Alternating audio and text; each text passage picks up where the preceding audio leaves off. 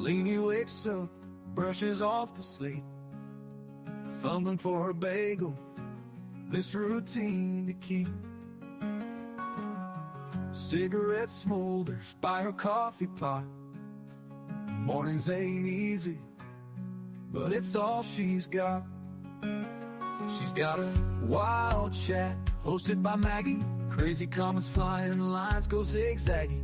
Leanie takes a breath, bites her breakfast round. Gonna need her fuel when the crazies come round. Oh, Leanie's on the screen, trying not to scream. Maggie's holding down this wild, wild dream. Bagel in her hand, coffee by her side. She's ready for the madness, with Maggie as her guide. The chat explodes with every single ding. Leanie's got her caffeine, she can handle anything. Maggie reads the messages, keeping things in line. Leanie laughs it off, says, folks, you're doing fine. Oh, Leanie's on the screen, trying not to scream. Maggie's holding down this wild, wild dream. Bagel in her hand, coffee by her side. She's ready for the madness, with Maggie as her guide.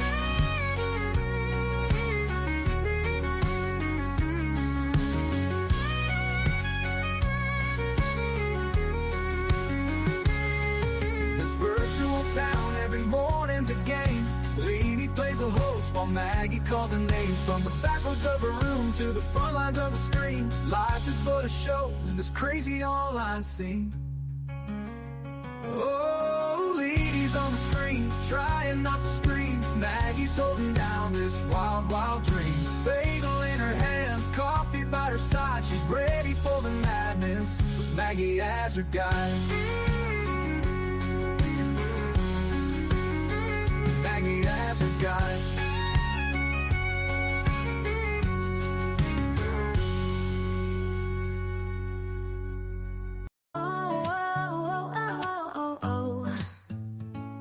It started with a chat, just a few of us there, talking about life and the stuff we all share. From kids to chaos and the mess we make, we bonded over laughs and every mistake. From bad hair days to a joke or two, no topic was off limits, nothing taboo. We laughed till we cried, had each other's backs. A sisterhood formed in the middle of tracks. Sisterhood of the chat, we're strong and we're loud. From West Virginia, Liverpool, we're proud. From Texas to Australia, we've got the best. Lifting each other up, we pass every test. From the East Coast to the West, we cheer. From Indiana to New York, we're always here. From late night texts to early morning calls, we've been through it all, big and small.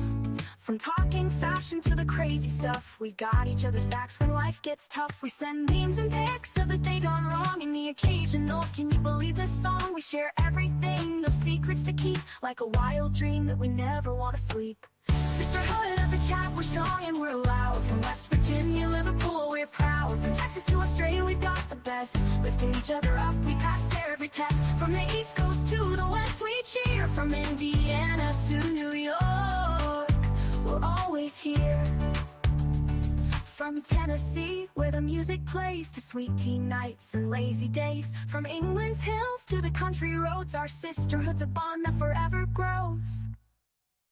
Sisterhood of the chat, we're strong and we're loud. From West Virginia, Liverpool, we're proud. From Texas to Australia, we've got the best. Lifting each other up, we pass every test. From the East Coast to the West, we cheer. From Indiana to New York, we're always here. Through the highs and the lows, we've been there. When the world feels heavy, we just don't care. We're loud, we're bold, we're a little bit wild, but always there for each other, with hearts so mild.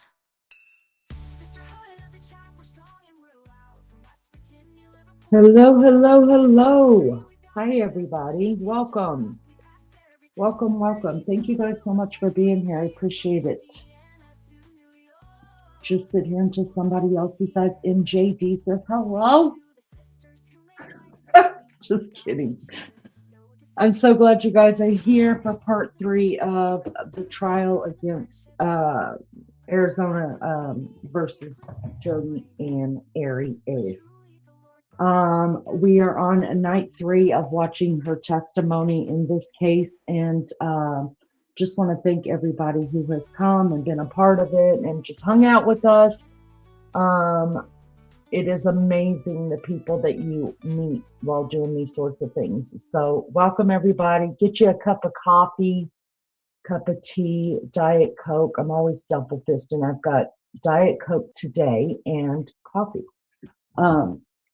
Put your slippers on, a robe on, get comfy, and get in here. Come on down and chat. Let us know what you think about this case or about anything else in your life. Maybe I'll learn something. Thank you so much for being here. I'm going to go ahead and get it started because I've got quite a few tabs open for us to watch. I will have to stop and commentate from here and there because I don't want to lose my channel. And that's just what we're supposed to do. But I always test the waters, you guys. I test the waters to see how far I can push it without getting in trouble. That's just what we do here. Fair use disclaimer, Copyright Act of 1976 gives allowance for this content to be used for purposes of criticism, comment, news reporting, teaching, scholarship, and research. And that's what we're doing here. All right, so I'm going to go ahead and get it started. And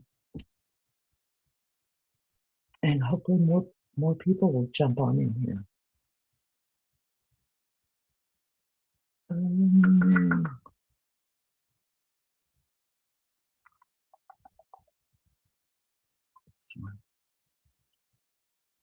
All right, make sure it's big over there. Yep.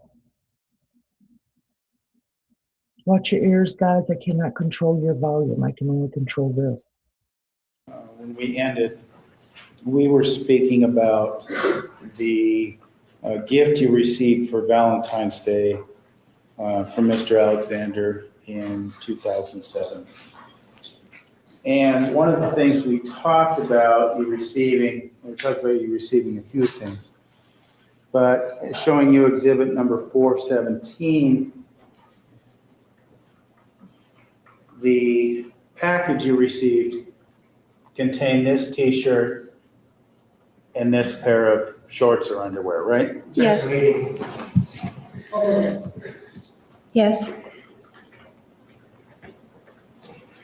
Would you be, is there a story behind this, or why you received these particular items? There's a story behind the t-shirt. The shorts weren't expected. Okay, well tell us what's the story behind the t-shirt. Well, sometimes Travis would come out to California and we would go to Super Saturdays in Anaheim together. And I was new, so there were people that would introduce me to other people in the company. And if it was a man, he always wanted to know what we were talking about. He would be very inquisitive, and he started making this joke that said, I'm going to get you a t-shirt that says Travis Alexander so you can wear it to all the prepaid legal events. And this was the shirt that he had, as you say, joked about, right? Yeah, we just joked about it. He joked about it occasionally. He would bring it up. He didn't attend all of the Super Saturdays in California, so sometimes I would go and he would inquire what happened, who I met, that kind of thing. And so it was a joke that came up occasionally from December through January. Okay. Now, you were telling us last week that the other item you received from Mr. Alexander was some Spider-Man underwear. To be clear, could you describe it for us? Was this one pair? Was this several pairs? It was a package. I don't remember how many were in the package, but there were 3 designs, like 3 styles. I mean, they were all the same cut, but they had 3 different patterns. They were all Spider-Man. And to your recollection, this package of underwear that we're talking about, did this say, because women's or girls or boys, what did it say on it? I don't remember the size, but they were definitely for little boys. I thought maybe he was, Section speculation. Okay. When you saw this package of underwear, were you surprised? I was a little confused. Okay. And Did you talk to Mr. Alexander on what day did you receive this package? Do you recall? I think it was on Valentine's Day, or maybe a day or two before or after. It was right on the holiday or right near it. Okay. And did you speak with Mr. Alexander the day that you received this gift? Yes.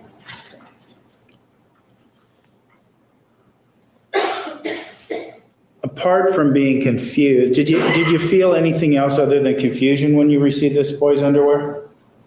No, at the time I received Victoria's Secret catalogs at my house, and there was this trend in women's lingerie at the time that kind of had boys' style briefs or men's style briefs, but they were designed for women's bodies. So I figured, and he also received Victoria's Secret catalogs, so I figured maybe it was something to that effect, and he didn't understand the difference in body shapes, and I thought that he was kind of going with that trend. That was my thought. I was giving him the benefit of the doubt.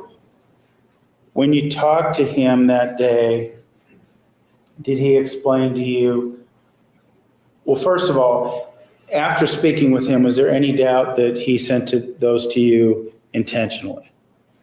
After speaking to him, no, there was no doubt. And why do you say that? Well, I called him and we discussed what I received and kind of laughed about it. And then I said, "What's with the Spideys?" I called them Spideys. And Objection, hearsay. She's already tells us that. She certainly hasn't done that. All right. Ask another question.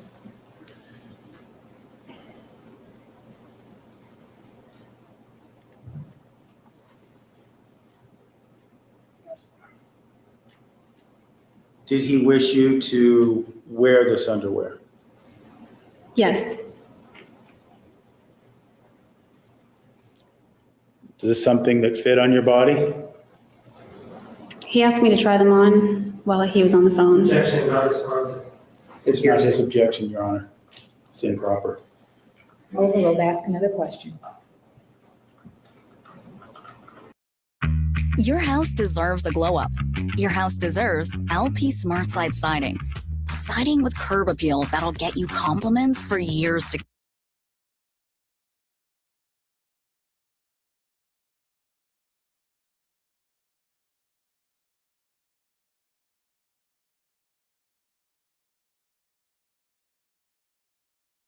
He wanted you to try on these boys' underwear. Yes, And did they fit? the seat of the underwear fit, but the leg holes, the openings were too small. They were really tight. Okay. Was he did you advise him that they didn't fit? I just told him the leg openings were very tight. Objection, not responsive. Hearsay. It's exactly responsive and it's not hearsay. All right, overruled. The answer will stand.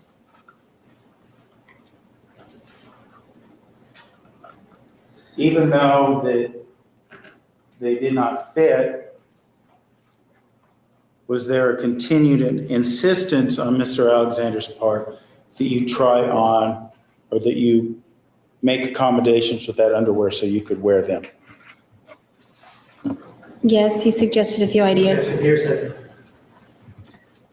Ask another question. It's not being offered for the truth of the matter, Circuit Judge. I understand. Ask another question. Did you have to make alterations to the underwear in order to get them to fit? Yes, Did Travis encourage you to make these alterations? yes, Did he, as you could tell, express gratification when you had that pair of underwear on? yes.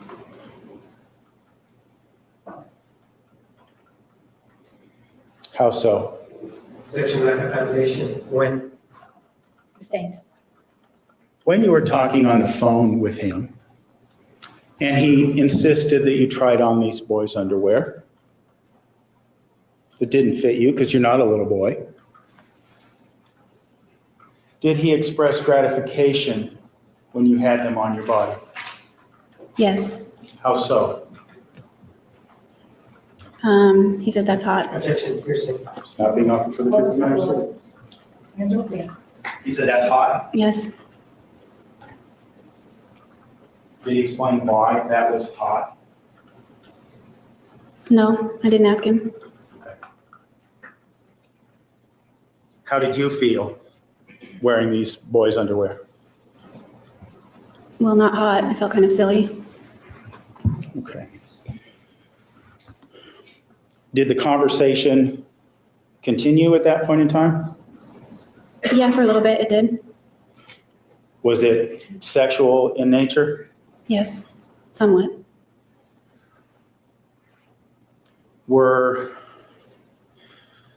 Did he express an intention to use these underwear or have you wear these underwear during a future sexual interaction? Yes. How did you feel about that? I was a little confused, but I was trying to be open-minded. Trying to what? Be open-minded. This sexual interaction that was discussed on the phone regarding you wearing the boys' underwear, did that interaction ever take place? Yes. And when did that take place, as best you can recall? Throughout our relationship, mostly after we broke up. Do you remember the first time that this took place? How much later was it from Valentine's Day that these underwear were used in your sexual encounters with him? It was several months. Sometime I kept conveniently forgetting to bring them when I went to his house.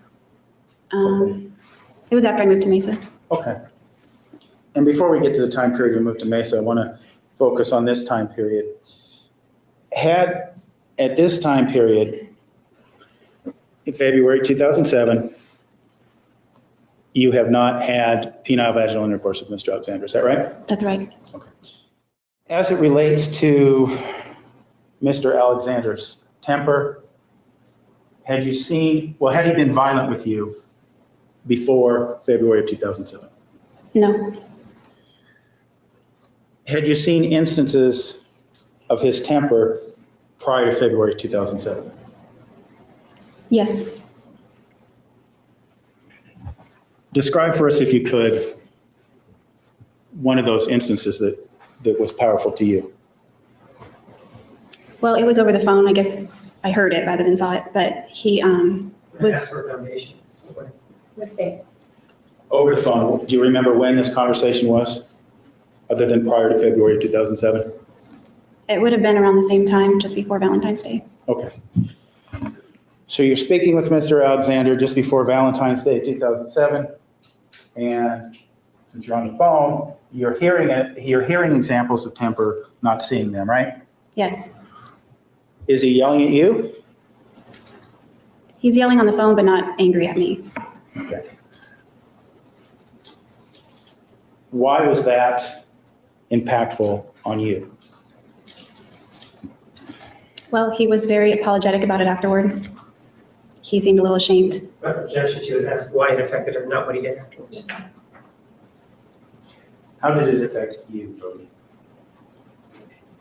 It just made me realize that he still had a temper. It was something he had discussed in the past that he used to have, more in his teens, and that he had mastered it and had control over it, so. In addition to this conversation where you heard instances of his temper prior to February 2007, did you physically see an instance of his temper prior to February 2007? No.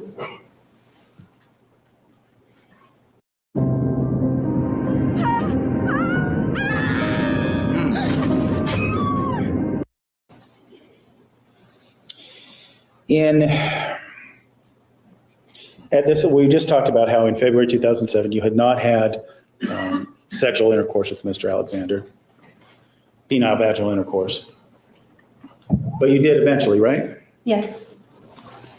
Do you remember what point in time that first encounter happened? It was in the spring 2007. I think it was in May. Where were you when this first happened? I was in his bed, In his bed where? in his bedroom in his house in Mesa. Okay. Tell us what happened. We fell asleep, and I woke up and he was on top of me, and he had already penetrated and started having sex with me. Okay. Let's back up a step.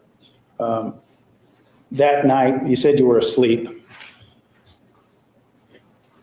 That night before you fell asleep, did you engage in sexual activity with Mr. Alexander? No,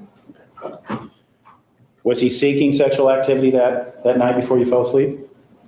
no, we had prayed about our actions and tried to be more, try to be more like in line with the law of chastity, just be less physical. So that night, you and Travis pray. Was there any particular about not violating the law of chastity, right? Yes, but we didn't pray that night. We prayed prior to that night, recently. Okay. What motivated that prayer that preceded this sexual intercourse? Was there one particular instance that motivated such a prayer? I would hear things occasionally in church that didn't sound like they were in line with how Travis explained it to me. So I asked him one time, and as I understood it after we talked, that those standards are in place to prevent people from going all the way. So as long as we're not going all the way, it's okay if we sort of tread in the gray area, as long as we don't go all the way. Okay. And when you say all the way, that means penile vaginal intercourse? Yes. Okay. Now, I want to make sure we're clear here because I got a little confusing. That night before you fell asleep and woke up with him inside you, no sexual activity took place? Not prior to that. Okay. And were you clothed when you went to sleep? Yes, I was in pajamas. Okay. And what you told us was you woke up with him inside you? Yes. Okay. Had he talked about having penile vaginal intercourse with you before this event? No. Is it something that you desired? Maybe not on a conscious level. It wasn't anything I was actively seeking. We were trying to abstain from it. Okay. Because at this point in time, your mindset was that you both wanted to comport with the vow of chastity, at least as to what your understanding of it was. Is that right? Somewhat, yes. I wanted to comport with the law of chastity because I believed that our relationship would be blessed if we did that. When you say you woke up with him inside you, do you recall, were you dressed? I wore cotton shorts to sleep and they were gone and my shirt was pulled up pretty high. Okay. When you came to, what was happening? When you woke up, what was happening? He was in the act In the act of what? of vaginal sex. When you woke up, how did you react? Well, it took me a second to orient myself and I realized it was Travis, so I didn't feel unsafe or anything. My first thought was, uh-oh, because it wasn't the act itself that I was worried about, but how it would affect our relationship or the spiritual consequences of it. Did you give consideration to the fact that he was having sex with you when you didn't want him to? Objection to test on that. She just said she wasn't seeking it. Rephrase the question. Did you want him to penetrate your vagina with his penis while you were sleeping? It's nothing I had thought about. Okay. So when you woke up and you found him penetrating your vagina with his penis, your concern was primarily the vow of chastity, right, or the law of chastity, excuse me, The consequences. consequences. Did you give thought to the idea that this man was having sex with you while you were not conscious? No, I didn't give thought to that idea. I felt kind of responsible. Sorry. How did you feel? I felt like I was partially responsible because I went to sleep next to him. I was wearing cute shorts, little t-shirt. So, I mean, we might have fallen asleep cuddling, I don't remember. But I just felt like being in his bed, you know, sleeping there, that it wasn't entirely his fault. Like maybe it was invited. Okay. Invited just by you being there, right? Yes. Okay. When you woke up, did you tell him to stop? I don't think I said stop. What do you recall happening after you woke up? I said his name. And I remember he was on top of me and behind me. I was on my stomach. And he was kind of heavy. So I started to squirm a little bit to get out from underneath him. And I think, well, he began to quicken his pace. And finally, I don't know if he pushed him off him or I scooted out from under him. And he rolled over and pulled me on top of him and then started pushing my head and my shoulders under the covers. He was pushing your head and shoulders under the covers for what purpose? Well, I presumed oral sex. Did he ask for oral sex? Did he verbally say anything to that effect? No, no words were spoken. Did you perform oral sex upon him afterwards? Yes. Why? We'd already been intimate before, so it wasn't anything new on that level, at least. And, well, you know, he's turned on and just wanted to, I guess, to finish it. Okay, so everyone thinks baked on grease needs strong chemicals to get it off, but What was that? I guess I just wanted to follow through with, you know, Follow through with what he started when you were asleep? yes, what his aim was, I guess. What's that? I just wanted to let him finish. Why was that important to you? He had complained in the past about, he complained about blue balls and how painful it was if he has a sustained erection and doesn't ejaculate. That's my understanding of it anyway. Okay. But I have to ask, Jodi, this man has had sex with you while you were asleep, or you certainly weren't in a position to say yes or no. Why would you care about his physical condition? At that point, I knew that I loved him and I cared about him. So it felt kind of natural, even if it was frustrating. Okay. After this sexual intercourse and this activity took place, did you ever confront him about what he had done? No, we actually never talked about it. Why not? Well, he never brought it up, and I guess I just didn't have like the moral courage to bring it up and say, hey, what happened, kind of thing. Why not simply pack your bags, hop in your car, and drive back to Palm Desert? Because I enjoyed spending time with him, I wouldn't have done that. Because that would have meant the end of the relationship? Not necessarily, maybe not the end of the relationship, but I just stayed the rest of the weekend that was planned for me to be there. And you said at this point in time, April 2007, you were in love with him. Is that what you're telling us? Yeah, that incident occurred in May, I think, and April was when I knew that I was in love with him. Prior to this incident, had you told Travis that you loved him? No, You said after this incident, you spent the rest of the weekend with him. Is that accurate? yes, And was this at his home in Mesa? yes, And you would have been boyfriend and girlfriend at this time as well, right? yes. Okay. When you, well, let me ask you this. What did you do the rest of the weekend? You stay home, you go out? I don't recall the specifics of that weekend, but we would have gone to church. I believe that was the first time I went over to his friend's house. He went to his friend's house every Sunday for dinner, so I went with him that time. Just general things, hanging out. Okay.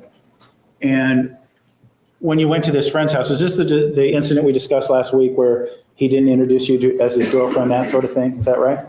Yes, at his friend's house he didn't. He introduced me. I was in their home, but not as his girlfriend. Okay. When you went out in public, in the Mesa area or around his home?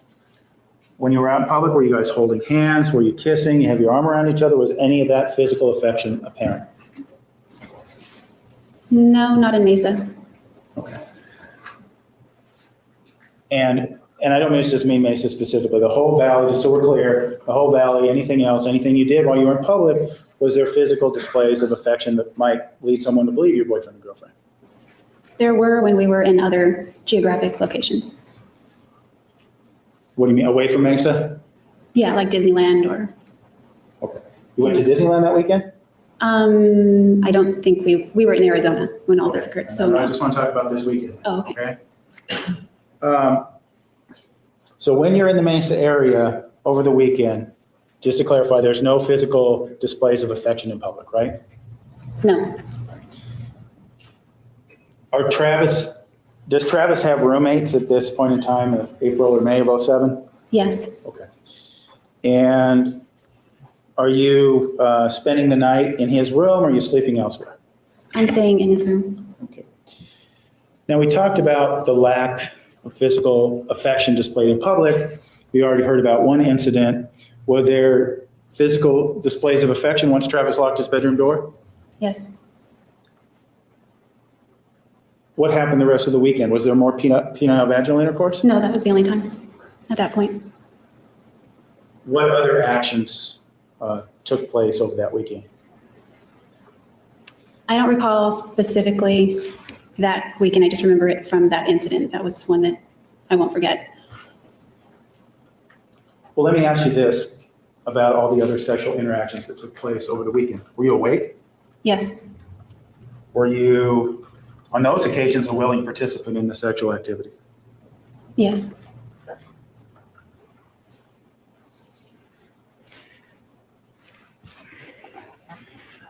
Now, from what you told us earlier, around May of 2007 is about the time that you moved out of your home in Palm Desert. Is that right? April or May? yeah, I think it would have been sometime mid-May. And where do you move after you move out of your home in Palm Desert? I moved to Big Sur, back to Big Sur, California. Okay. And what was in Big Sur, California? I had a job back at Ventana again. The position was open for me, and staff housing, so the rent was free. And it was just a way for me to get back on my feet. Back on your feet financially? Yes, Now, from what we heard earlier, Ventana is the place where you met Mr. Brewer. Is that correct? yes. Okay. Was Mr. Brewer working there that summer? No, he was on the peninsula, Monterey Peninsula. You also told us about last time that you worked there, you were dating Matt McCartney, or you were friends, excuse me, you were sharing a tent, right? Yes, we were freshly broken up. Was Mr. McCartney, was he working at Ventana this summer of '07 with you again? Yes, he was working there. It's retro, it's modern, it's Joybird Furniture, and you can come see for yourself at Did you share housing again? Yes, we did. And was that this a tent again, or did you actually get other accommodations? No, we had better accommodations. We were in the Red House, which is right on Highway 1. It's a historic house that they let employees stay there. So we were in that house with other roommates. And if we understood you correctly, this would have been about a year after you broke up with Matt, right? No, Matt and I broke up in 2001. Okay, 2001, I'm sorry. Several years since you broke up with Matt then. Yes. Okay. Yes, several.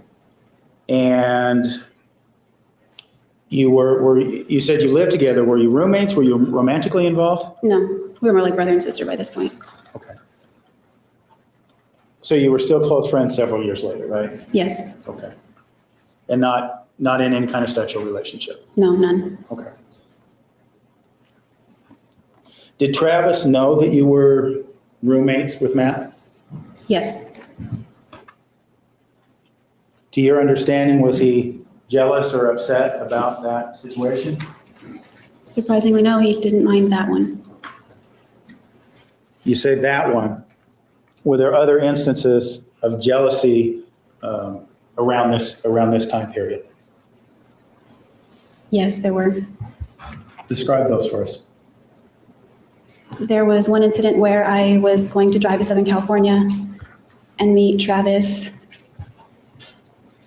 I think we were going to meet at the airport or for Disneyland. I don't remember which trip this was, but it was while I lived in Big Sur. And all the water on the property at Ventana had been shut off, and I wanted to take a shower before I hit the road. So I called a friend who lived nearby, and I used a shower. He said he was in Monterey, but his house was open, and he gave me directions and the gate code so I could drive up to through the mountains to go to his house, shower, and then hit the road. And when I told Travis, he flipped out on me for that. Oh, you say flipped out. Was he yelling at you? Yes. And you say jealousy. Was he, to your understanding, angry because you thought that this was something sexual in nature?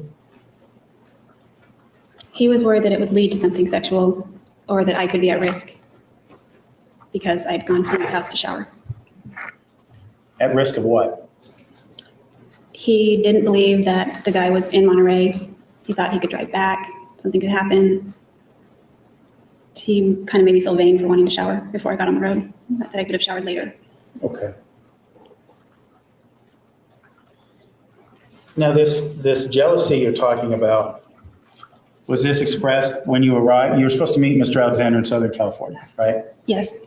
Was this something that was displayed before you got there or when you arrived, or perhaps both? Over the phone on the way there. And do you recall, I know you said you don't know which trip it was, do you recall how long it took you to get to the place where you were going to meet Mr. Alexander? I left in the late morning and arrived shortly before sunset. I don't remember, maybe 6, 7 hours. Okay. So several hours later when you get there, is this jealousy about the showers, that's still an issue? No, not at this point. He was with Josh Ward, so he wasn't really displaying that. Was it brought up at any point in time later during this trip? It's something he didn't really let me live down for a while, but it didn't lead to any major fights. Okay. Now this trip to Southern California, you say you don't recall where it was. Is that accurate, where you went? I think we were flying to New York at that point. Okay. And this is summer 2007, right? Yes. Had you expressed, I know you told us you hadn't in May, had you expressed to Mr. Alexander that you loved him? No. Had he expressed to you that he loved you? No, well, we did way back before our relationship. But while we were dating, it wasn't I love you too kind of thing. Okay. Now you mentioned you were flying to New York. Why were the two of you flying to New York? Well, there was more church history, places that were significant to the history of the church there. And I had won a trip to Huntington Beach for some of my production in the company Prepaid Legal. So I put him on my ticket as the extra person, and we decided to use one of the flights to fly from Rochester to LAX instead of just driving there so that we could actually get out to New York for half the price and then have Prepaid Legal pay for a flight back. Okay. Just so we're clear as well then, on this trip, you said you flew into Rochester, New York. Yes, right? yes, we Okay. did. Wait, we flew into Cleveland on the way there, flew back from Rochester to LAX. Okay. Let me just ask you this for clarification then. Was it just you and Travis on this trip to New York? Yes, And you said this was to be another church history trip, right? well, church history, and there were other travel goals that we had also at that time. What do you mean by travel goals? In that same spring, Travis had discovered a book called 1,000 Places to See Before You Die, and he thought it would be a cool goal to have, maybe a lifetime goal to try to check off as many places as he could. And I began to join him in that pursuit. And so Niagara Falls is on the list. So while we were out east, we saw Niagara Falls and the Finger Lakes in upstate New York. With new Millionaire for Life from the Hoosier Lottery, you have the chance to win $1 million every year for life, which means there's more room for play than ever before. This year, next year. And the Rock and Roll Hall of Fame in Cleveland, Ohio.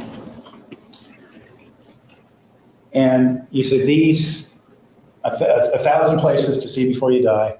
And this trip was, and also included church history. So it had a dual purpose, I guess. Is what you're Yes. saying. Okay.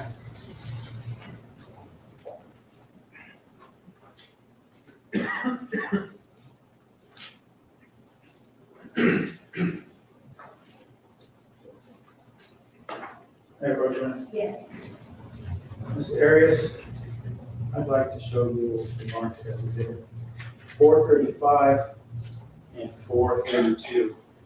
I'd like you to begin without telling me about them, but just let us know if you recognize either of those photographs. Yes.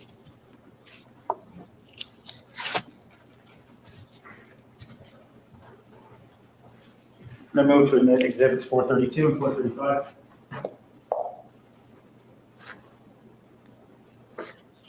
May I voir dire the witness, please? You may. Ma'am, with regard to these photographs, exhibit number 435, was Mr. Alexander the person that took this photograph? I believe he took both of those. So exhibit 432, he also took those. Exhibit 435, is this the one from Niagara Falls? If it's got the water in the background, that's Right. the one. And exhibit number 432, it's got some trees in the back. Where was that? The Sacred Grove in Palmyra, New York. I don't have any objection. 432 and 435 are admitted. This trip, I've been showing you what's been marked exhibit 435. Get that in there. Is that coming in clear on your screen, Ms. Arias? Yes. This was taken at, based on what you said moments ago, this was taken at Niagara Falls, right? Yes. And this was part of the trip we were talking about, church history and 1,000 places to see before you die, right? Yes. In this photograph, it appears that you and Mr. Alexander were physically affectionate, acting like a couple, for lack of a better way of putting it. Is that accurate? Yes. Was that the way it was throughout this entire trip? That trip, we acted that way, but it was a pretense. What do you mean a pretense? I found out by that point that he was cheating on me, and I just didn't want to bring all the drama because our tickets were bought and paid for, and we couldn't refund him. I couldn't change his name on the ticket. I didn't want him to be totally miserable, even though I was miserable. Okay.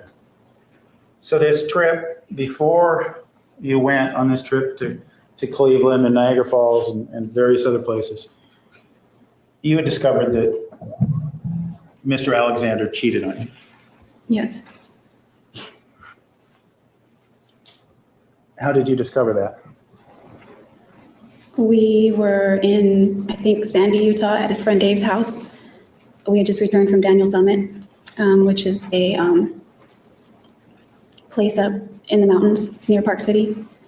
And I had been getting my suspicions about things. He was treating me a little differently, a little more distant, a lot more flirty with other women, and it just made me uncomfortable. When I tried to talk to him about it, he blew up and got very defensive, even though I didn't accuse him of anything. So it was kind of a red flag. He assured me he was only dating me. I left it at that. We went on our trip. There were a couple of things that stuck out on the trip too, at Daniel Summit, but I ignored it. And then we got back to Dave's house, and he was taking a nap one day, and he left his phone wedged between two cushions in the couch in the living room. And he was in another bedroom sleeping, and I figured, I didn't know if he was being honest with me. I had a feeling he wasn't, and I wanted to know if I should continue in this relationship or if I should give him the benefit of the doubt. I've been cheated on before, so I thought maybe it's just past emotional baggage. I'm reading into things that aren't there. So I saw his phone, and I debated whether or not I should look in it, and I was kind of sitting there and tapping my fingers, and finally I snatched it, and I went into the bathroom, and I shut the door, and I was clicking around on his phone. He had a touch screen. It was a smartphone. I didn't really know how to use it, but I found the text messages and began to read them. And without telling us what they said, it was based on those text messages in Mr. Alexander's phone that you believed he was not being faithful with you. Yes. Was there a particular person you believed that he was dating after you saw these text messages? No, there weren't too many names. There were just a lot of phone numbers, and it wouldn't have been a person. It was several people, many different phone numbers. So this trip, when we see this photograph, you talk about acting as a couple, but you're miserable. You say you've done this because the trip was already planned and you don't want to cause any chaos or any problems. Is that right? Yes. Okay. This trip with him in New York, how long was it? I think we flew out on June 18th or something and got back, I want to say like a week. I don't recall exactly. Okay. Was there sexual interaction between you two on this trip? I think there was, but I don't recall specifics. Why do you say you think there was?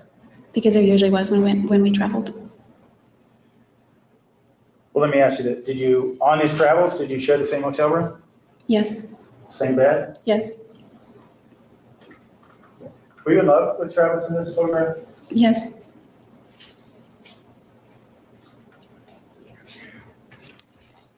Let me show you what's been marked as Exhibit 432. Where was this taken? It's called the Sacred Grove and it's in Palmyra, New York. Could you describe for us, for those of us who don't know, what is the Sacred Grove? The Sacred Grove is an important place in the history of the church because it was where Joseph Smith received what's called the first vision, where he was in this grove praying. I think it was in 1820 or somewhere around there. And two heavenly beings appeared before him, and it was the Father and Jesus Christ. Okay. So as a member of the Mormon Church, you wanted to visit this place, is that correct? Yes. Would it be considered a romantic spot to you or for members of your church? I think my understanding is that a lot of church members get engaged when they go there, and Travis had complained that that was a cliche before going, so I wasn't expecting any kind of romantic interaction. You mean you weren't expecting a proposal? Definitely not a proposal, not after reading in his phone. But as it relates to you seeing what you saw on his phone prior to the trip. There's the usual sports books, and then there's Fanatics Sportsbook. Only Fanatics reward. Did Travis know about this during this trip? That I knew. Did he know that he'd been caught? No, I didn't tell him. So for 7 days then on this trip, you grin and bear it, so to speak, because you don't want to cause any kind of fight or any kind of confrontation during that week, right? Yeah, more or less. Okay. And I say specifically related to his being unfaithful. You didn't bring that up the whole week? No. The trip itself, was it then harmonious or were there fights anyway? We did have a fight in Ohio. It was just a little, I don't remember. It was an argument, and he kept asking me throughout the trip, what's wrong, and I just kept saying nothing. I was trying to just act like nothing. Everything was okay. What was your plan in your mind? Were you going to just break up with him when you got back to California? Did you have a plan? My initial plan when I found the phone, or the text messages in the phone, was to break up with him. I didn't want to cause a lot of drama at Dave's house, so I decided we would wait till we got back to Mesa. And then we got to Mesa. Travis was kind of domineering, so I was worried about confronting him. He got very upset last time I even hinted at it without even accusing him of anything. So hang on a second, Jody, before you get too far down the road. You said when you returned to Mesa, weren't you still living at Big Sur at the end of the trip? I'm sorry, we flew to LAX that time. So then we had the Huntington Beach thing, and then we had Disneyland one more time, and then I was going to do it. Okay. So obviously you didn't have to be back at your job at Big Sur for an extended period of time, right? Yeah, about a week I think I took off.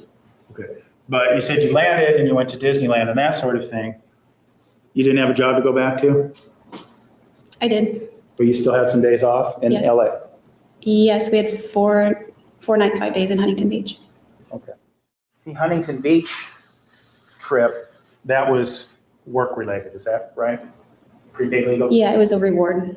being work-related. Was it strictly a vacation or was it also a meeting? It was mostly vacation, mostly leisure. There was like maybe a few speeches given, but it wasn't centered on training or anything like that. Did you and Mr. Alexander share a hotel room when you stayed in Huntington Beach? Yes.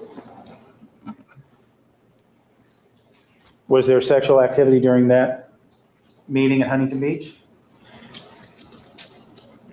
I believe there was. I think the part that's hard to understand, Jodi, is this idea that you just didn't end it. Objection, vouching, hard to understand. Okay. Rephrase. Explain to us why after a trip to New York, you're grinning and bearing it, you get back to California, why are you still willing to put up with this? I think I was in denial at the time. I knew what was going on, and I think it was a convenient reason to deny it because we had this vacation that was paid for. There was no refunding it. If we had changed flights and things like that, it would have cost even more fees. But I'm talking about when you got back to Huntington Beach. You're back from New York, there's no flights, there's nothing. I mean, I couldn't imagine him kicking him off the trip and saying, "Get out of my room." He was there, and why not? We had friends that there's a lot of things to do in Huntington Beach. There are shops on the sidewalks and restaurants, and there's the beach itself, and there were pools and hot tubs. It's a great place, and I'm sure both of you wanted to be there, and Travis probably wanted to be there, but that doesn't really get to my question. My question is, why aren't you done with him at that point in time? Why don't you kick him out of your room? I didn't have a lot of self-esteem at that time, and I was kind of a doormat, and I didn't assert myself, and I was in denial, and I knew it had to happen. I wanted to hurry up and get it over with because that was going to be the hard part. I knew the relationship couldn't continue like that. I was kind of waiting for the right moment to tell him. And while you're waiting for the right moment, you're still, to your recollection, not specific days or times, but you're still engaging in sexual activity with him while you're waiting for this right moment, right? Yes, on occasion. Why was that okay with you? Well, sometimes when we did those things, it made me feel loved, depending on how he acted during the incident. During the sexual interaction, right? Yeah. You felt, when you were engaged, what you seem to be telling us is that when you were engaging in sexual behavior with Mr. Alexander, you felt completely loved. At times. At times.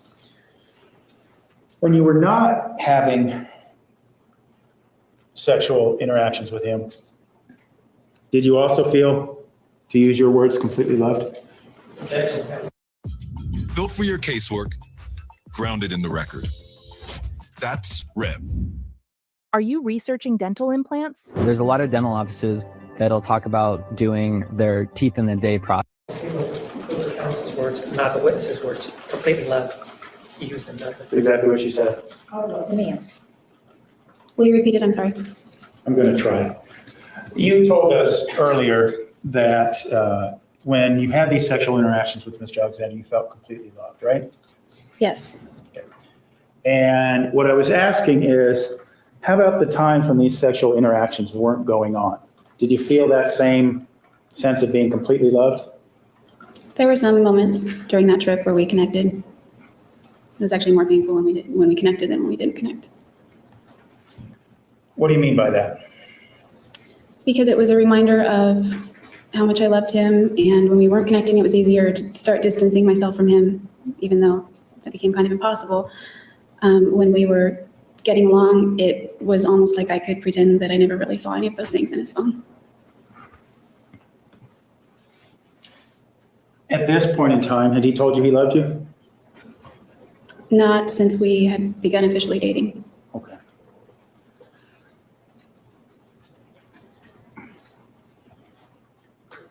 Now, apart from Huntington Beach, did you and Mr. Alexander go anywhere else before you returned to Big Sur? Yes, our friend Jeff drove us to Disneyland, to Anaheim. Okay.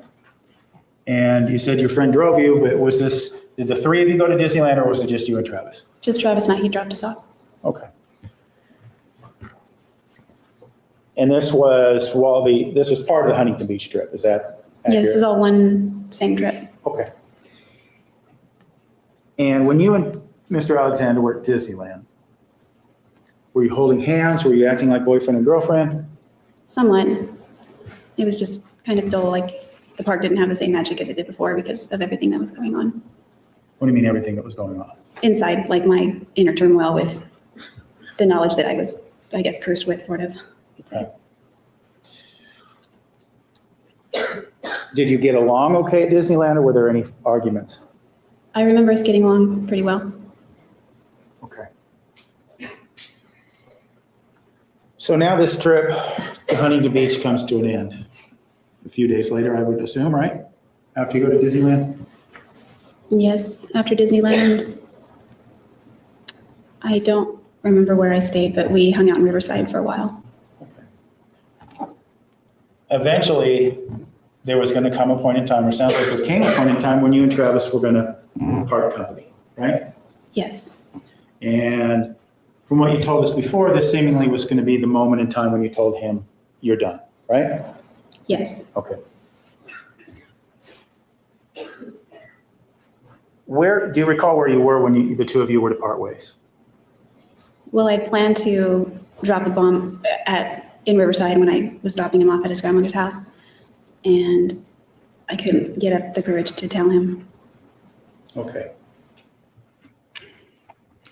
So you say you're at his grandma's house in Riverside, you're dropping him off, and you don't have the courage to tell him. Yes. Are you leaving Riverside that day, or do you stay with Mr. Alexander at Riverside? I'm leaving town and driving back to Big Sur.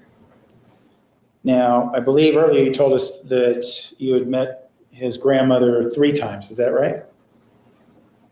I think I did meet her 3 times, but I don't remember at that point if that was the second or third time. Okay.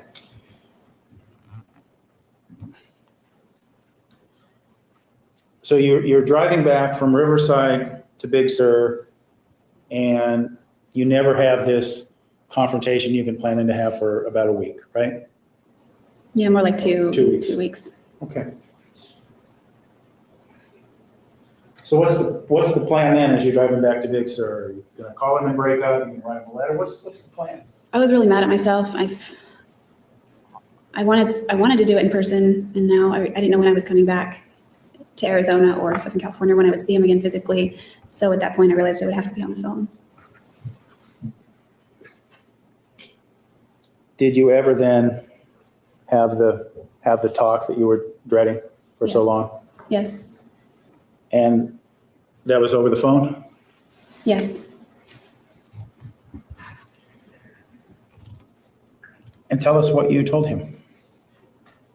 Well, I said, there's some things I want to talk to you about. And I told him that his phone has been the source of a problem. And everything came out. I told him what happened in Utah. And I apologized. I felt really bad for violating his privacy, even though I felt justified because of what I found out. And he was apologetic.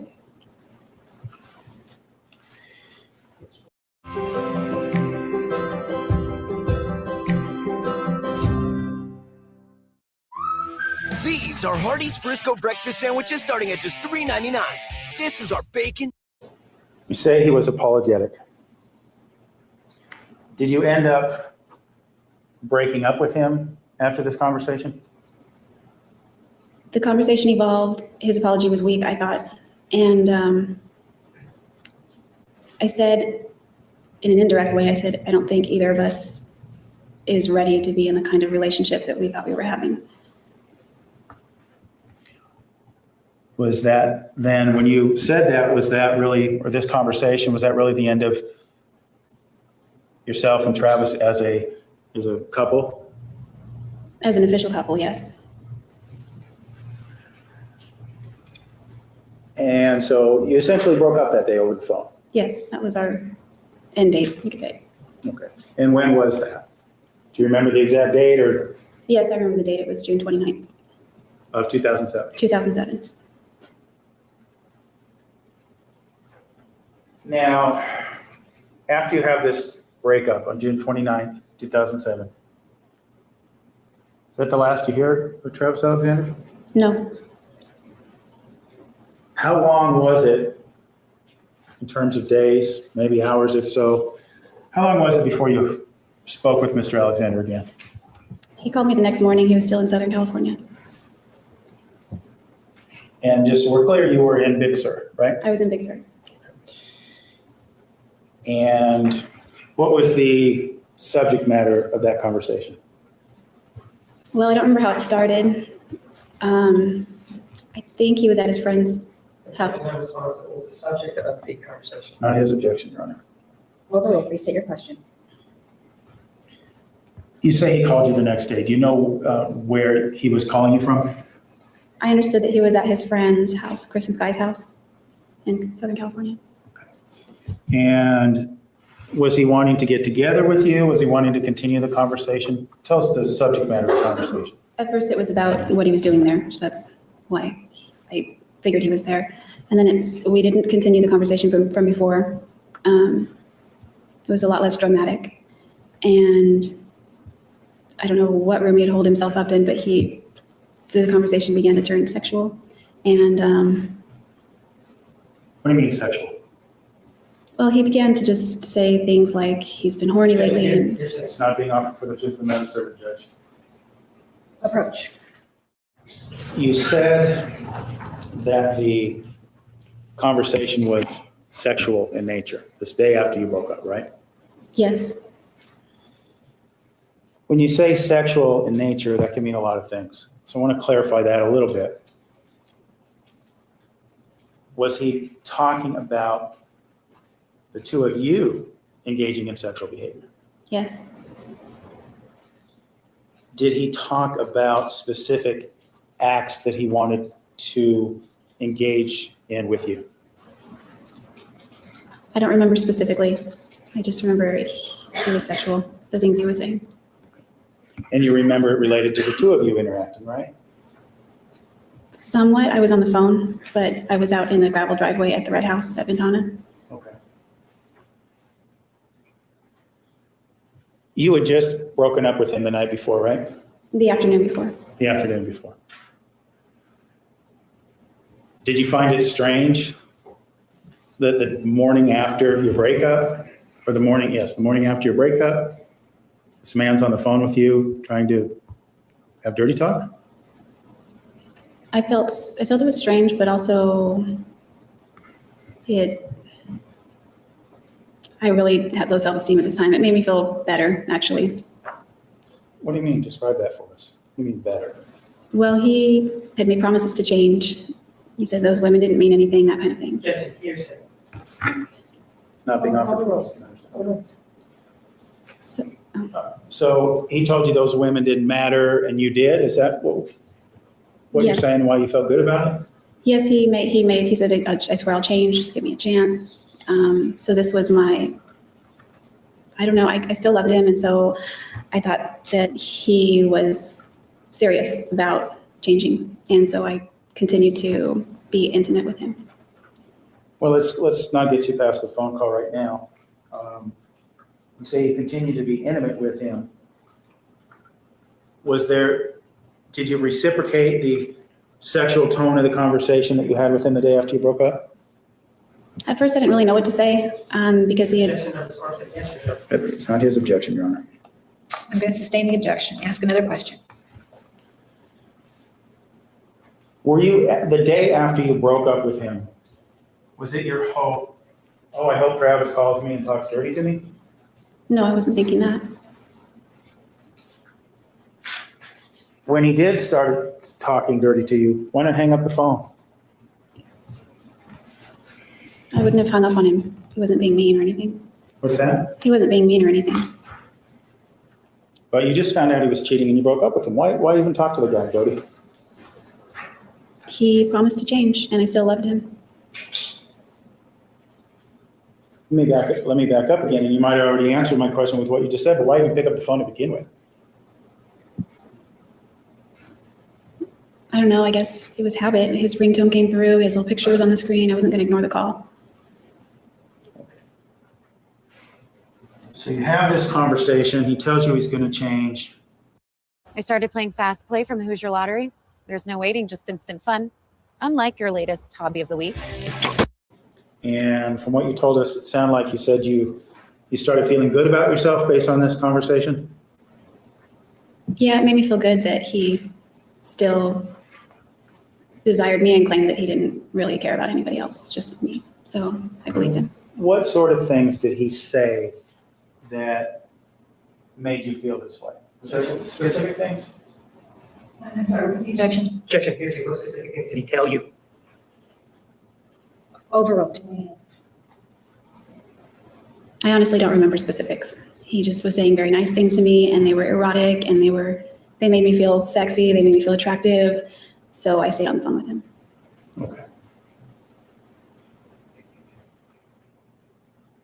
Now, if we understand correctly, you're in Riverside, or excuse me, he's in Riverside, you're in Big Sur when this phone conversation takes place. Do you understand, right? I think he was in Temecula, but somewhere in Southern California. He was still in Southern California. Okay. After this conversation, what is the next contact you have with him? Are you talking on the phone? Do you see each other in person? We pick up the routine again when he calls me at night, and his calls began getting very late, almost to 4 in the morning. So I just went to sleep and then waited for him to call. So after you break up, are you back together again? You said it's the same old routine. Are you back together again? You say, okay, we're boyfriend and girlfriend again? We are talking about trying it again, but we are not back together again. When he's wooing you back on this conversation over the course of these weeks, is he then telling you that he loves you? Yes. Does he ever talk about, after this breakup, does he talk about a future with you, marriage, children, things of that nature? Yes, he still talked about that frequently, more in a joking manner, but it came up a lot. At this point in time, after this breakup and these calls, are you still seeing the potential of a future with Mr. Alexander in that regard? Yes, I believed he had the potential to change. And you hoped he would, right? Yes. Okay. So you talk about this same old routine and these calls are getting later. What time are we talking these calls are happening now?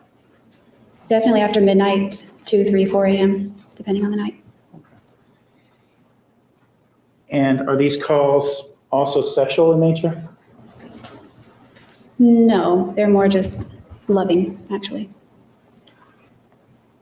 And what do you mean by loving? Describe what you mean by that. He was acting more like the same guy I fell in love with, and he was just being very sweet and wanted to know about my day, told me funny things about his day. And when he talked about the future, he kept saying we or us, things like that. And nothing sexual in these calls? No, I don't think so. How long then until you were back on the hook, so to speak? Hook, line, and sinker, back in love with Travis. Did you ever fall off that hook? Not during that time, I didn't. I mean, further down the road I did, but at this point I was still in love with him. Okay. And this is about when in 2007, June or July? We're into early July right now. Okay. How long, when was your job at Big Sur done for the season? Well, it could have gone on the entire year. That season was very slow that summer. I picked up another job at the Big Sur Bakery to supplement my income. And business was just slow all over in Big Sur that season. So you say you could have stayed on year round.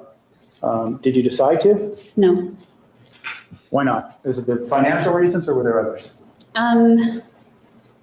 Financially, it would have made more sense to stay there, but there was another more compelling reason to move. What was that compelling reason? Do you mean move on or move geographically? Well, move on and leave Big Sur. I'll move on geographically. Well, there were already plans. Travis and I were making plans for me to move to Mesa. He was very upset when I moved to Big Sur. He wanted me to either go to Mesa or stay in Southern California, but not move so far. So I had already made my commitments in Big Sur. I decided to fulfill those. They were expecting me. And so the season wasn't panning out to what it was, so I gave my notice there. And my last day was going to be sometime in June or July, I don't remember when. And I was making plans to move to Mesa. And then I discovered that he was cheating on me, so plans kind of halted.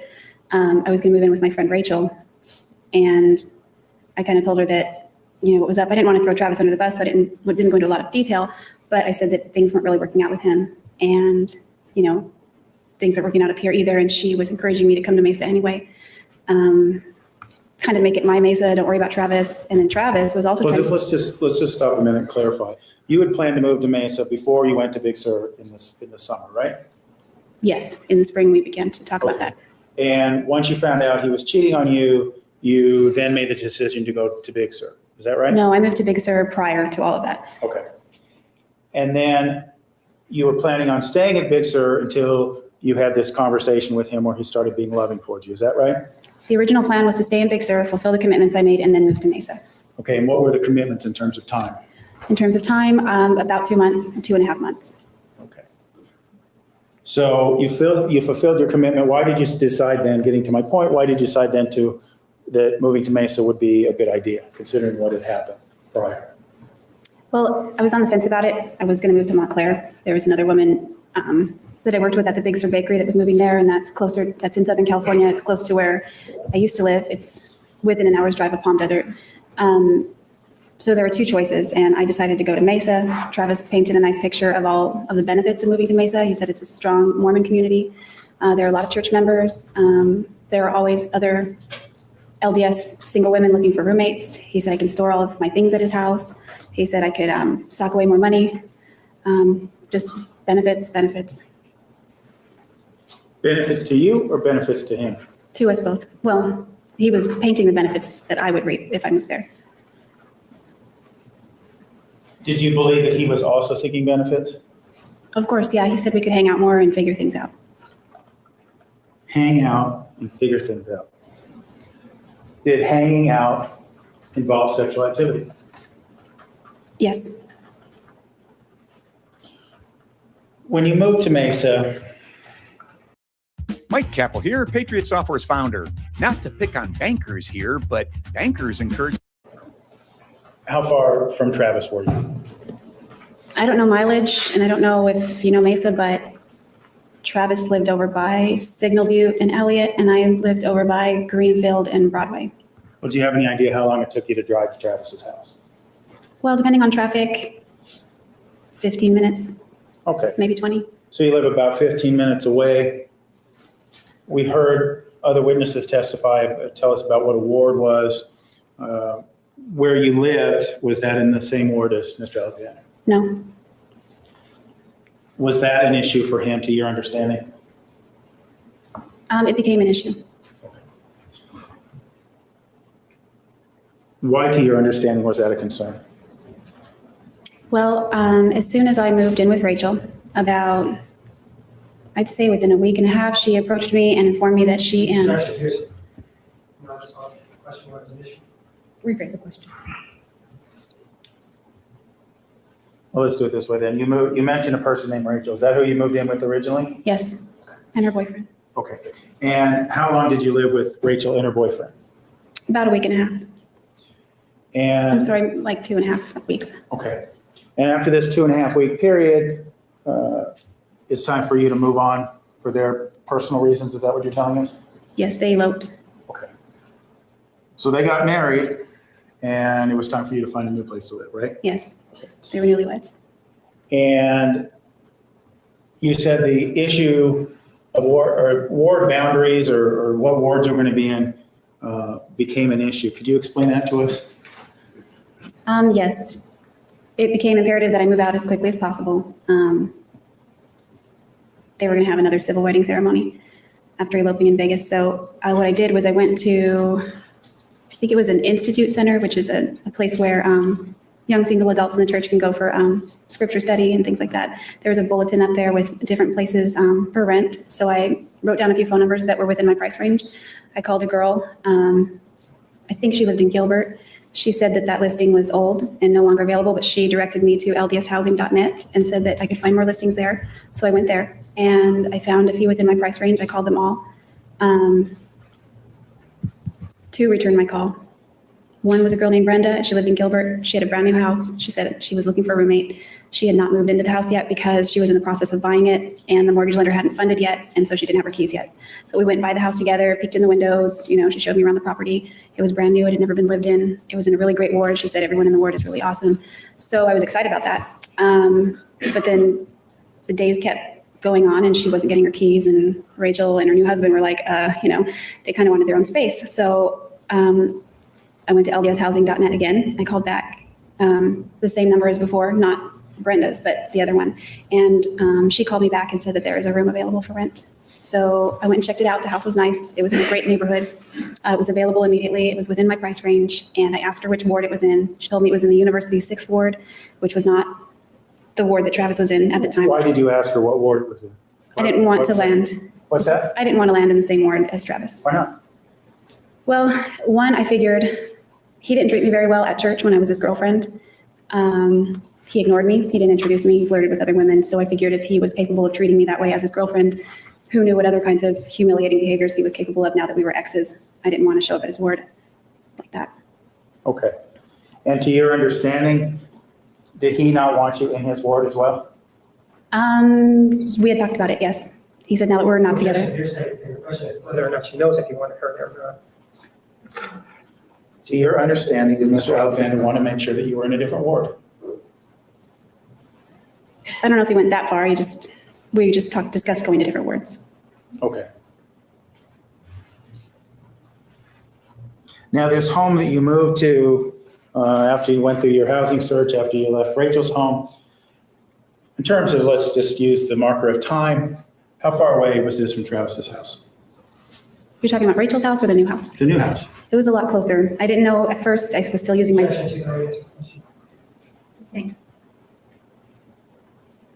You say a lot closer. How long a drive was it to Travis's house from where you wound up after you moved out of Rachel's place? I would say 10 minutes or less, depending on the route. Okay. Now, you mentioned that you and Travis, and can you give us a ballpark in terms of the time we're talking about here, month and year, when you've moved into this new place? Yes, I believe it was the middle of August 2007. And at this point in time, I know that you had told us that you ended your relationship with Mr. Alexander, at least from a formal standpoint or from a label standpoint. You broke up as boyfriend and girlfriend, but he was telling you all these loving things and you kind of back in good graces anyway.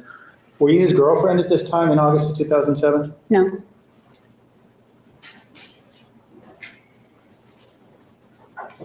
When you moved back to Mesa, regardless of where you lived, was the sexual relationship still ongoing? It was ongoing. Were you acting as a couple in public? No, we were even more clandestine. More clandestine? Yes. And this clandestine sexual relationship, where was this by and large happening? At his house.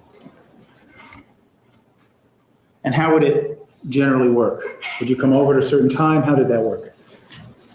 Typically, this cycle began to develop where there would be a fight, and then we would make up, and it would turn sexual, and then everything would be okay for a little while. Now, the sexual relationship you were having with Mr. Alexander in the summer of 2007, did this include oral sexual contact? Yes. Anal sex? Eventually, but I'm trying to remember if we did that summer. It was around that time, but I don't remember exactly when. And did it include penile vaginal intercourse? Eventually. It did one time actually that month. Okay. Now, when you moved back to Mesa,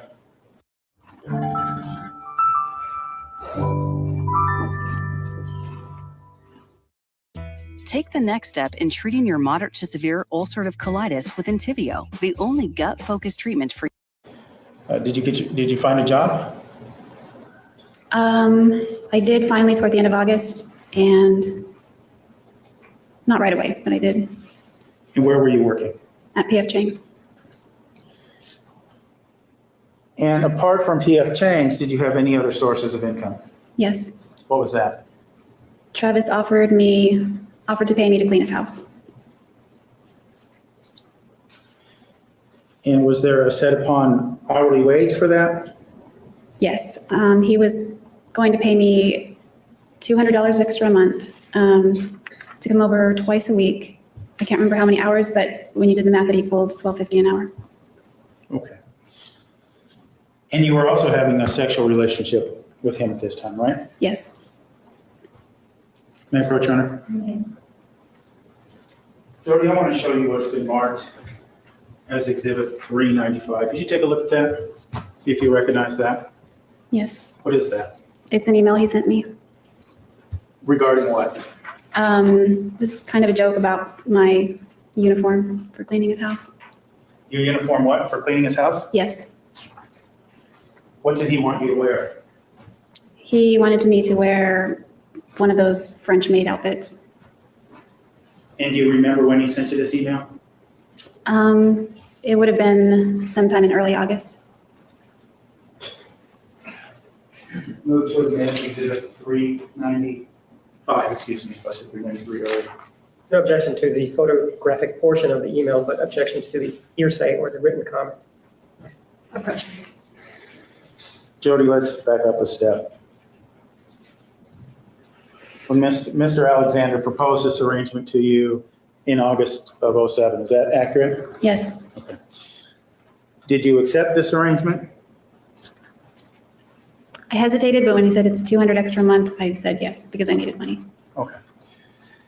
And at the time you accepted this offer, Mr. Alexander made to you, were you still sexually active with him?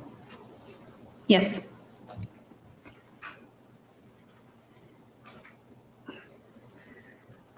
When you were cleaning the house, working as his maid, if you will, did he ever express a desire to have sex with you while you were working for him? Objection to the characterization of a.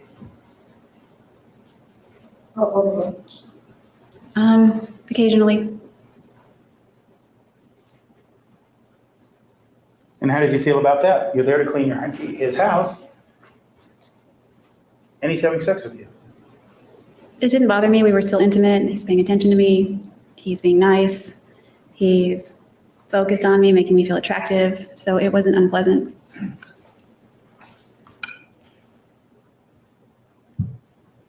Did he ever ask you to wear a particular uniform? Yes. How would you describe that uniform for us? The picture he sent me was of a woman, a voluptuous woman with long blonde hair, a low-cut French maid outfit. She had stockings that went up to her thighs, stilettos. It was a black and white outfit with a little white apron. I think she had her foot up on something. Julie, I'm going to show you the picture from Exhibit 395. Objection. This is not an evidence. It cannot be published to the jury. You just didn't object to it a few minutes ago. Counsel, approach, please. Exhibit 395.001 is admitted. Mr. Nurmi, you may continue. Thank you, Your Honor. Jody, before our break, we talked about a picture you received in an email. If I may approach, Your Honor. Okay. Of a woman in a French maid uniform. Do you recognize that as being that picture? Yes.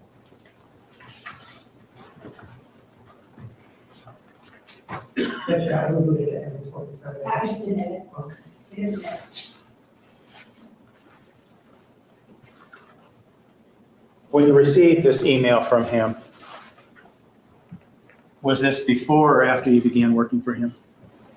It was after we made the agreement, but before I started. How did you feel in receiving this? I just kind of laughed. I think he meant it as a joke. You felt like he meant it as a joke? Yes. Did your feelings on that subject change when he was having sex with you while you were supposedly working for him? Well, on the uniform, no, but as far as the implication, I mean, I kind of knew that was implied sometimes. that was kind of implied sometimes, meaning if he was paying you to clean his house and you were available to have sex with him, that was part of the deal? Objection. Rephrase. Did you believe when you were working for him, because you were working for him, he's entitled to have sexual access to you? I wouldn't say that. I needed money. We were already intimate. She said she didn't say that. Sorry. Ask another question. Why did you not feel that way? I was already intimate with him, and I had feelings for him, so it wasn't. I didn't correlate the two. Usually, I stuck with my duties there. It was generally during the day. He worked also. I didn't want to distract him from that. Sometimes he would come to me, or he would bump into me suggestively and say, "Oh, excuse me." Built for your casework, grounded in the record. That's REV. They weren't lying. Traditional foundation is a waste of money. These were all supposed to match. And it would happen again, and then it would lead to something. Sometimes he would just come up and kiss me. Okay.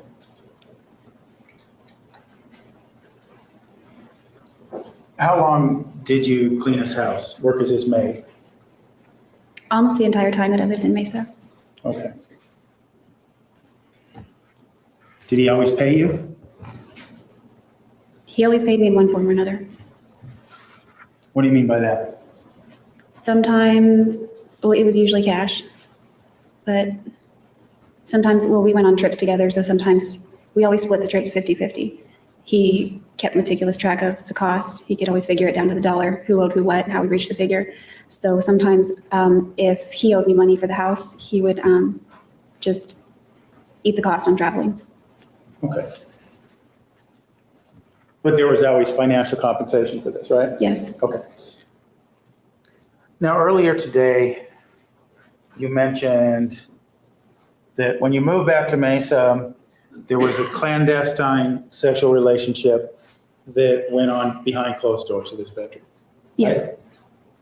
Right? Was there a sexual relationship that took place in other places besides just his bedroom? Yes. Where did those occur? Usually when Recommendation, time or date when this happened. Sustained.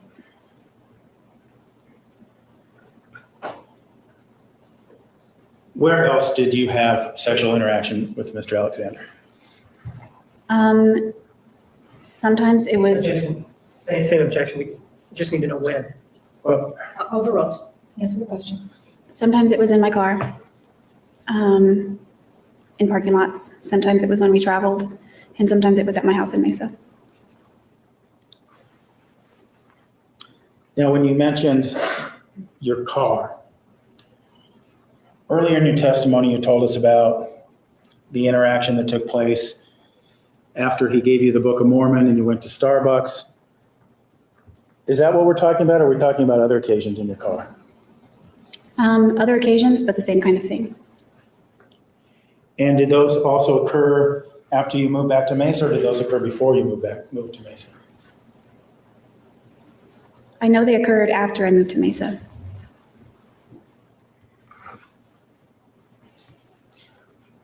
You also mentioned that sexual behavior was going on through these trips you took with him as well, right? Yes, that's right. And you also mentioned your house in Mesa. Is that the one you shared with Rachel, or are you speaking to the other home that you moved into a couple weeks later?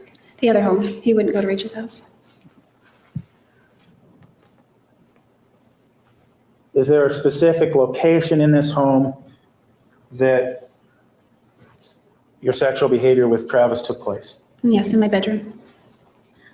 Did it happen anywhere else besides your bedroom? Yes, a couple times.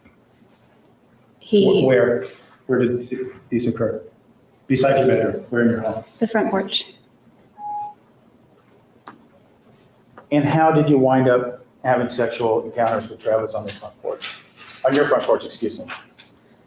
It was something he wanted to try. Since I had known him since 2006, it was something he expressed that he wanted to do. He had a list of fantasies that he wanted to fulfill. and he wanted to show up, get out of his car. Sorry. Ask another question. No need to apologize, Jodi. What was this? Describe for us, if you will, this fantasy he had involving you being on the porch of your home. Okay. It was, he wanted to drive up to the house. Something we couldn't do in Palm Desert. So now that I was in Mesa, it was a different kind of porch. It was more private. There was a huge column, a big square stucco column that offered more privacy. There was a big bush that created a shadow from the streetlight. So this would occur at night, late at night. And so he wanted to drive up to the home. He wanted to get out of the car, have me come out of the house, give him oral sex, and he wanted to ejaculate on my face and then get back in his car and drive away without saying a single word. And were you to be dressed during these interactions or naked, or what was his fantasy? I was dressed.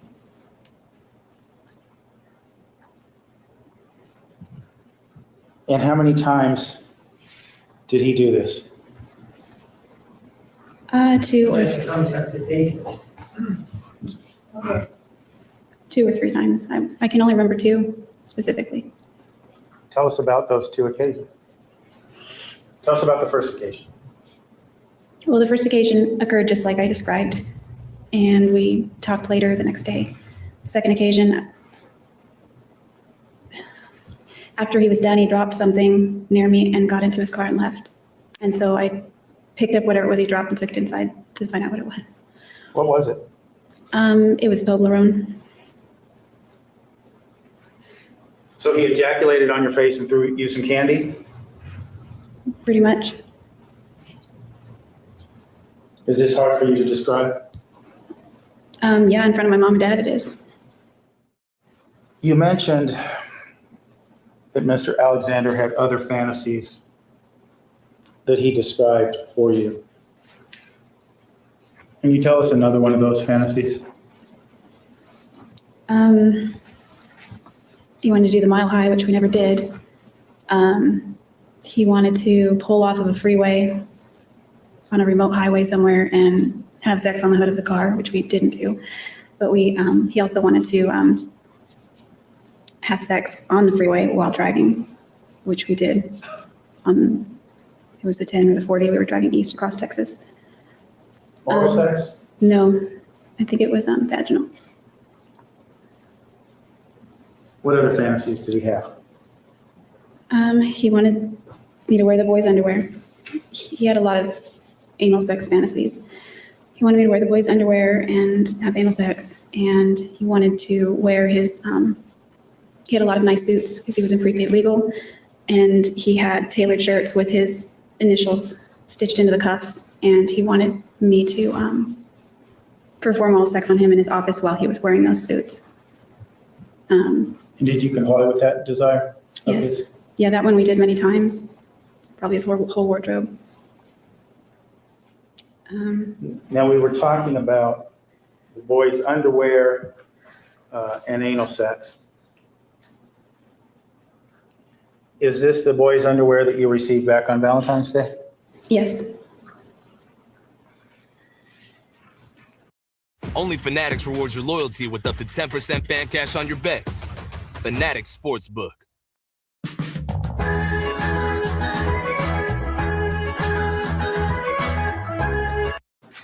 Did he ever explain to you why he wanted you to wear this underwear and why he wanted to have anal sex with you when you were wearing this underwear? He just said it was hot. He didn't offer any other explanation at the time? Not at that time. You mentioned, well, let me ask you this. How did you feel about having anal sex with Travis when you were wearing this boy's Spider-Man underwear? Well, after we began to do that more regularly, he used lubrication that time, so it wasn't painful. And I don't know, I guess there were times when I enjoyed being with him, so I was willing to do, I enjoyed making him happy, so I was willing to do things that he liked to do. And while he did those things that he liked to do, he was paying attention to me, so I got something out of it too, I guess, in that regard. Okay. So based on what you're telling us, are you saying that he treated you differently before, during, and after these encounters, or just before and during? You said he was paying a different amount of attention to you. Can you maybe describe for us what you mean by that? Yes, when he was in the mood or turned on, then he was very nice and paid attention to me. Sometimes when we got together, he was very loving and romantic. Sometimes it was just animalistic. Afterward, usually when he was done for a while. You mean done sexually or done being nice? Done, he didn't turn mean, but done being nice, I would say. Okay. And then would it be fair to say that when he wanted sex again, he became nice? Always.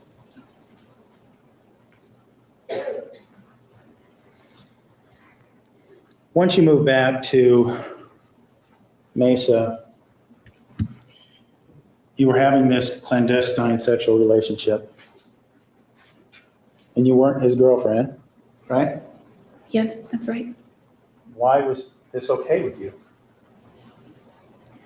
I wasn't, I guess I was still in love with him, and I would go on dates occasionally with other people, but there was no spark there, I think because Travis had my heart, and I'm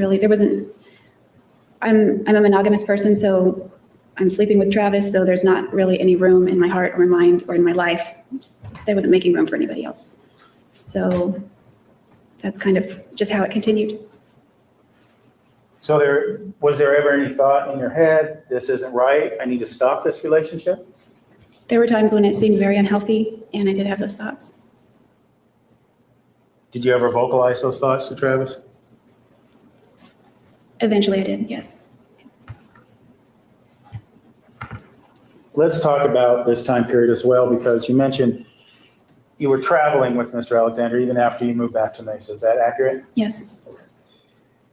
And after you moved back to Mesa in late summer of 2007, where did you and Travis travel to? What were some of the destinations you went to? Well, first we went to Las Vegas for the convention, which was in early September again. I went to the executive director banquet with him again.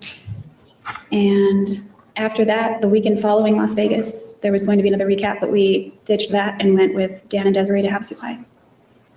Okay. Where else did you go? In October, we went to New Mexico, to Albuquerque for the balloon fiesta. We went to Santa Fe to 10,000 Wave Spa.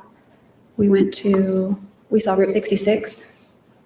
There might have been another place. These were all places that were in the book, 1,000 Places. We began calling it the list, so we were just checking places off the list. And that was kind of motivating your travel to these spots, is that correct? Yes. Before we get too far down the road to other places you traveled, I want to show you what's been marked Exhibits 434 and 431. Be so kind to take a look at these. And what do you recognize Exhibit 434 to be? That's Travis and I at the executive director banquet in March 2007. And Exhibit 431? That's Travis and I at the balloon fiesta in Albuquerque. And when was that? That would be October 2007. I would move to admit Exhibits 431 and 434. No objection. 431 and 434 are admitted. Now, you just mentioned the Executive Director's Ball in 2007. Is this what we're seeing here? Yes. Is it hard for you to look at that picture? Yes. Approach. Overruled. Yes. Why? Oh, it's just very sentimental. It's about happier times.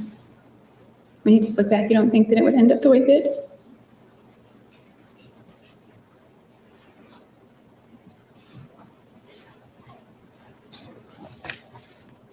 Let me show you what's been admitted as Exhibit 431.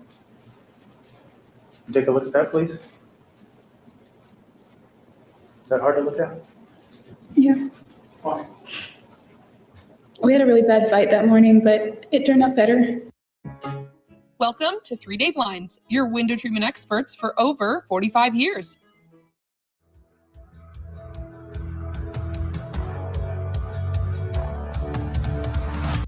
And we had a pretty good day afterward.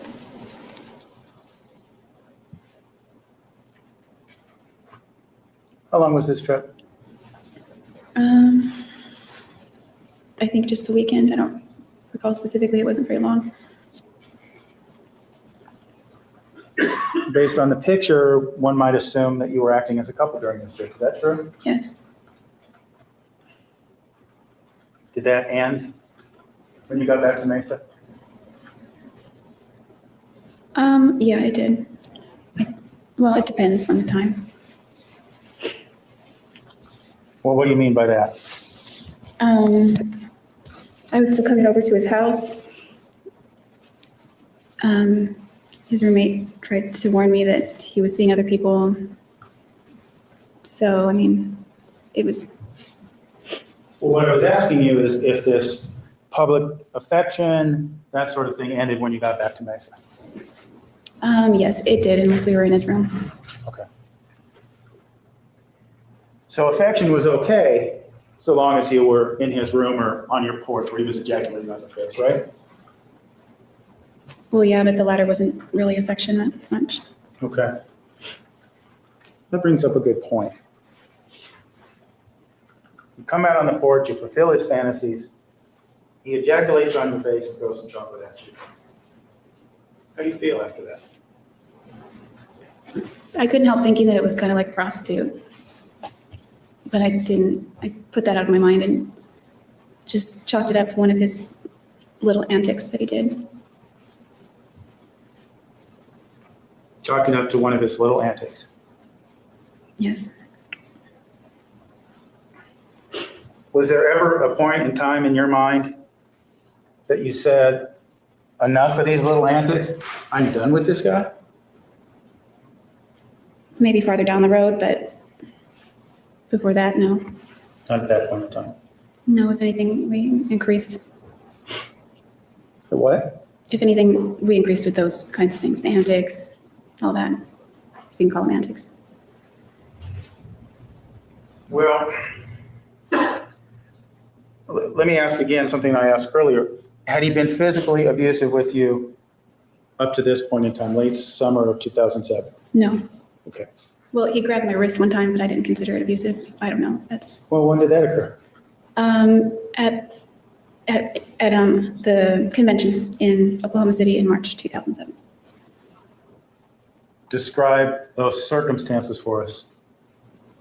He and I were hanging out at the Sheraton. This was 2 nights after the drunk lady fell all over him. And so we were just hanging out with other colleagues and friends. And I had to use the restroom, so I went to the same restroom that I ran to a few nights before. It's sort of by a bar that's at the lobby. And so this is Saturday night now. And by Saturday night, a lot of people are partying. It's convention's over. Everyone's going to leave Sunday. So there were a lot of people. There was a big crowd, a lot of people that were drinking and just having fun and being social. And as I was making my way back through the crowd, I heard somebody call my name. And I stopped and looked around to see who it was. And it was Abe, the guy I had gone on a date with some months earlier.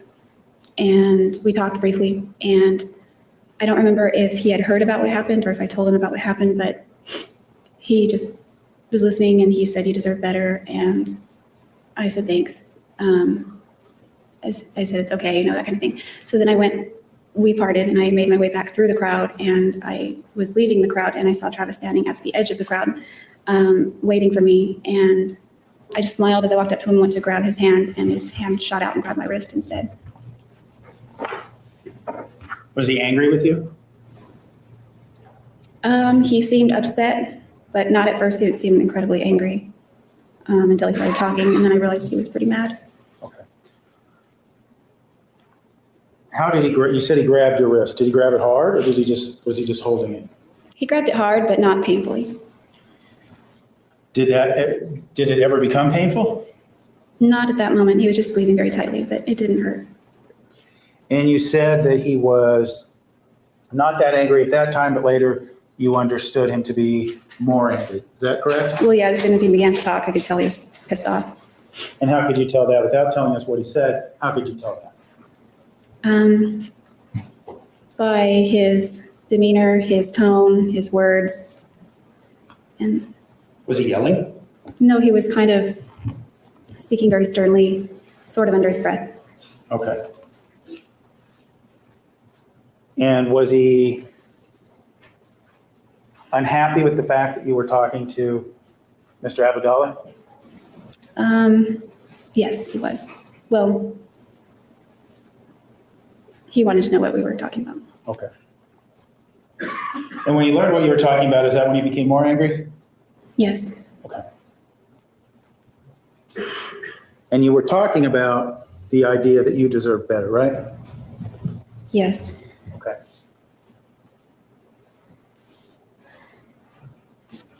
Moving back then to you being in Mesa and the sexual encounters, you said they were happening more frequently. Was this on a daily basis, a near daily basis? I'd say 3 to 4 times a week. And apart from those instances on the porch, you mentioned instances of his home. How did that work? If it was the middle of the day and nobody was home, then there wasn't as much of a need to keep it a secret or keep it within the confines of the bedroom. But if people were home and his roommates were home, we had to be very quiet. He used to complain that his house was made a KB home and that the walls were thin and his roommates could hear every sound, so we had to be quiet. It says single, but we're gonna share it. Betty's all day. Go for your casework, grounded in the record. That's Rev. So it was pretty obvious to you that your presence there in the home was a secret to his roommates, right? Supposed to be. Well, maybe our activities. I parked right in the driveway. Okay. So it wasn't your presence in the home, it was the fact that he was having sex with you that was the secret. Yeah. Okay. Were precautions made? You mentioned daytime. Sometimes this happened at night as well. Is that correct? Yes. Okay. Were there precautions made for you getting out the next morning? Did you stay the night? How did that work? I usually stayed the night, but I left pretty early. Was that intentional to avoid the roommates, knowing you spent the night? Yes, because, well, usually, yes. Okay.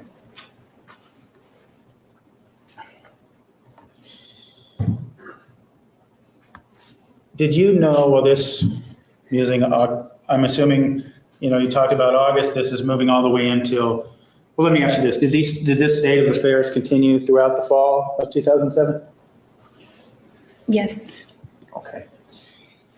And in terms of this state of affairs, at the time, did you know him to be dating any other women?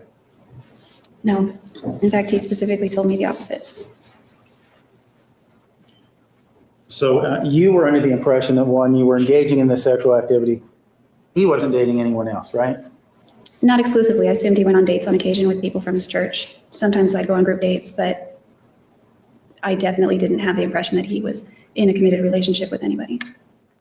And you told us just a few moments ago that you didn't believe that the two of you, or at least you didn't characterize it as a committed relationship, right? No, I didn't.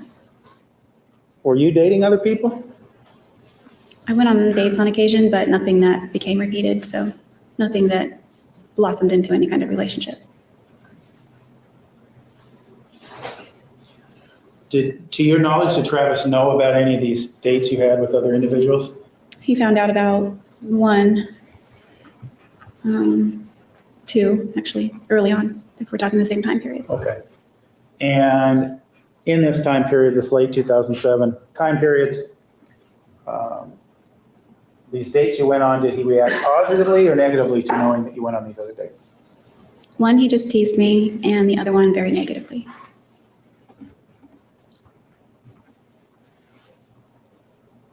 You weren't in a relationship with him. What was the problem? The one that he reacted negatively to was a guy that he hated. Who was that? His name is John Dixon. So Mr. Alexander believed, or would it be your impression that Mr. Alexander believed that he had a right to tell you who you could date at this time period? Objection. He just specifically didn't want me to date that guy. And was that okay with you for Mr. Alexander to dictate whom you dated? Objection. In this case, the evidence, she never indicated that he dictated, just that he didn't want her to date the guy. Rephrase your question. Okay, so you go out on a date, you're not his girlfriend. You go out on a date with somebody named John Dixon, right? Yes. And Mr. Alexander doesn't like Mr. Dixon, right? Yes. So because of that, you're not supposed to date John Dixon because Travis doesn't like him? Not date him and not even be his friend. Because Travis says so, right? Well, yeah. Yeah. So you could date who you wanted unless Travis told you no, right? Yeah, it seemed that way. And all the time when he's having sex with you behind closed doors or on your porch, right? Objection. Foundation as to when he's having the sex and foundation as to when he dated John Dixon. It'd be different time period, Judge. No, he can't testify. She can't, not him. Sustain. Fall of 2007. He comes over, he ejaculates on your face, throws candy at you, has you having sex behind closed doors, and you're not in a committed relationship, right? The fall of 2007, that's what we're talking about, right? Yes. That's the same time period you dared to defy Mr. Alexander and go out on a date with John Dixon, right? Objection is the testimony. She didn't say that she defied him. He was just upset about it. The characterization is what's objectionable. Sustained. Rephrase. When did you go out with John Dixon? AI requires massive bandwidth, low latency, high resiliency. For businesses, this means faster connectivity. It was actually right before the fall, late August, I think the very last weekend in August. So Mr. Alexander expressed his anger in the fall of 2007 about you going on a date with Mr. Dixon, right? Yes, he found out the morning we were leaving for Happy Supply. Okay. But it didn't stop him from having sex with you, right? No. Ejaculating on your face didn't stop him from doing that, right? Objection asked and answered. Okay. No, it didn't stop him from that. And it didn't stop him from going to Happy Supply with you, right? No. Did it stop you from dating John Dixon again? Yes.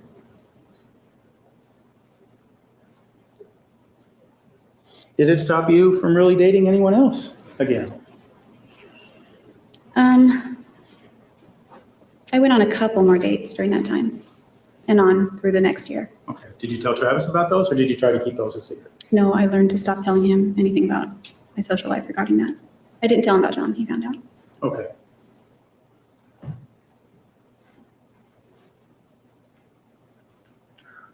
I have to ask again, with this state of affairs, why not cut the proverbial cord? Why not break up with this guy who's telling you you can date him, you can't date him? Why not put an end to it? Well, I mean, right now we're kind of focusing on the negative things. There were things he did that made me feel like $1 million. Very Describe special. those things for us. It was less what he did and just more how he treated me at times. He would say little things that were sentimental and had meaning between us. He got me little gifts, nothing expensive, but it was more the thought and just the gestures that he did. And he still would allude to the fact that he wanted to marry me, even though I don't know that he was very serious. Kept telling you things you wanted to hear? Yeah, he did. I promise. Oh, come on, Jody. Come on. Maybe I'll marry you someday, right? No, it wasn't quite like that. How was it? If I did something that he liked or that pleased him in some kind of way, like something I said or something I did, he would just look at me kind of with this enigmatic smile and say, marry me. And it wasn't like an actual proposal, but it was kind of a joke, but I took it as a compliment. Why did you take that as a compliment? Because he only said those things when I did something that would merit me being a good wife, potentially. I'm sorry, the last part you said? Being a good wife. Like if I did something that might be in line with that, I took it as a compliment because that was my goal at the time. And that's what I wanted to become. Okay. Did you want to become his wife? Travis's wife? That was my desire for a while until probably after Havasupai. Okay.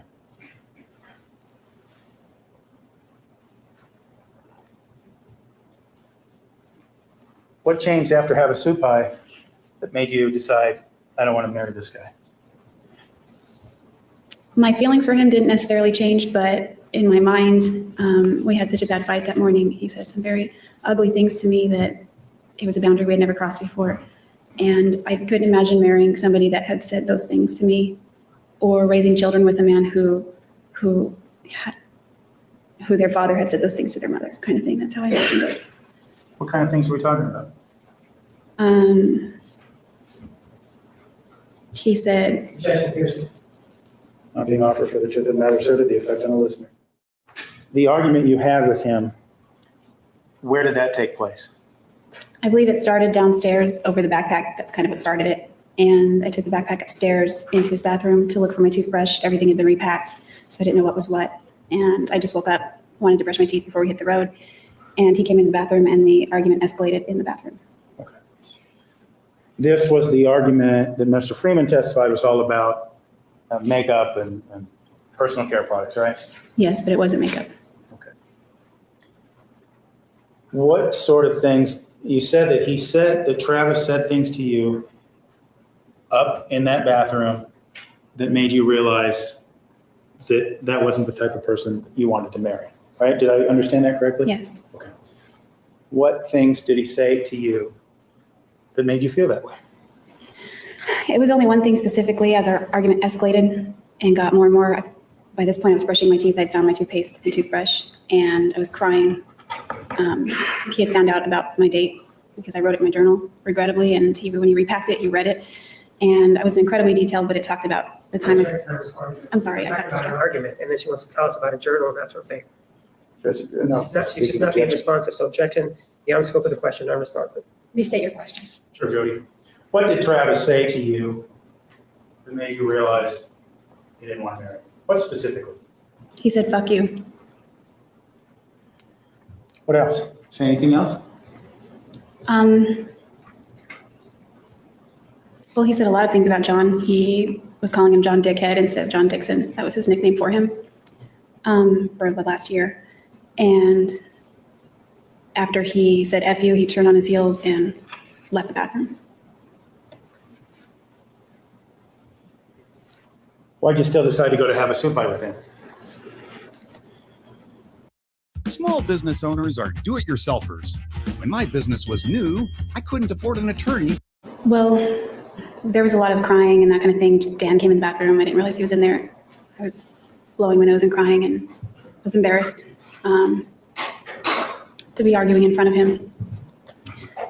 So Dan kind of was like, Dan and Desiree were kind of like the glue. They sort of said, you know, hey, let's just calm down. Let's try to get along. Let's try to get on this trip. I wanted to go on the trip, but I contemplated just going home because it was really bad. And It was really, what was that? It was really bad between us. I was mortified. Like we had never argued to this extent and much less in front of somebody else. So I was very embarrassed and I felt very ashamed. And so I stayed in the bathroom for a little while trying to calm myself down. And then I don't remember how it all came together, but eventually we all were in the garage in the car and we were beginning to drive off. So the plan was to suck it up, so to speak, and go to Havasupai anyway, right? Objection, that's from the lady. Overruled, you answered. Yes. And it sounds like during this trip, you two were acting like boyfriend and girlfriend again, right? During some parts, we were kind of well, I felt like my feelings were hurt, so I wasn't very responsive to him at that time. I wasn't ignoring him, I wasn't being rude or anything, but I just felt like an emotional chasm between us. Okay. And this trip was when again? It would be probably the second weekend in September. Okay. Let's move back then towards the late part of 2007. We were talking about how the usual course of conduct was late night rendezvous, be they on your porch, be they in his bedroom, right? And that happened, you said, about 3 to 4 times a week, right? Objection has been answered. Overruled, Janine answer. Yes, that's correct. Okay. And at this point in time, and now we're talking late 2007, has he been physically abusive with you? Other than the one incident you told us about? Late 2007, there was a point in October, late October, where he pushed me down on the ground in his bedroom, but I landed on my knees. I didn't like fall over or anything. You say he pushed you down on the ground in his bedroom or your bedroom? His bedroom. Not that there'd be any excuse for it, but what did you understand his motivation to be? Objection argument is referred. Not that there would be any excuse for it. Sustained. What was his reason for pushing you over? We were arguing. Objection, he's going to tell us what he said. No. Overruled. We were arguing, and I got up to leave, and he wasn't done making his point, and he wanted to stay, and he wanted me to stay, so I guess he could finish yelling at me. You guess it was what? I didn't understand the last part. He wanted me to, I got up to leave his bedroom, and he blocked the door and took my arms and shoved me down, and I landed on my knees, and he said, "You're not going anywhere." Okay. It's not being offered for the truth of the matter asserted and excited utterance. Approach. Overruled. What did Mr. Alexander say when he pushed you down? He said no like 5 times fast, like, no, you're not going anywhere. You weren't allowed to leave, right? Objection. Sustained. Were you allowed to leave? I didn't push the issue at that point. I tried to leave one more time and he stopped me again. And then on the third time I tried to leave, he didn't stop me. Okay. The second time you tried to leave, you said he stopped you. Did he grab you and throw you down again? No, he just put his hands on my shoulders. Okay. Forcefully? Yes. Call you names? Yes. Like what? That was such an awful fight. I don't remember all the names he called. I just remember one thing that really sticks out is he was insulting my family. He was asked if she was called any names, now we're talking about the family. Okay, well, let's ask this. How was he insulting your family? Was he calling them names? Yes. What was he saying about your family? He was saying that my brother was a faggot because his name is Carl. What else?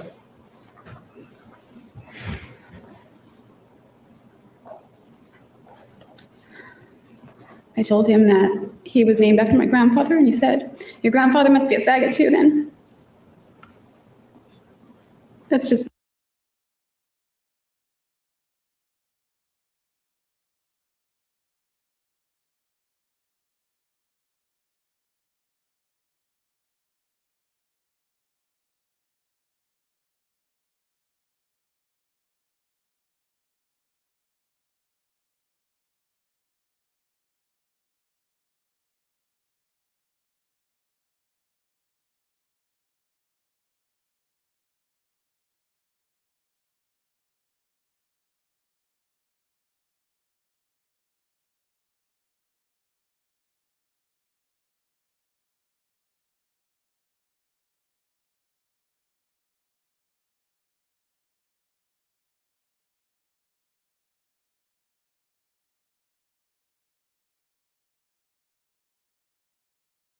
Something I remember specifically that bothered me.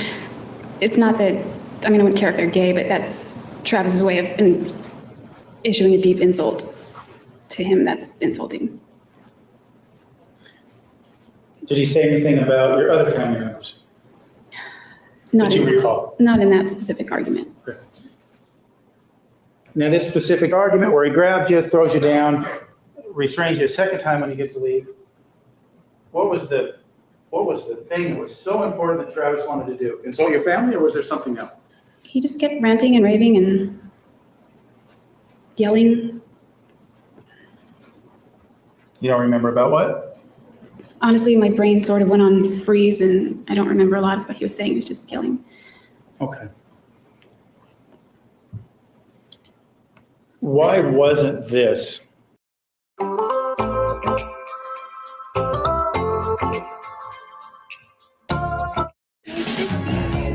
Welcome, shall we? Yeah. Day. The day he throws you down, the day he grabs you, the day he won't let you leave the room, the day he insults what he believes are insults to your family. When was it? That the last day you saw Travis? Last day. Well, it was going to be because when I was leaving the stairs or going downstairs, he followed me all the way up to my car, just saying one mean thing after another. And then his tone changed to something very friendly, but it was like artificial friendly. And he said, I have a great idea. And he said, how about you move to Antarctica and never call me again? And I said, mine is Antarctica, sure. And I was getting into the car, and after my leg got into the car, he slammed the door hard, and I started to drive away. So I thought we were not going to talk at that point. Can y'all hear me now? Can everybody hear me? Somebody please let me know if you can hear me. I need to see if my microphone's working. Hello, hello, hello. Hello. Oh, thank God. Okay. Listen, I'm supposed to stop this video every now and then and commentate so I don't get my channel taken away from me. But you know what? I try to push boundaries. I really, really do. And so I've let this play for a long time. I just wanted to come on and say thank you, everybody, so much for being here. I'm Leanie, and welcome to my channel. I know this is an old case, you guys. I get that. And a lot of people don't like watching old cases or hearing about old cases, but right now, my channel, we're covering the Nancy Guthrie case, and for some reason, the JODI Arias case always comes up in all of the new trials and things that are going on. It's like we use this as a we talk about this case in reference to things that are going on in new cases. I couldn't believe how many people, y'all, had never heard of this case before. I could not believe it. So I was asked if I would cover it, and I said I would, but not in the same way that we cover the other cases that I have covered before. Y'all, I'm not just a true crime channel. I don't have a genre. I don't have anything like that. I do whatever I do. We do all kind of crazy stuff. We cover crimes as well. We cover Leanie's crimes. I don't know that there's anything, you guys, that we haven't done on this channel, to tell you the truth. And I dig it and I love it. And this is just who I am. So welcome. Thank you guys for being here. All I ever ask of anybody is, will you guys do me a favor and hit the like? That's it. That's all I ever ask of you guys. And I'm so grateful you're here, and I'm so grateful to see more people in chat. I love that so much. You guys are cracking me up. So thank you for being here. Shout out to the matriarch of our channel. That is Miss Barbara. She is over in Arizona. And shout out to the Mad mods. You guys do not forget make sure your bells are turned on so we can ring a ding ding the bells, y'all, tomorrow. Maggie is my co-host here. She is from the UK, and you will fall in love with her. I promise you that. Maggie and I are doing an update tomorrow on the Nancy Guthrie case.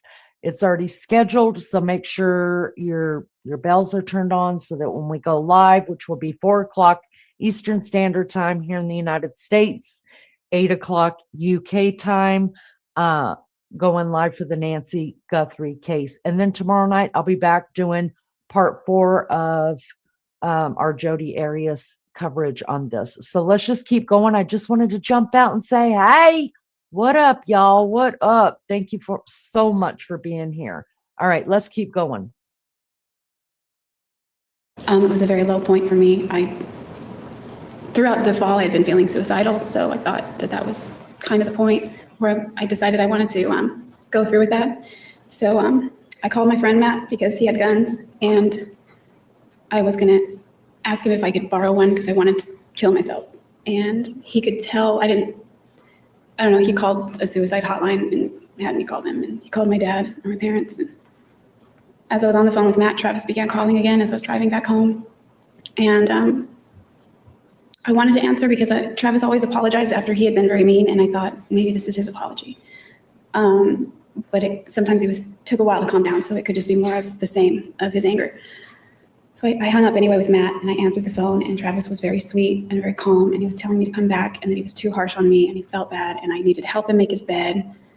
I had been there doing laundry and cleaning the house when that fight started. So I hadn't finished making the bed and all the sheets were out of the dryer. So he wanted you to get back to your duties as a maid, right? Judge, we just said that. Okay. Is that right? The implication was more, come help me make my bed so we can make up. Make up meaning have sex? Yes. Did he request this French maid outfit again? No. Built for your casework, grounded in the record. That's Rev. This right here is what the experts call a problem. Today I'm lifting some sunken. So he makes this call. You begin to feel better. You go back over to his house? Yes, I'm telling him no, but at the same time, I'm turning around in the turnabout that's in my neighborhood. What's that? I'm saying no at the same time that I'm actually doing it anyway. I'm going through the turnabout on the way to my house, but instead I go all the way through it and turn around. Why'd you turn around, Jody? He was being the nice person that I was, I guess, craving. Like I felt like a writhing ant under a magnifying glass for the last 3 hours. It was a long fight, and now he had relented and he was being nice, and he was implying that his feelings would be hurt if I didn't come over. He was saying it very sweet, almost baby talk, but not quite. And so I came back to his house. Did you have a sexual interaction with him after you came back to his house? To make up? Yes, we made the bed, and then, yes. And then yes, what? We had anal sex that night, but it was kind of loving. I mean, he said, I love you, and he whispered those things in my ear while he was doing that, and yeah.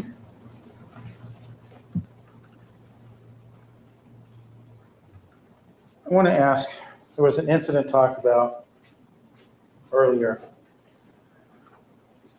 where you walked into Travis's house and Lisa Andrews was there. Do you remember hearing about that during this trial? Yes. Was that around this same time period when all these things were going on? Yes, it was right before or after we were in New Mexico. Okay. So you get back from this trip in New Mexico, Exhibit 431. You're acting as a happy couple in New Mexico. How is it that you came to Travis's house the evening that Lisa Andrews saw you there? Well, this might have been before New Mexico, but it was all around the same time. I had been hired at P.F. Chang's in the summer, and his roommate, John Hepworth, was always talking about how much he liked the honey chicken on their menu. It was his favorite dish. And so one night, it was a Monday night, which would be family home evening in the church. I worked though. For short, it's called FHE. And I got off work early because it was Monday night and it was slow.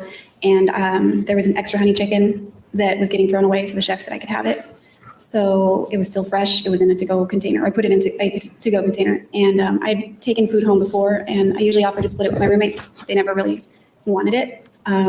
It was still early, so I knew, or I assumed Travis was at church, and so I wasn't going to call him, but I called John because he lives close by, and I said, do you want half of this honey chicken? And he said yes, because he liked it. And so I was going to go over there, split it with him, and then go back home, because if you put it in the fridge, it gets real soggy. It's breaded and glazed. And so I headed over. Well, he said Travis wasn't home. I asked him, is Travis home yet? He said no. So I started driving over to his house, and I pulled into the driveway in the same place where I always go. And I always came and went in his house without knocking. It's just something I did, and a lot of friends always did. And so I walked into the house with the container of honey chicken in my hands, and I'm walking down. It's kind of a walkway with tile. There's a living room here, and as I was coming toward the kitchen, which is just beyond that, there's a wall just beyond that. I was going to round the kitchen to get a plate for John. John was on the couch over here watching TV. And I came around the kitchen and Travis was standing there with another girl. I didn't see who the girl was because I just saw hair and he was standing in front of her. So I was mortified. I was like, oh my gosh. So I immediately turned and walked right back out, straight out the front door, and got in my car and I left. And I was really embarrassed because I thought he wasn't home. And I started driving. I drove west down Elliott, and then I turned north on Signal Butte. And right as I turned north on Signal Butte, there was a car that came right up behind me with their high beams on, and they were right up on the tail end of my car. And who was in that car?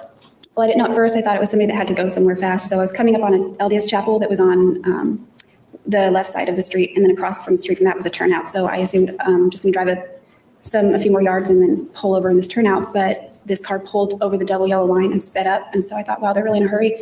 And then pulled in front of me and braked really hard. And I almost hit the car. And then that's when my headlights hit the paint and I could see it was purple and it was BMW. It was Travis's car. So he pulled then into the turnabout, and I assumed he wanted me to pull over because of that. So I pulled in behind him. Okay. Did he offer explanation for what you had just walked in on? After I asked, yeah. During that discussion, did he admit to you that he was dating Lisa Andrews?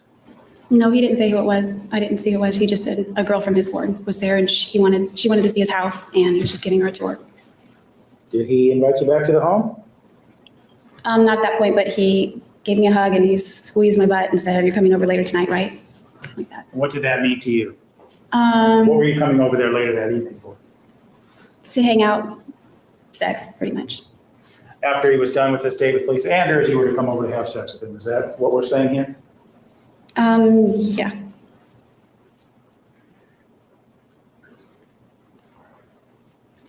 Now, late 2007, you talk about how this relationship is going on and on and on. Are you still living in Mesa in early 2008? Yes. Are you having sexual intercourse with Mr. Alexander in 2008, early 2008? Yes. Well, yes, not vaginal. Okay. So much. Not vaginal intercourse. No. Was that, you'd had it before. Was there a reason you weren't having it at that time? Yes. The first time I was asleep. The second time was in August 2007. That was consensual. And I knew we had gone all the way. So obviously that was pretty black and white that was not okay. So I confided in Rachel. I didn't want to tell her that we went all the way, but I said, I think Travis and I might have gone too far, even though I knew we'd gone too far. I wanted to get her advice. And she asked me how far we'd gone. So I thought oral sex was okay. So I threw that out there. I was like, well, we've had oral sex. And her jaw dropped onto the floor and she freaked out and said, you have to go to your bishop right now. And I didn't know that. And she said, Travis has to go too. You need to do it right away, get right back on the right track and go tell him right now and wear your seatbelt. You know, the implication being you don't want to get in a car accident and die before you repent. It was that serious to her. And so I didn't know that. So I got in the car and called Travis and went over there and tried. So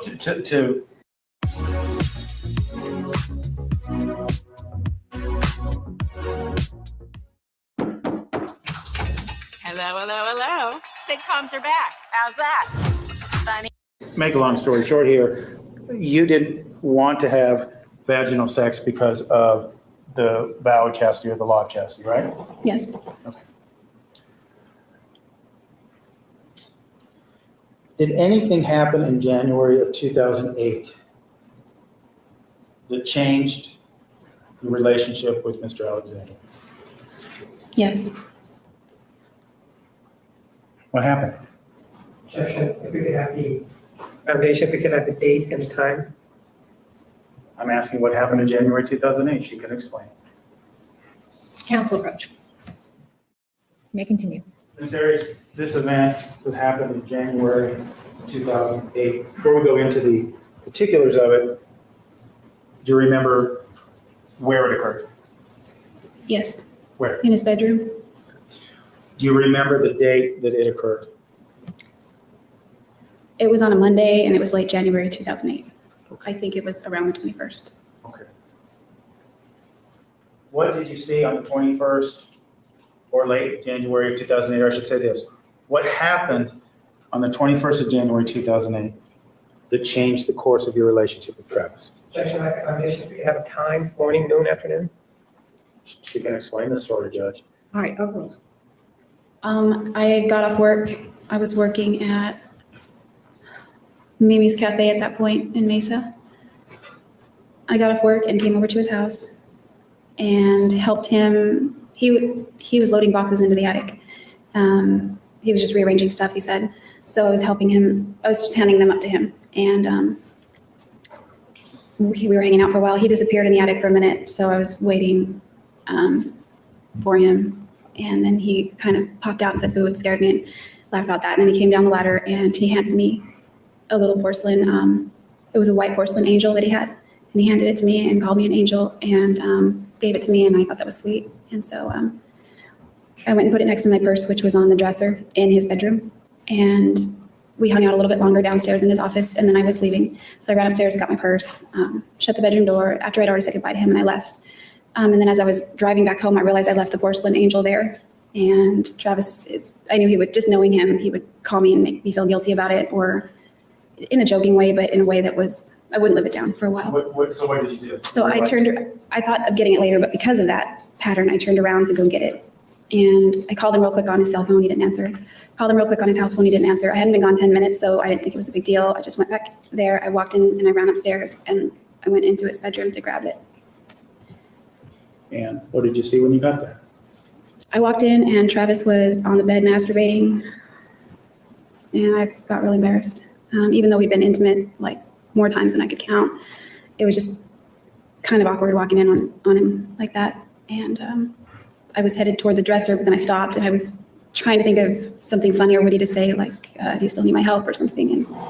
And he started grabbing at something on the bed, and I realized they were papers. And as he was grabbing the papers, one kind of went sailing off the bed, and it fell in that chaotic pattern that paper falls, and it landed face up near my feet, and it was a photograph. What was in the photograph? What was the photograph of? It was a picture of a little boy. Could you guess how old first the little boy was? Oh, 5-ish, 5, 6. I'm not a good judge of age. Did you recognize the little boy? No. Was the little boy dressed? He was dressed in underwear, like briefs.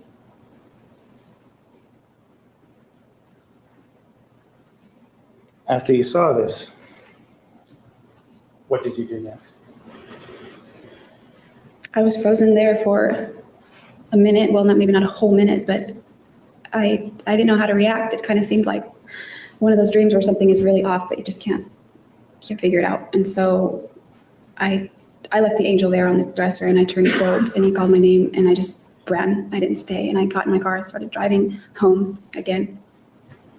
Did you say he called you a name or he called your name? He called my name. Okay. He said, "Wait," he called my name. So I'm sorry, you were driving away from his home. How did you feel about what you saw? I felt nauseated. I drove all the way home, and I was trying to drive fast enough to get to, I was trying not to pull over to throw up. I got home and I was hitting the garage door opener about half a block away so that it would be open, and I pulled right into the garage and ran inside and threw up in the bathroom.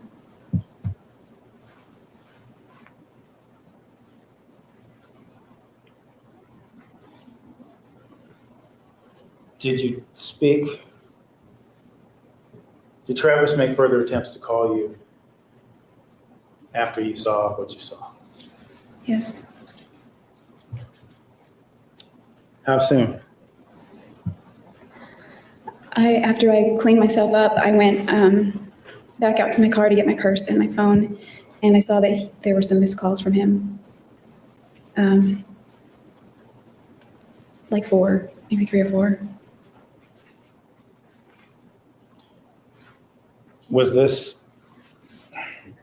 Why wasn't this moment in time, why wasn't this the end of your relationship with him?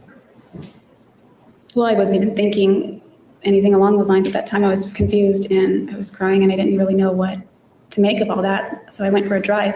Before, when I didn't answer the phone, and when he called repeatedly, he would come over to the house because I didn't live far, and I didn't want to be at the house when he came over. I wasn't sure how to talk to him or what to say.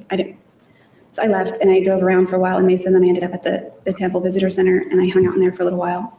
And I just was collecting my thoughts and not really meditating, but just trying to figure out what to do next and how to handle that. Did you get, or did you come to a decision as far as what to do next? Well, I wanted to, I couldn't imagine like never talking to him again. Why not? That would just be, if we never spoke again after that point, I would feel unsettled, and I don't know. I wanted to let him explain at least. I went out and checked my phone again. My phone was turned off in the visitor center. So I went out and checked my voicemail, and there was a frantic voicemail from him finally, and there were more missed calls. And he said, just come over and talk to me, and that kind of thing. And so there was something. Well, again, Jody, let me address the question. And perhaps it's difficult, but why would it be, you just, from what you told us, you saw him masturbating to the image of a child. Why would it have been a problem for you? Or why could you imagine not having any more contact with him after that point in time? When I was thinking in the temple, I've heard in the past that usually. Welcome to 3 Day Blinds, your window treatment experts for over 45 years.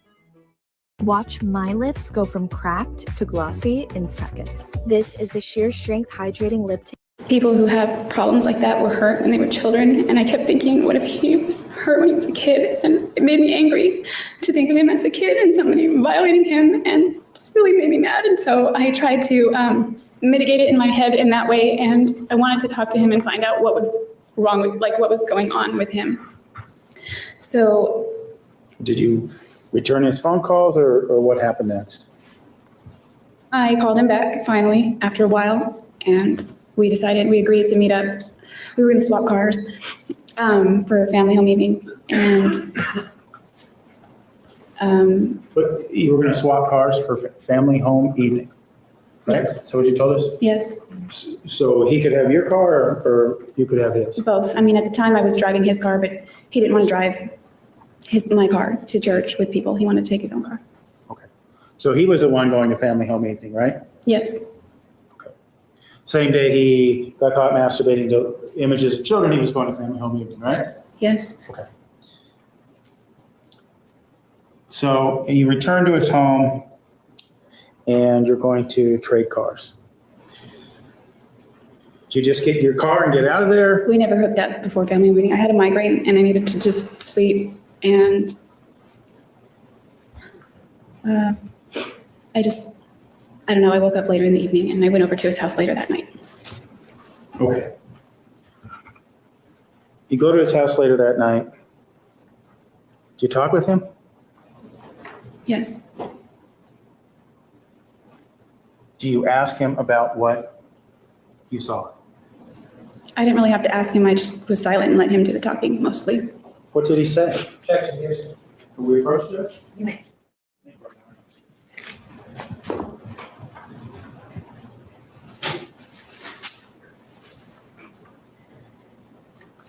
This conversation you were having or had with Mr. Alexander after you viewed his masturbating to an image of a young child, what was the subject matter of the conversation? Mostly about, he was explaining to me. Without telling us what he said, what was he explaining to you? Objection, hearsay, because she's explaining and she's telling us what he said. She can talk about what the subject matter was and the effect, which is what we discussed. Thanks. After that conversation, did you come away with the understanding that Mr. Alexander had a sexual interest in children? Yes. Did you come away with the understanding that it was boys and girls, or was it just one or the other? Objection, hearsay, not getting into the substance, but they're just prefacing it by saying, is it your understanding? Rephrase. Did you believe him to have an interest in young boys? Objection, hearsay. Overruled. Yes. Did you believe him to have an interest in young girls? I already knew he was interested in young girls, but they were like sexually mature girls, but minors. We'll talk about that in a minute, but I want to finish this conversation.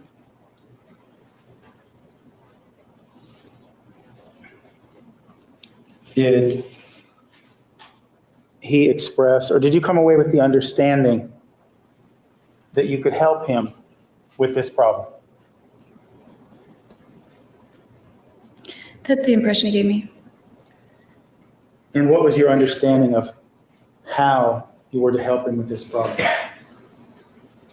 He preferred sex with women. He what? He preferred sex with women. Why? Made him feel normal, more normal.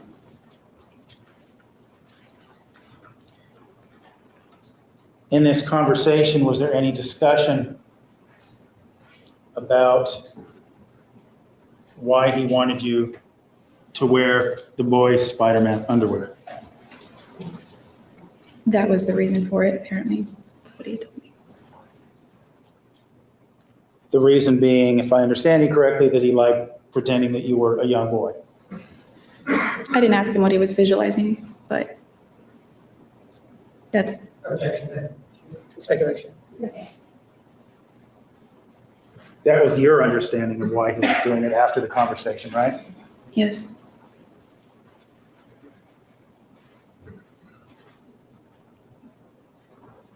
Was this the last time you ever spoke with Travis Alexander? No.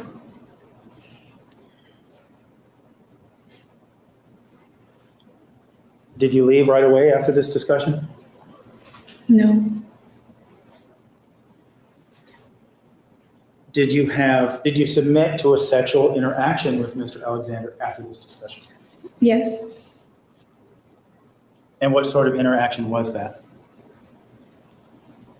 It was sex. It was anal sex.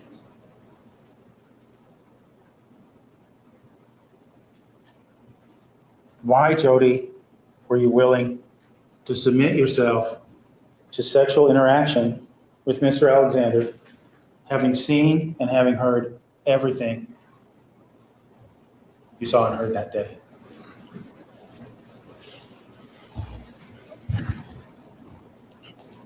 It's hard to describe because it's very embarrassing, but he seemed very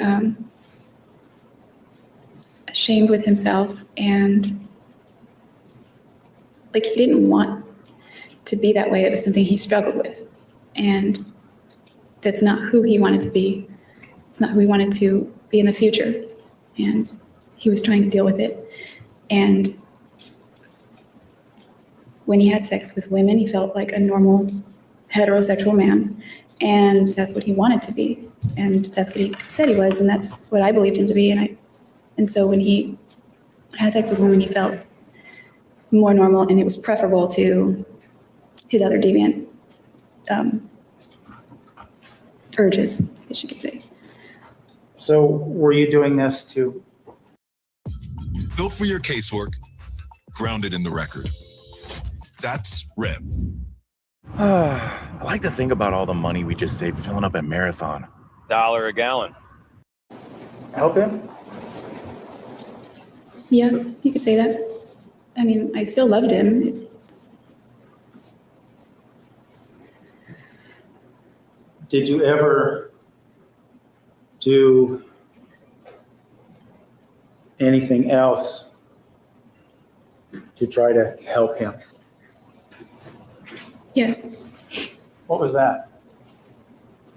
Before I moved back to California, I gave him a pamphlet that I found. There was a stack of them that I found in a mall. And I picked up a few of them because it was about mental health services. I don't remember what the name of it was. It had an 800 number, and it also had a 602 number. And might have had other phone numbers and a website. I don't remember exactly what it was, but it looked like they were services that were complimentary, or maybe not free, but cheap or affordable or something to that effect. I thought maybe he could just talk to some people. I thought it was confidential, and somebody you could talk to that would be able to counsel him, or that had a degree in psychology or some kind of certification in mental health counseling. Okay. So was this in January 2008 that you found this brochure? No, it was closer to, it was somewhere in mid to late March. It was before I moved. Okay. How did he react when you gave him this brochure or pamphlet? He was upset. It led to an argument. We argued about several subjects that day. When you say argument, was this verbal or was this physical? It started off verbal and then it became physical.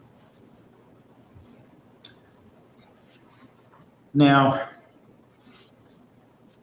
you mentioned him grabbing your wrist at conference. And now we're talking about this incident in March of 2008. Had he been physically abusive with you before March of 2008? This incident was in April, and yes, he was physically abusive before that. Okay. Let's talk about that then. After he grabbed you at the convention, when was the next time that he was physical with you? It would have been that argument the night that I got up to leave twice, 3 times ultimately. When he wouldn't let you leave the room, when he threw you down? He pushed me down. Okay. Was this incident in April then, when you gave him the pamphlet? Would this be the third instance of abuse, physical abuse? The pamphlet came later. The third incident came the day after I walked in on him. Okay. The day after you walked in on him, you mentioned that you had sex that night. Did you leave that night? Yes. Okay. How did you come to, or where did you see Mr. Alexander the next day? I was getting ready to leave for California, and before I left, I wanted to see if he was okay. I figured if that were me, I'd want to go jump off a bridge. So I wanted to make sure that he was okay. And you said before you leave to California, where were you going? I think I was going, San Diego might have been a few weeks later. I was either going there or I was going back to Palm Desert. My neighbor still had some things of mine in her garage that I hadn't collected yet. So what happened when you went over to check on Travis, I guess on the 22nd of January? What happened when I went over there? Yeah. I went over there just to see how he was doing. We were talking in his bedroom, and he told me he needed to borrow, I think it was $200. But I didn't have it. I just lent him $6.99 and like a few days prior. And I had just enough money to get to pay for the gas on my trip, maybe some food, and get back. All my credit cards at that point were shot from my house. So I didn't have anything else to draw from except my checking account. So I told him, I guess I didn't really snap at him because he had reacted very badly in the past when I snapped at him. So, but I did say, I said, I just lent you $700. Oh, he called me selfish because I told him I didn't have it and that I was going to California. And that if I couldn't afford to lend him a few $100s, then maybe I shouldn't go to California. Maybe I should stay and pick up more shifts because that's not a lot of money. And if I don't have it, then that's a problem. A reflection on my own personal finances. So I thought, how can you call me selfish? I just lent you $700. And when I said that, he got angry and he crossed the room and he started shaking me and he said, I'm fucking sick of you. And he was screaming it real loud and some of his spit got in my face. And I mean, he wasn't spitting on me, but as he was talking. And he body slammed me on the floor at the foot of his bed. What did he do after he slammed you on the floor at the foot of his bed? Well, it startled me. It didn't hurt, but it startled me. And so I kind of let out an unexpected sound. I guess it could be best described as a yelp, sort of. Can't really explain it. It just was unexpected. So it startled me and then the impact and the sound came out. And I think he misinterpreted because he said, don't act like that hurts. He called me a bitch and he kicked me in the ribs. And that hurt for real. But he went to kick me again and I put my hand out and to block his foot and it clipped my hand and hit my finger. And he said, hit your finger? Yes, my left hand. Okay. So he kicks you once in the ribs and he goes to kick you in the ribs again and you try to stop him with your hand and he kicks your finger, right? Yes, on the second kick. What happened after that second kick? I screamed really loud. I think I yelled out my finger or my hand or something to that effect. And what happened after you yelled that out? He stormed out of the room and left, went downstairs. And what did you do? I rolled over and sat up and stood up and was holding my wrist. My finger was starting to swell up. I couldn't hear Travis. I didn't know what was going on. He was left very angry. I was in the room. The bedroom door was open. I kind of peeked around the bedroom door on the landing and looked down the stairs. Couldn't see anything. And then the doorbell rang. And so I was listening at the top of the stairs to see who it was. I don't know who it was, but whoever it was, he sent away. And so the front door shut. And then I heard him walking back on the tile. And then I leaned my head back in and I could hear him climb the stairs, and my anxiety shot through the roof. I didn't know what kind of mood he was in or how he was going to react or what he was intending to do. And he came in and he seemed visibly more calm, and he could see that I was holding my wrist, and he wanted to see my hand. Was he yelling at you? Was he assaultive with you after he came back to the room? No. What was his demeanor like? So tasty, it could give Medusa a good hair day. Wholly divine taste from the Greek gods. You wonder how I do it like that. Two-step, then I bring it right back. No scar, got ice on the neck. 7-fish flex on the... He was calmer, but when he first asked to see my hand, I kind of pulled back a little just as a reaction. And then he said, let me see it. But he said it kind of in a snappy, stern way. So I didn't want to provoke him anymore. So I just let him look at my hand. And you say your hand, was there a particular part of your hand that was injured? Yes, the ring finger on my left hand. Which finger? The ring finger. Did you seek medical attention for this injury? No, I didn't. Why not? I didn't have medical insurance, for one. Two, I was worried that like maybe the police would get involved if I went down there, or if I guess I could have made up a story, but Travis made a splint for my finger at his house, and I just stayed with that. It was swell. We put ice on it, and he had like 2 or 3 little popsicle sticks that he broke so that they were the length of my finger, and he tied it onto my finger. I think it also has to be, as you talked about, why you didn't get medical attention. Why didn't you call the police? I would have never called the police on Travis. Why not? I couldn't imagine doing something like that. Why not? It would have felt like treachery. I wouldn't have betrayed him. I was loyal to him. You just mentioned the word loyalty. Given all that you went through, what did you have to be loyal to? Well, I looked at him as someone who had his own issues that he was struggling with, and I didn't see him as a bad person. I just saw him as somebody who was conflicted and had issues, just like everyone has issues. He just had different issues, and I wanted him to get help. That was one of the conditions we had made the day before. Of course, he didn't want me to say anything, and I promised him I wouldn't say anything as long as you get help, of course, and he said he would. And so I just couldn't imagine doing anything to betray him. The splint you put on your finger. Well, let me ask you this. Was the finger broken, as best you could tell? I believe it was broken. Okay. Do you still, is that injury still visible on you today? I think so. It's crooked.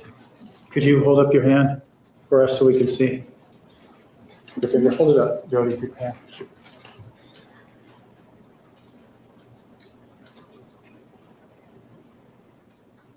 What do you think about when you see that injury on your hand? Checks and balances. Sustained. How do you feel when you see that injury on your hand? Checks and balances. Goes to the state of mind of battered women, single judge. Right.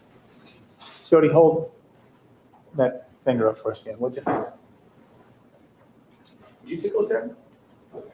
Look at your finger. Yeah. When you see that, what does that remind you of? It reminds me of the incident. I try not to think about it. Try not to think about who? About the incident. Why not? Because it's unpleasant. You scared when you think about that day? I don't go too far in my mind with it because it's not very pleasant. It's a very negative experience, and I wish I'd handled it differently. What do you mean by that? Wish you handled it differently?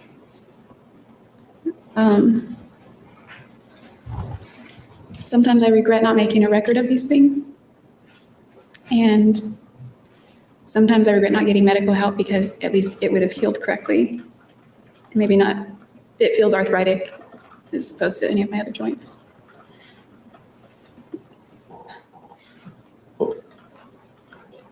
But you didn't want Travis to get in trouble, right? Objection meeting. Is it correct that you didn't want Travis to get in trouble? That's how you felt? Objection meeting. I definitely didn't want him to get in trouble, and I didn't want anyone to know that that happened between us. Didn't want anyone to know that. Is that what you said? Yes. You were embarrassed. But he beat you up, right? Objection meeting. Nobody's introducing embarrassment. Were you embarrassed that he beat you up? I was more like ashamed. Ashamed.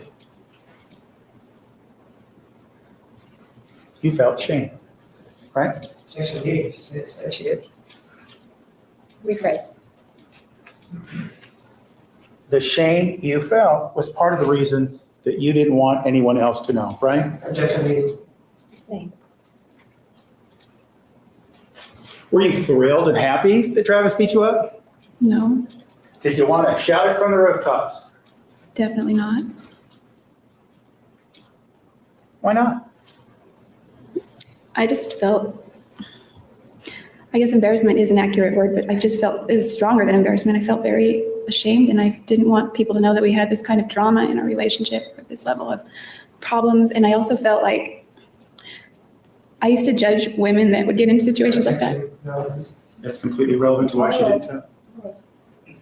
I used to think that women that were in situations like that it was partially, if not equally, their fault because they kept staying there. And so I went home and I was disgusted with myself. I felt like, great, now I'm one of those people. Like I was thinking that I got into this situation and here I am just staying, and that I had become that thing that I used to judge. You realized at this point in time, you were one of those people. Is that what you're telling us? Yes. This is the quickest way to clear out stuck poop. The #1 food for regular BM.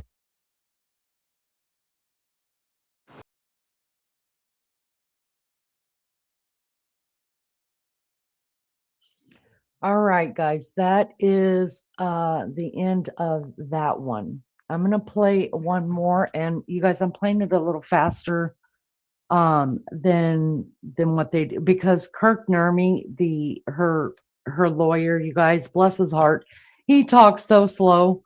So I had to speed this up because if not, I'm just sitting here twiddling my thumbs, and I feel like I do that anyways a lot.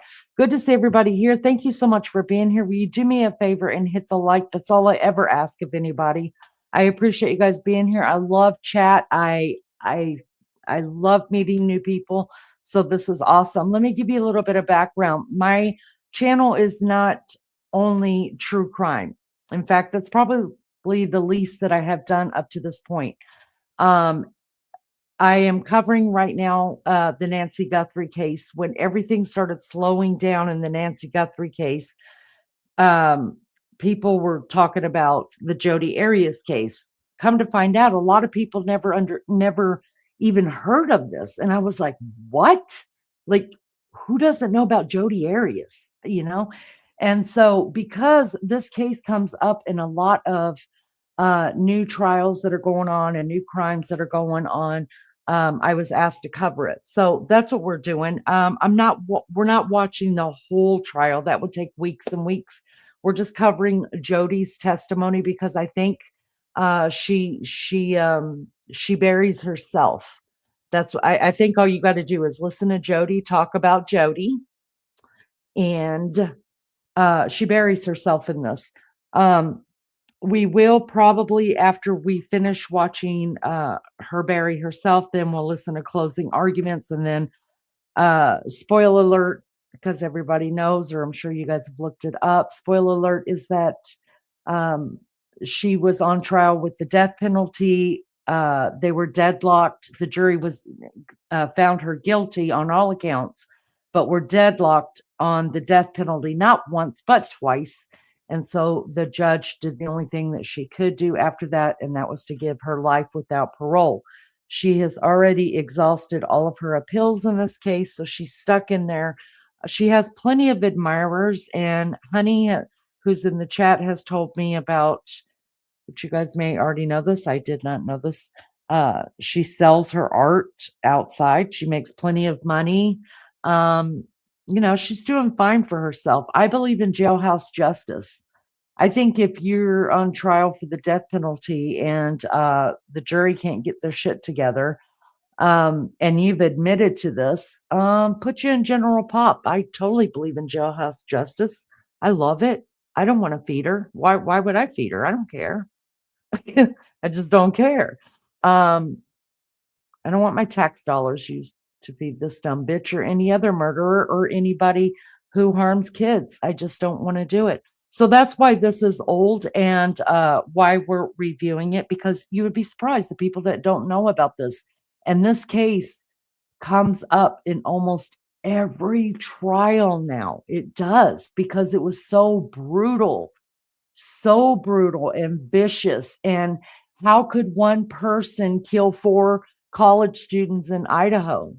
Well, tell me how one little 110-pound girl could kill a 200-pound man, stab him over 27 to 29 times, slit his throat ear to ear, shoot him in the head, and drag him back to the shower and leave him in the shower until he's found 4 days later, which is exactly what happened to him.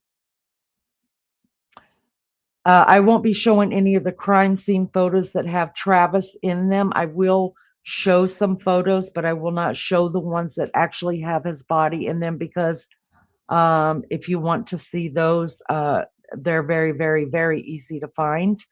And I'm have a long talk with yourself before you look at him, because listen, I love morbidity and I love trials, and I wanted to be a crime scene cleanup person. And oh, y'all, I miss my calling. But even those pictures, I was like, whoa, y'all, I got one eye covered and I'm looking, through my little fingers, because they're that brutal.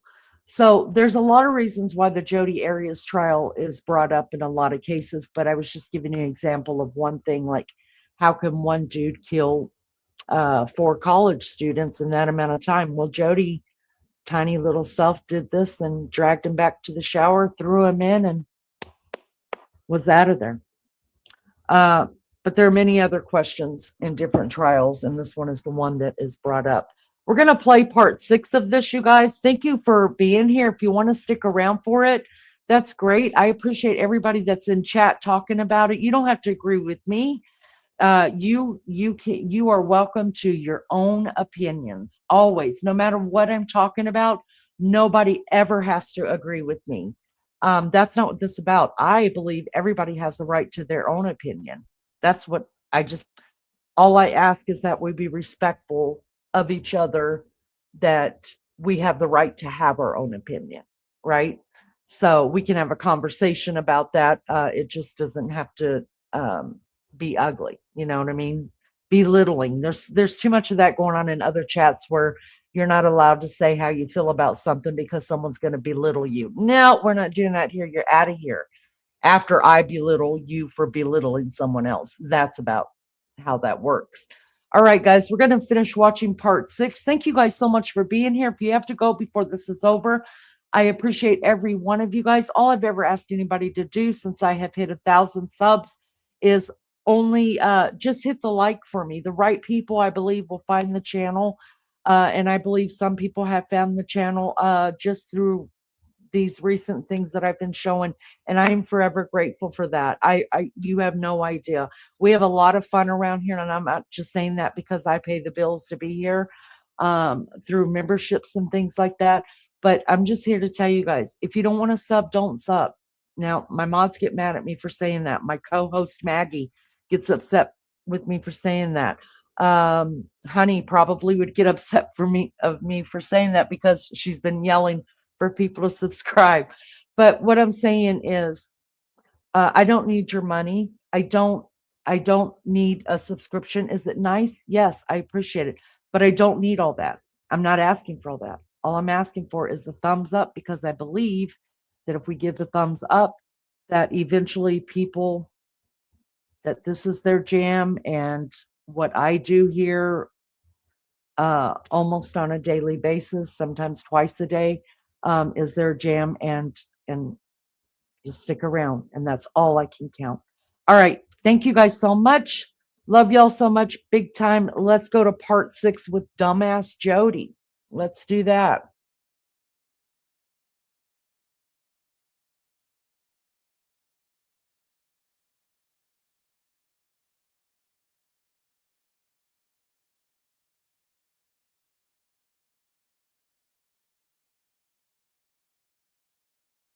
Be played for the jury this afternoon. It does contain some very sensitive, sexually explicit matters. It is important that those of you in the gallery have no reaction whatsoever to anything that is played for this jury. If you believe that the materials on this particular audio recording are such that you would prefer not to be present, I'm going to ask that you leave the courtroom now. The prosecutor has advised me that he has met with the family of the victim, that the family of the victim has had an opportunity to listen to the audio recording. It is their desire that the audio recording be played in open court, and they wish to be present. If any member of the family of the victim has a different position, please raise your hand now and let me know. Listen, I don't know how long we're going to have these limited edition scents in stock, so if you want to try Island Tropics Calming Lavender. I see no hands. Ms. Arias, please come forward and take the stand. Please be seated. The record will show the presence of the jury, the defendant, and all counsel. Ms. Arias, you are still under oath. Do you understand? Yes. Mr. Nerman, you may continue with your examination. Thank you, Your Honor. In conjunction with that, before we begin questioning Ms. Arias, in pursuant to the stipulations previously made, we are asking to publish what's been marked as, what's been entered, as Exhibit 428. What did you say? I'm sorry. So let me just talk for a little bit about happy things and get normalized for a moment. And we'll see where it takes us. We'll see where it takes us. I like that. I like to get happy and get normalized part. Keep the shoes off, and get happy. Yeah. Yeah. It's going to be June through the beginning of June through like the beginning of July. It's going to be a busy time in Mr. Alexander's life. Yeah, me too. And then the end of July too. Mm-hmm. Let's see, for me, I might make a trip at the end of the month to Utah. But I don't know, I'm in Daniel Summit, so it's like, I don't know if I'll do that. I want to. Why would you go to Utah? Just to visit and see the sights and see my friends and all that. Why would you go and if you're going to Daniel Summit? Well, that's what I'm saying. Like, it's just right around the corner, so I may not. I just Daniel Summit. But I don't know. We'll see. Like, Daniel who? Summit. You know him well. You've met him more times than I have. You're funny. So, but yeah, June, you're going to Cancun, and you're coming here. But let's see. What are you doing? Washington, D.C. Oh, yeah, that's what I'm doing. Well, if I can afford it, I'd like to go to Washington, D.C., but I think that's out. What I'd like to do, though, is I'm going to travel around with you. And if I have the money, I'm going to go to the Team Freedom event, which is in June. And I've got places to stay in Palm Desert. That's easy. No money there. Here's the problem I have with the Team Freedom event. It's in Palm Springs, right? Okay, in the summer. They're really done for in the summer. Yeah, which is like a horrible place in the summer. Yeah. Number two, their idea of social time is to get drunk. Their fun is getting drunk. Not everybody. The training would be awesome. I don't like those people. I respect them as business people, but that is about it. Really? They just don't have a soul. Are you serious? They're godless. Just like look into their eyes. It's like dark. What about people like Tara and Mark Smith? Okay, Tara's nice, and maybe there's something there, but like I said, I respect them for what they've done in their businesses. I like them as business associates. But they don't have a soul. You're crazy. Look at them all. Tell me how something. Oh, I guess I've just gotten to know a few different people a little bit differently, is all. Like the people you got to know are the worst ones. Oh, Tara Postenbach. I know you don't like. Okay, I know you don't like Abe. Yeah, well, he's soulless. He's like at the top of the list. I wouldn't call him soulless. I would just call him like focused, like business person. He's not focused on business. Well, I don't know. If he's focused on business, he'd be solid ED for starters. He told me the other day that he hopes you get your ring. He told you the other day? Yeah. How the hell did that come up? Because I went to leave him a comment on his MySpace because I hadn't talked to him in like 4 months. He left me one out of the blue after not talking to me for 4 months, saying it said who, what, where, or something. And I was going to say the same thing back just to throw it out there kind of thing. And I went to add comment. It says you must be this user's friend in order to make comments about them. I was like, what? He's always been my MySpace friend. So I texted him. I said, hey, I said, I've got a bone to pick with you. And he wrote back, what? And I said, you're not my MySpace friend anymore. And then the phone rang. It was him. He's like, hey, listen, this is why. He's like, I deleted you from my friends because I just didn't want to be any part of your drama with you and Travis. And I was like, okay. He's like, it's nothing against you. I think you guys are both great people. I just didn't want to be associated with that. And he's like, I hope you can understand. So it has nothing to do with you. I think you're a great girl. I think Travis is an awesome businessman. In fact, I really hope he gets his ring. I think that'd be awesome because that's just more stories that I can tell. And he just said it in passing. He's like, but I hope you understand. I was like, well, okay. And then he said, what? That's dramatic right there. I know, I thought it was too. He's like, I mean, I see he did bring that up though. He's like, I don't understand, I see him in the bathroom and I'm a ghost to him. Like he looks right through me, or he doesn't even see me or say hi to me. And he said, and I have no problem with that. If it's got to be that way, then fine. He's like, I have nothing against him. And that's when he said, in fact, I hope he gets his ring. That's what he said. It means I intimidated him in the bathroom. He said nothing but nice things about you, but that he didn't want to be a part of my dramas. I was like, okay. He's a ghost to me because what am I supposed to say? Hey, you kissed my girlfriend? Well, let's talk about that. That was before I was your girlfriend. You're so cute. Nah. What am I supposed to say? You know what I mean? What am I supposed to say? Hey, I just got ripped a new one because some drug check freaking fell on me, and now you're drunk and you're freaking trying to hook it with my girlfriend 5 minutes later. When was that? Oklahoma. Remember, I was going to go beat him down. Oh, he said something not so nice. It was a compliment. It was meant to be a compliment to me, but it was an insult to you, and I should have stuck up for you. I was timid, and I was still like that. I need to work on that. Yeah, I was so you gave like crap over Clancy, and then you didn't stand this for me. Like, you're getting picked up. Nobody was hanging all over me. No, not true. Not true. We don't need to go there. Let's not go there. Let's not go there then. We already said the other night we're never going to go here again, so let's let it go. Okay, back to the team freedom thing.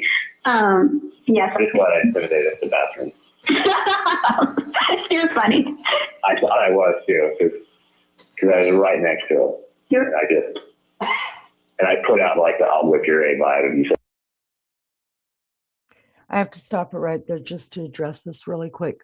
Lisa's question, you said basically freedom of speech, yet my last comment was blocked. Why? I mentioned my daughter. Hold on. I mentioned my daughter was murdered and feel for the family hearing this. What did I say wrong?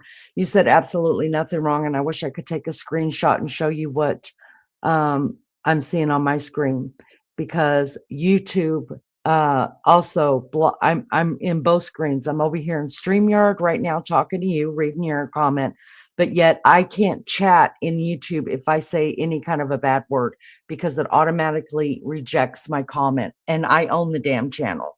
So I don't see, I went back over to the YouTube part of it, and I don't see that any mods blocked you as well.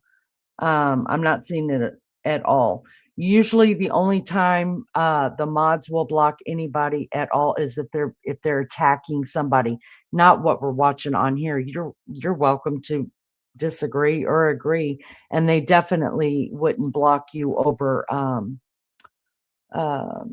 I mentioned my daughter was murdered and feel for the family hearing this. Yeah, that's we've been saying that the whole time, Lee, that we all feel very bad that the family has to hear this, and I am very sorry about your loss.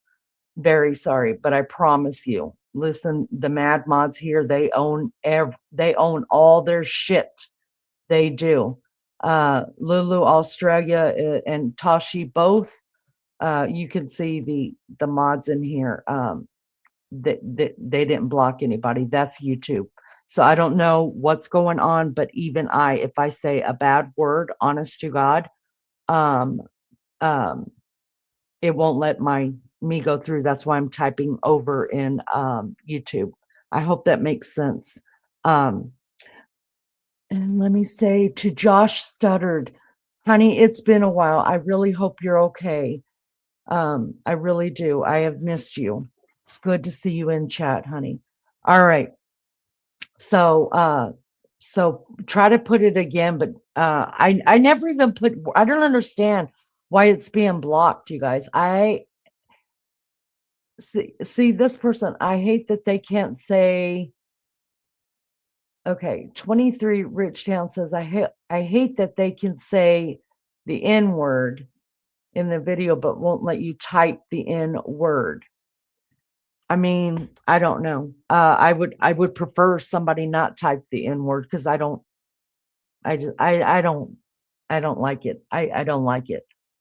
I don't want anybody hurt, and I don't like that word whatsoever. So, but I get what you're saying. There are things that can be said in a live, but you're not allowed to type it. I got it.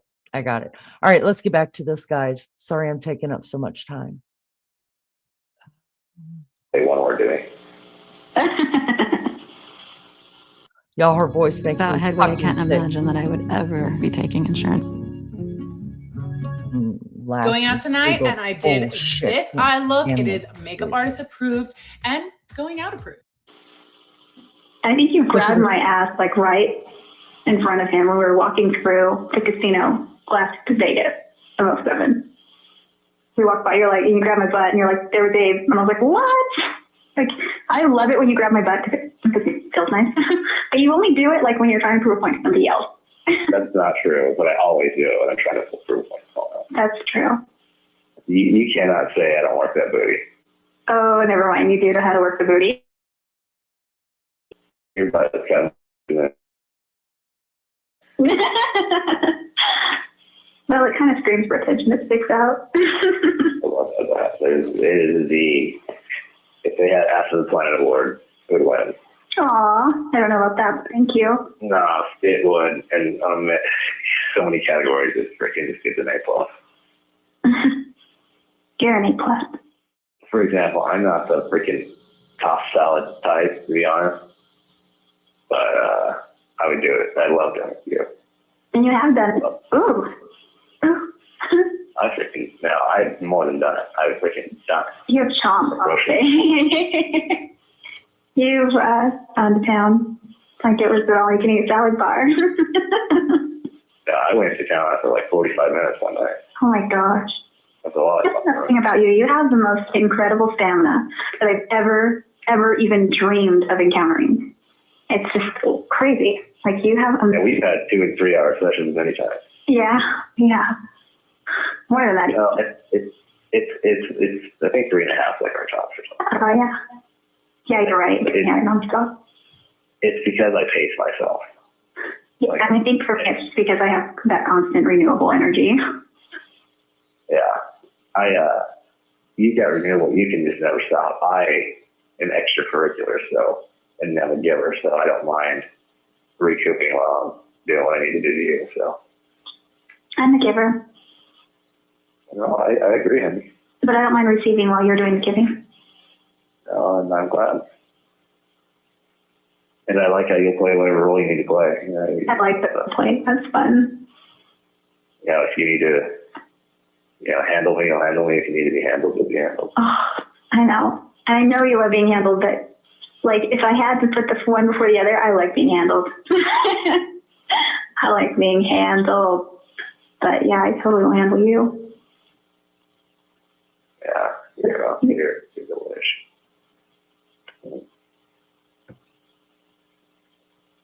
Mercy.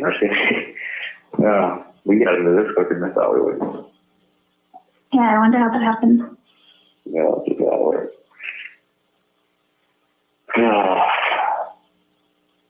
I really am excited about a little forest Adventure. event. Yeah. Well, you see us coming up here before Cancun? Yeah, that's my plan. Yeah. What is your itinerary? Are you gonna do San Francisco, or is that gonna be another time? Oh, I think I'm gonna do all that stuff. Then you'll see me, and we'll go Oregon Coast and Crater Lake, Shakespeare. If that goes as planned, and then I guess you'll go up to see your friends in Washington or something. I'm not gonna do all that. So You're the top of the list. in more ways than one. No, I'm just kidding. That was funny. No, I laughed. Okay, so then you'll drive back. Yeah, I'm going to. Yeah, you're the top of the list. I think that's just too much. Like all that.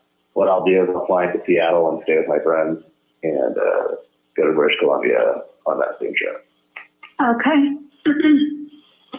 Are you going to be traveling up about any time soon? I mean, other than Mexico, of course. DC. That's not abroad. I mean, international. Oh, no. I might go to Argentina in September. I'll probably go to Argentina in September, like late September. Oh, cool. What brings you to Argentina?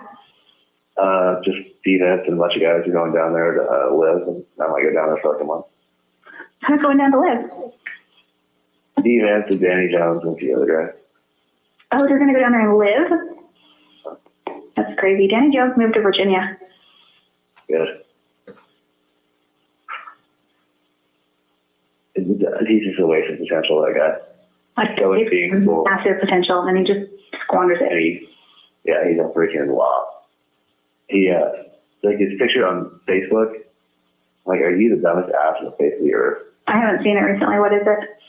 It's him grabbing his crotch. Oh, yeah. I know. I tried it. Are you 16 years old? Seriously. Like, he makes you wonder, like, are you a church member? I mean, I'm all for the wild streak, but don't broadcast it to the whole world.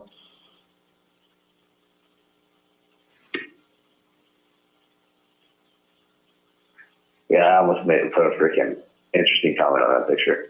Like what? I also, your mission president would be proud. You should. Why don't you? Maybe I should. He hasn't been back for even a year, or barely a year, I think he's been back. You should, Travis. Don't be intimidated by him. You would do that to anybody else. Why would you stop with him? Why would you say I'm intimidated by Danny Jones? I didn't mean to imply that. I'm just saying, like when Victor Ruiz, when his friend apparently got a hold of his Helio and posted a bunch of stupid bullshit, you blasted him to Mars. And he's not even a church member to be held accountable. Well, it's because he sent me an email and I took that as personal insult. Oh, I thought he just posted a bulletin.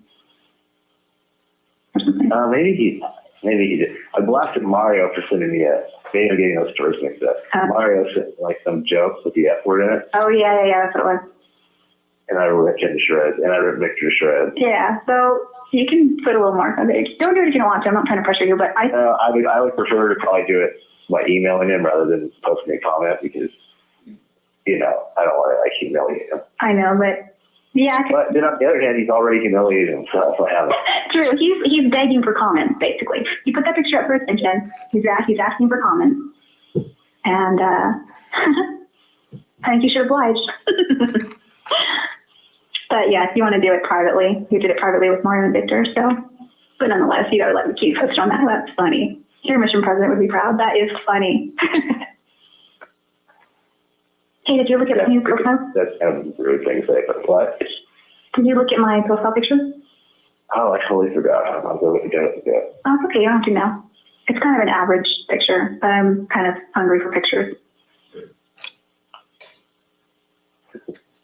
You got great pictures. I don't know why you would say that. You're like very photogenic. Well, I don't know. I'm not photogenic. I just choose them carefully. Nah, you're pretty. Thank you. You're just so attractive. I'm getting used to myself, I guess, in front of the camera. You are. No, seriously, guys. Like, I've never seen you look good in my life. Yes, you have. When I have puffy eyes and have cried off all my makeup. You don't look bad then either. You just look miserable, but you look hot still. That is funny that you say that. Thank you. It's true. Think about it. Like how I've like, think about this. There's been many times when you've been like miserable and I've like praised you. That's true. We've had lots of makeup time.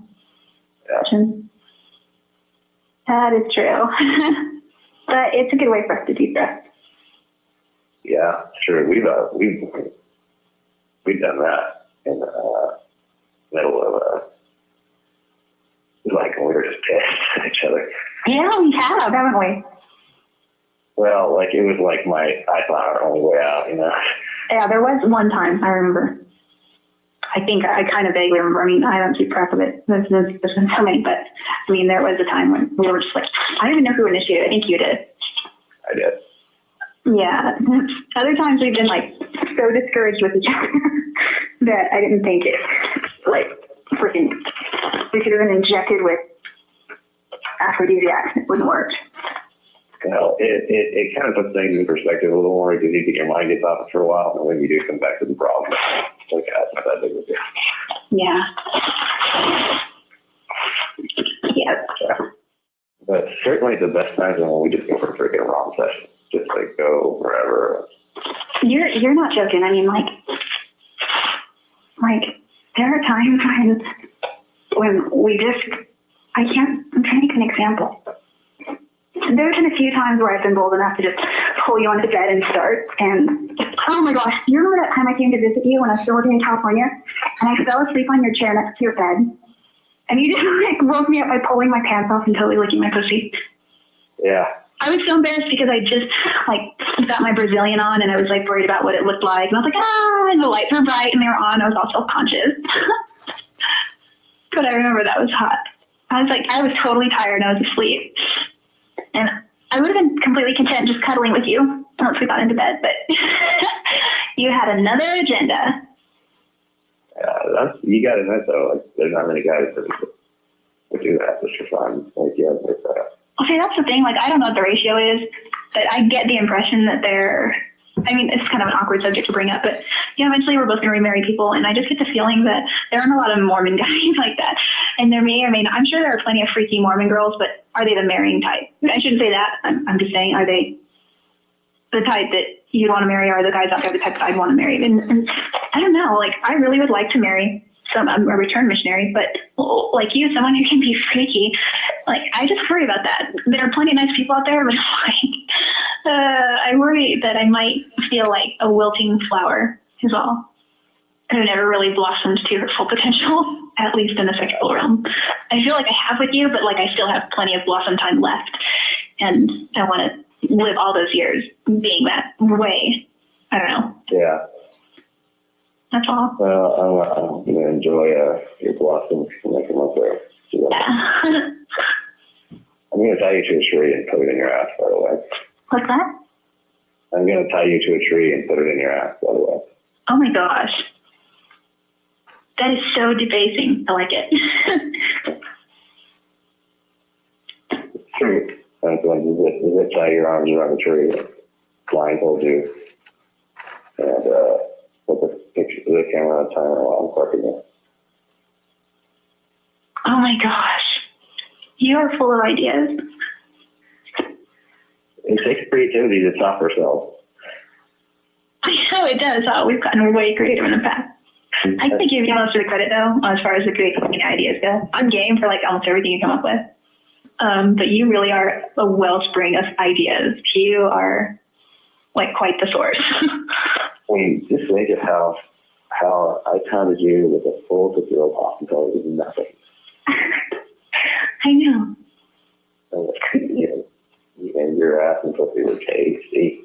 You did. You put it all over me and then licked it off. I did. It was fun. And then, we had Pop Rock.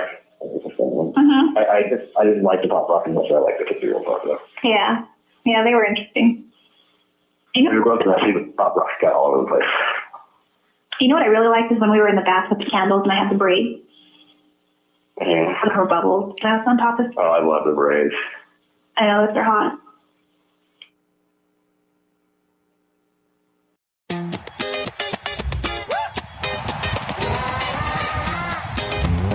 Earn here.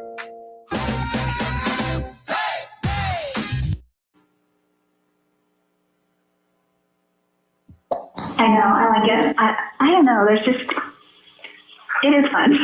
I want you to do that more. I want you to do that more. All right, we'll both.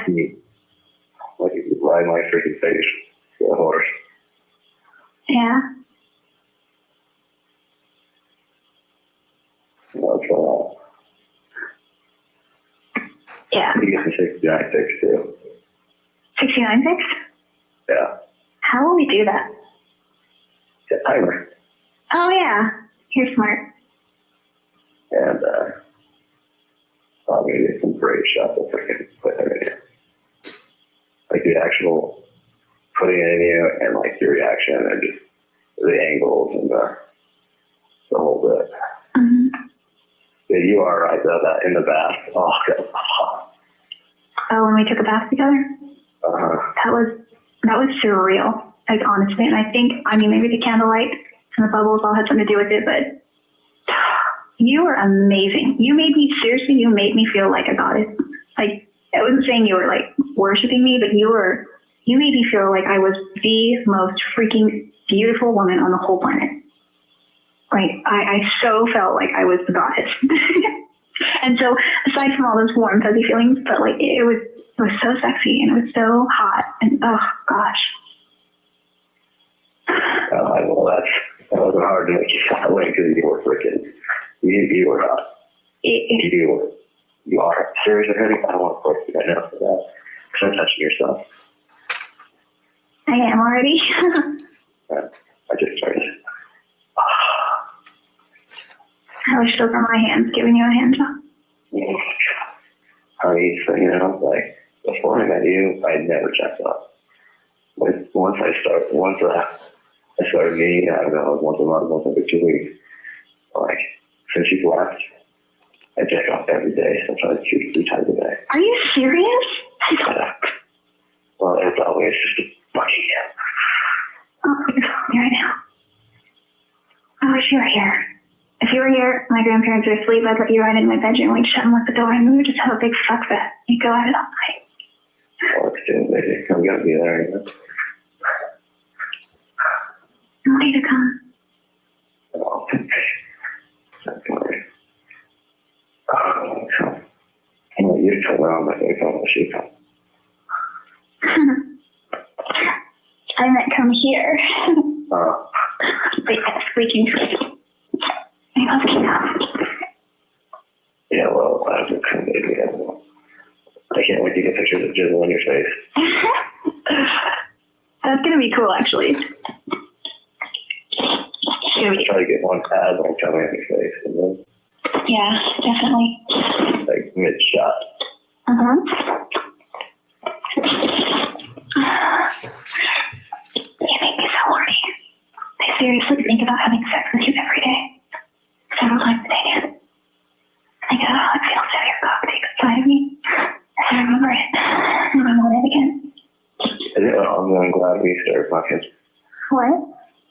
Is it wrong? I'm glad that we started fucking. Well, if it's wrong, then I don't want to be right. Because I'm glad too. Like, seriously. Internally, I'm like, okay, I'm just Jody. I'm just Jody. I'm all Jody. Like, I don't know. What's wrong is that I wish we were doing it before. Because that was good. And once we did it, why not do it? Yeah. I know what you mean. I want to give you a cream pie too. What's that? What's a cream pie? My below my was right, just like a quarter inch inside your pussy. Oh, yeah. Just shoot like, let's get a nice picture of that. Uh-huh. You get a lot of tough shots with you. Yes, definitely.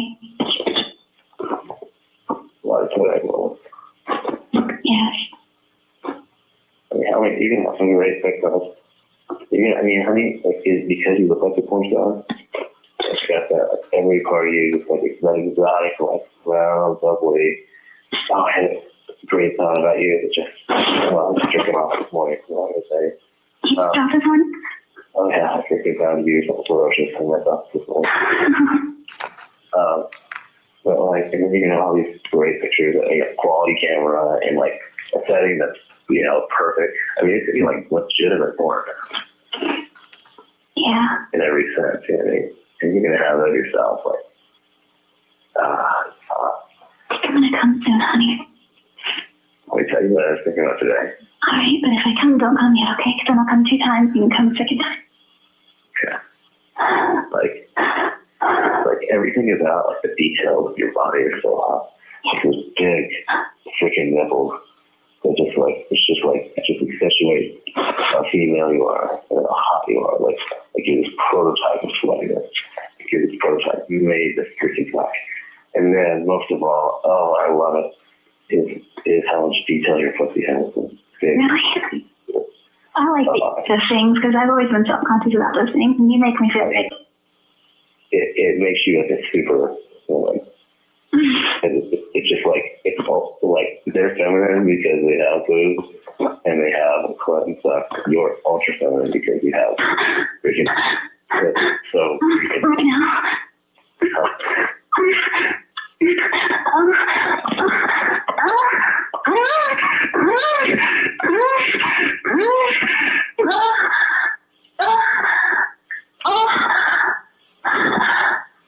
This cleaner is insane. It removes baked-on oven grease, black mold, and years of soap.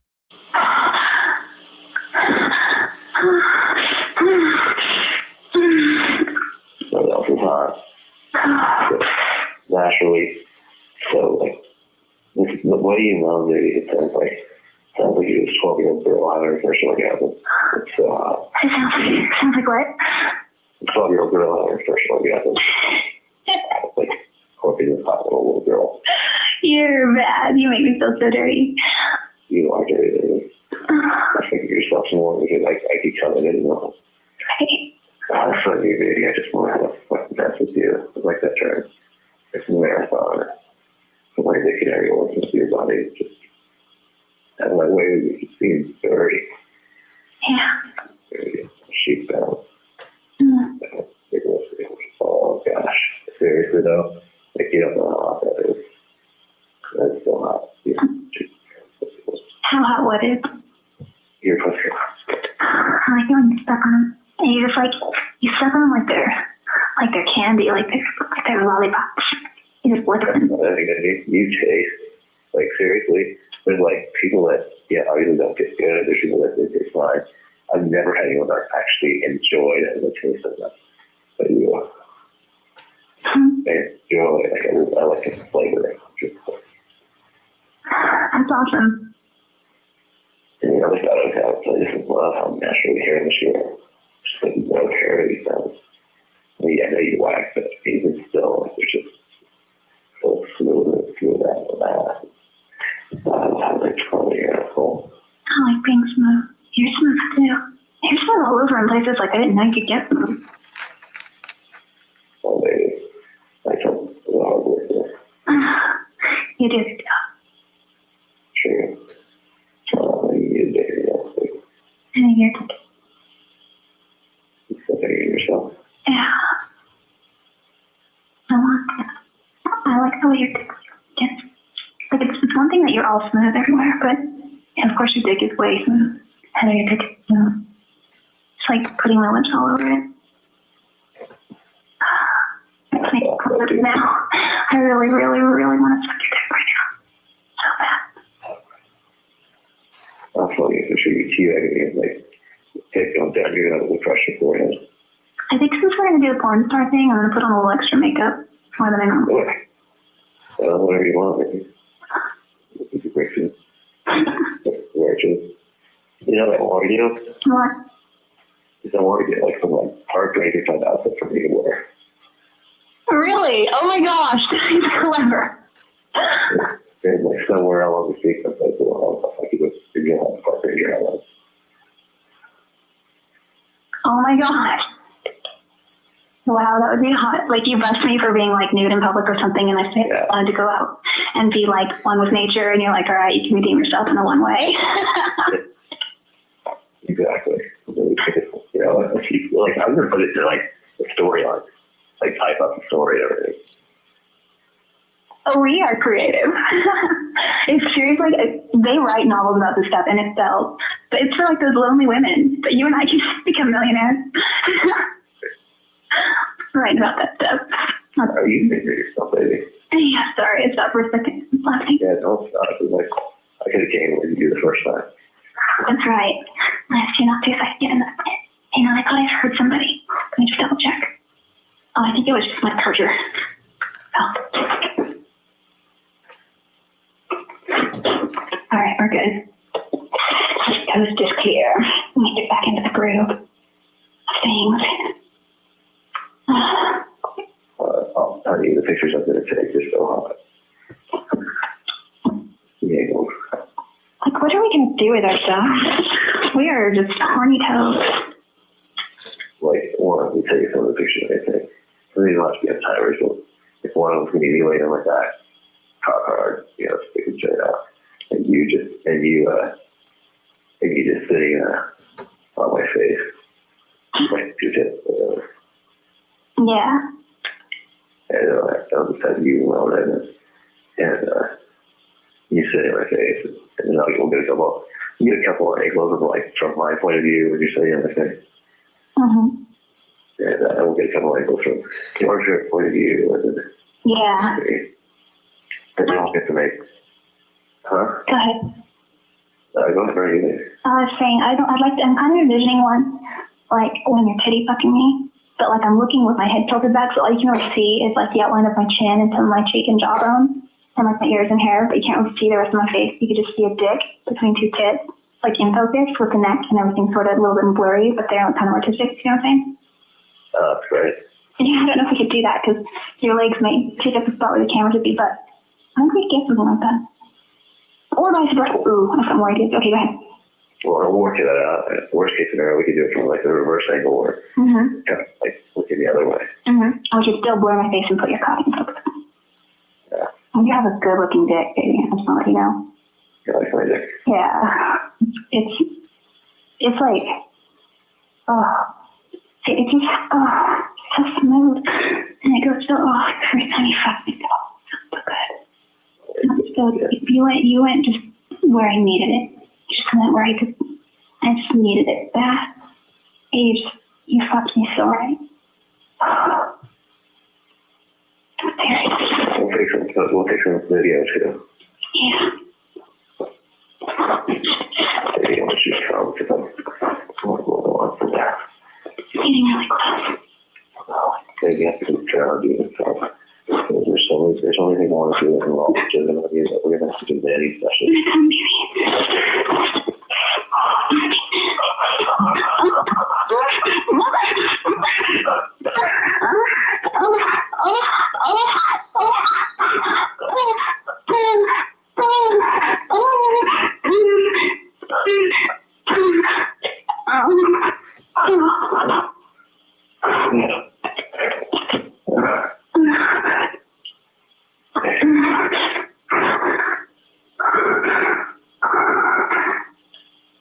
Oh, yeah, it's huge.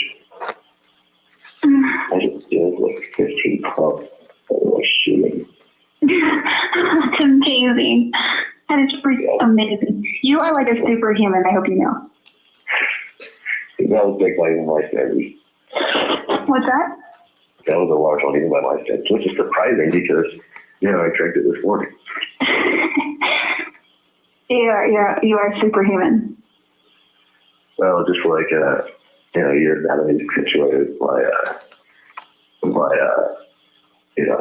what does that for a man is obviously his pecker and how much jizz he produces.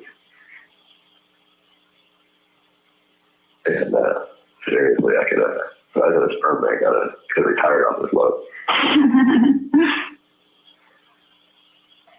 And I got a mess on my hands. Wow. Go clean up. No, wait. Okay, what's that? It takes more than horns to be a Tar Heel. It takes the whole herd.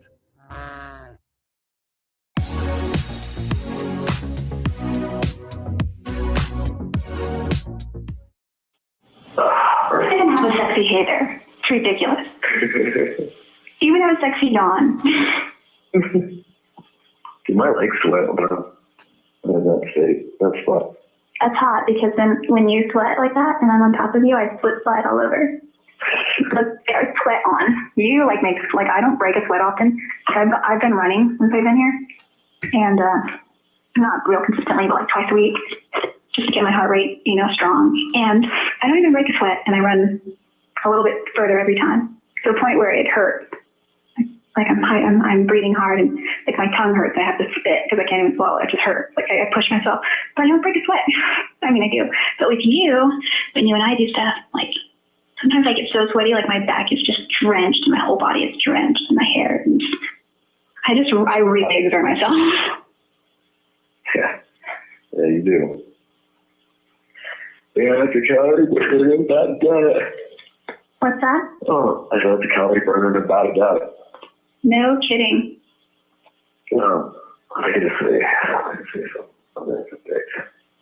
Oh, you introduced me to KY, did you know that? I introduced you to KY? I've heard of it, obviously, but I've never used it. I had never used it and I'd always heard of it until one day I just thought, because it's so cliched and people make fun of it and, but it's great stuff. No, it's awesome. There's nothing else. Did you eat lunch now? No. I use freaking Vaseline. Oh, does Vaseline work? It seems so thick. Well, no, it works. You just gotta. Oh, you mean the lotion? Yeah, no, it's the jelly. Oh. It works well, but it doesn't work as well as KY. Yeah. And KY is good for that. That's like good for you. I don't mean like it's beneficial, but it's better because it's designed specifically for that purpose. That's for your skin. It's okay to go on the inside and that kind of thing. Yeah, the other stuff is really nothing for that on the inside. Like I used baby oil in the past, but it doesn't hurt, but it's not the best thing because it's mineral oil, And it goes away quickly. The body absorbs it. KY just keeps running on as you need it, and you keep sliding around. Remember the first time that you and I grinded at Ehrenberg, and we both I ended up just coming, and you're like, "Whoa, I came." We came at the same time. I looked around, and there's just jizz all over. It was so hot. We came together. That was so cool. Oh, Ehrenberg. Yeah. Think about that when you drive through there. Oh yeah, always. So do I. This last time, though, I didn't even notice it. I must have been. It's not like I just didn't even notice it. All of a sudden, I'm blind. Yeah, I know. I've done that once or twice too. Where it's I missed the Flying J. Kind of the signature landmark. Yeah. No, it was it was a good time. We just chilled in the freaking hellhole of the place. It wasn't even that bad because we had each other's company. Yeah, it was fun. Actually, Yeah, it was. We were bored, but we were at each other, We watched Deal or No Deal for a little bit, and we burned CDs, and you told me some cool things about the Book of Mormon. Yeah, we watched some stupid movie. What movie did we watch? I don't remember.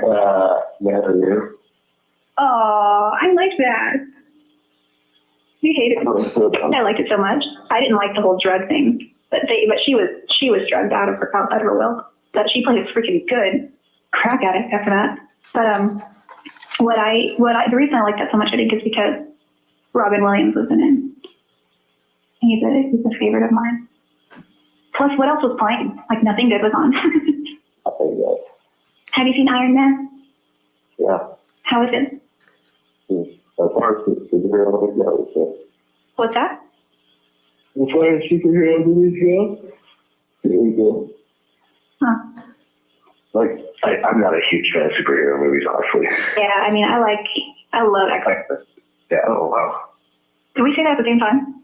Yeah. That's trippy. Those are great movies, though. Yeah, they're the best. I'm actually not a big fan of Spider-Man. I like the storyline, but I don't like sitting through all the movie. Remember you made fun of me when I was crying when his best friend died? I was sad that you made fun of me because I got into the actual story. I was like, he's so insensitive. Like Spider-Man, though. I know, but I didn't see it as bad. I saw it as a love story and a story between, like what really jerked me was the way they had become friends. They were best friends that were enemies that finally they understood why they hated each other, and so there was no reason for it anymore. But then he died. So I didn't get to enjoy the fruit of that discovery, which would have been the mending of their friendship. Anyway. Okay, go on. And then, yeah, I don't like the Spider-Man, but I don't like the Supermans. I don't like the Fantastic Fours, except for looking at Jessica Alba.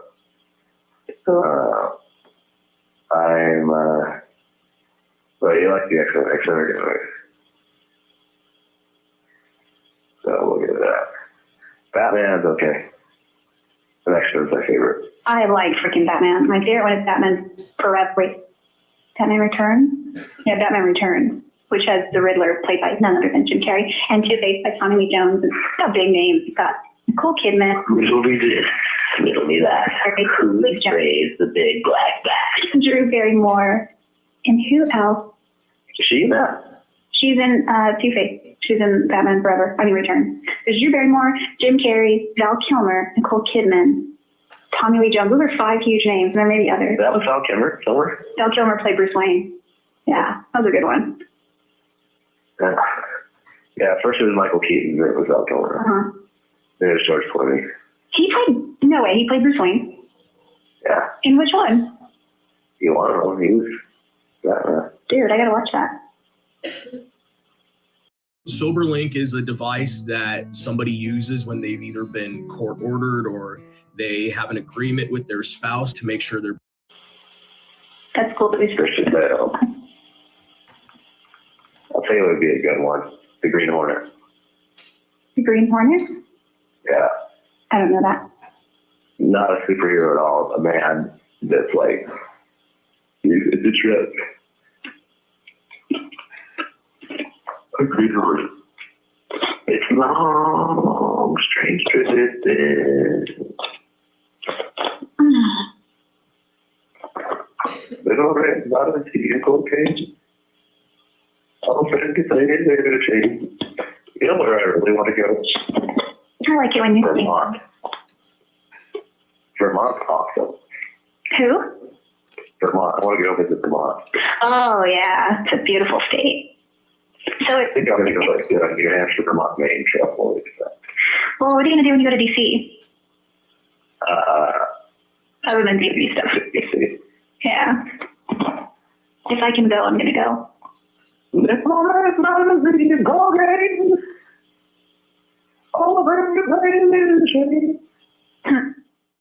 I think that. Is it the Rolling on a River song that you're singing? No, it's trucking. Got my chips cast, keep trucking. Like to do it all together. Is it the chorus? Got it. Next to me, No. I don't know what you singing. Everyone's heard trucking. You are so cute right now. Everyone's heard trucking. Not joking. It's great. Something you sing to me, and I'm like, I've never heard it. And you're like, what? Like Grateful Dead is one of the most famous and amazing bands of all time, yeah. It's true, and I've never really listened to them. Yes. I don't look like the music, but I love trucking. Did I tell you I sang the song Hurt in karaoke? No, I don't know, maybe. Do you know that song? I don't know, maybe. 9 Inch Nails originally made the song, and then Johnny Cash. Oh, yeah, I heard most else to do. Yeah, you did tell me that. But it's okay. That's Johnny Cash version. Yeah. It's the soft version. I put my girly voice into it, and it was really good. It's funny.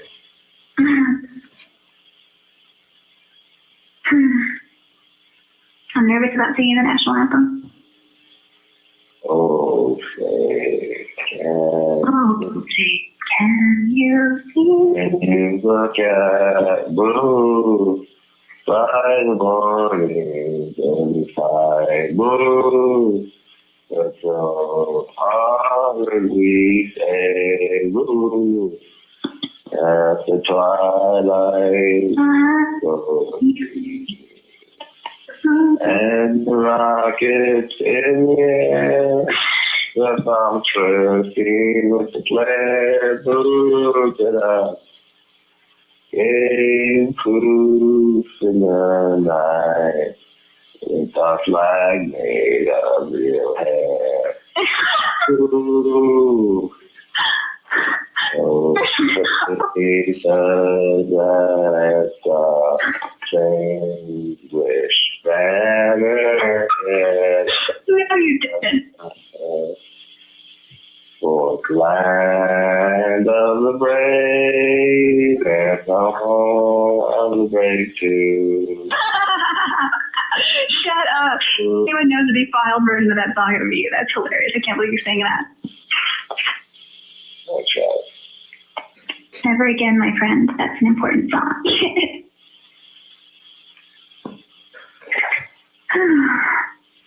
I'm so digging the song that's on my profile on MySpace right now. It's called Clumsy by Fergie. It's the... Oh, I know.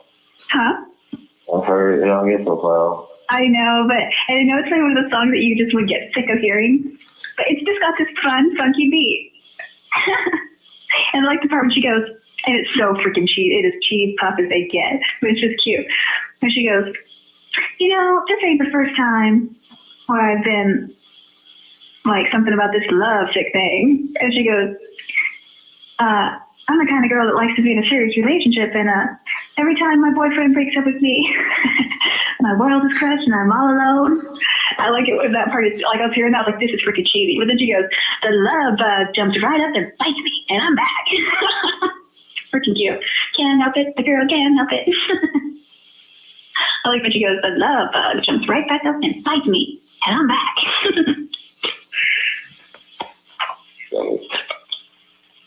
She's got weird music. She's what? She got weird music. Yeah, she does. She's funky. Like that. She's original, which is good. I always like funky, fresh originality. I always think I like it better with Black Eyed Peas, honestly. Yeah. Yeah. I mean, I don't know a lot of her music too much. As a single artist. In fact, I don't know Black Eyed Peas music too much. I just know that I like her. Running. Let's get started. That's them. That's Peggy. Let's get it started. Let's get it started in here. She's the one. Off the Richter. That's cool. I didn't like the hump song.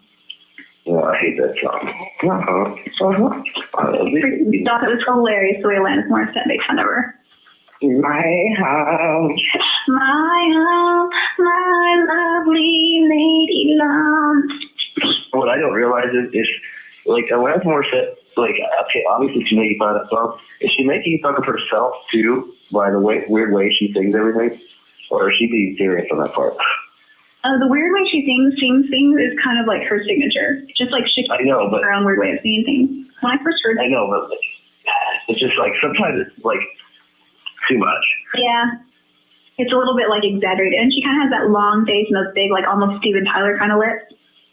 Yeah. And so it exaggerates it. Like, have you ever watched her sing the song, You've Already Won Me Over? Oh, and repeat. Finally, it'll be a long time fall. Head over feet. Don't be surprised that I love you for all that you are. I probably could that you're just all you are. Answer that video. It's of her singing into the camera, and she kind of has her own, like, her lips move in a way, and her mouth and her tongue. It's like all her own. Oh, yeah. Yeah, she says that. You are the best, but unconventional thing. You have your breath and the door for me. Thanks for your patience. She does her own harmonica. Trippy. Yeah. Shit song. You know what's funny is on the radio they played a song once. The radio host was like, you know, X amount of dollars to whoever can, you know, 10th caller, whoever can guess who this is, kind of thing. And it was somebody singing happy birthday to you. It was like a ballad. And the end was like, happy birthday to you, or something. And it was freaking Alanis Morissette, like some early recording of her singing for her friend. And once you realized it was her, it's like, oh yeah, that's totally her voice. And she kind of had that, her own style. So it was funny. Was it good? Or? It was good. It was good. It wasn't studio, but you could tell it was her voice after. She was a hit in Canada before she ever made it down here. Oh, really?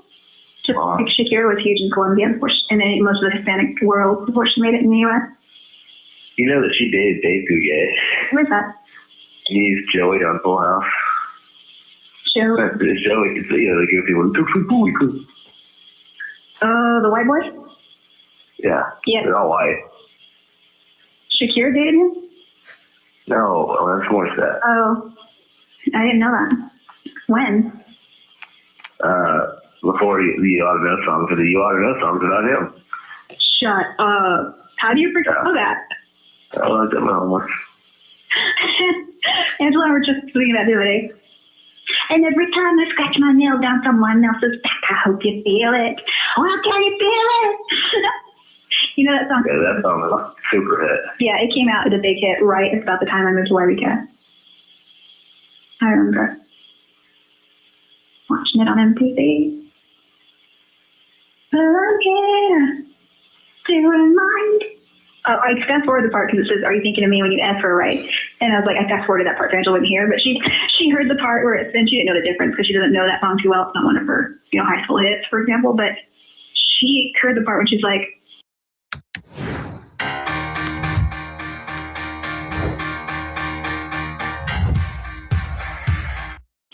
would she go down on you in the theater? I looked at Angela when she said that, and she starts laughing. She's like, what? What's cute about Angela is she's freaking messed up. She doesn't even know, like, right from wrong lately, but she's still so innocent. I think she's just stupid. I love the girl. She's my sister. But I honestly think she's a little bit dumb. But I love her. Oh, bless your heart. I love her. I speak better than that deep, sleepy, sexy voice. It makes me want to cuddle with you. Sorry, I was getting tired. I can tell, because then you start to slur your words. And you kind of quiet those long pauses. Like that one.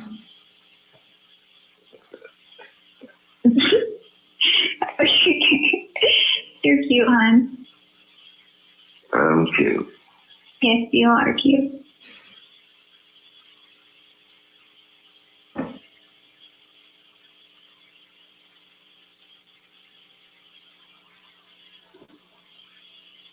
Huh? What? I am finished. I'll let you go, right? Yeah, I'm sleepy. You're just sleepy boy. You go to sleep, right? I will in a little bit. Let's try to astral project and see if we can find each other in the astral world. While we're sleeping and our astral bodies are out running around, let's see if we can find each other. Okay. Okay. Have a good night. Sweet dreams. Oh, you have a good night, too. Okay, honey. All right, bye-bye. Good night. Good night. Mr. Nurmi, you may continue. Thank you, Your Honor. Jodi, the conversation we just heard before the break, when did that take place? May 10th, 2008. Where were you when that conversation took place? I was at my grandparents' home in Wairika, California. Were you living there at the time? Yes. When did you move back? Somewhere in the first half of April, 2008. Okay. What motivated, to your understanding, how did you wind up having this conversation with Mr. Alexander? Those kinds of conversations were something we began to have on a regular basis after I moved back. And that day, I can't remember if we were talking or chatting, but he said something kind of mean and I got offended, and then we got online and started chatting about it. And the conversation turned sexual again, and he wanted to get off the phone so that we could further the conversation. So I told him I needed a little bit of time to psych myself out of the bad mood, the sad mood I was in, because I didn't want to talk to him in that kind of mood. At least that wasn't the mood he wanted me to be in. So after that, we logged off, and I think I called him a little while later.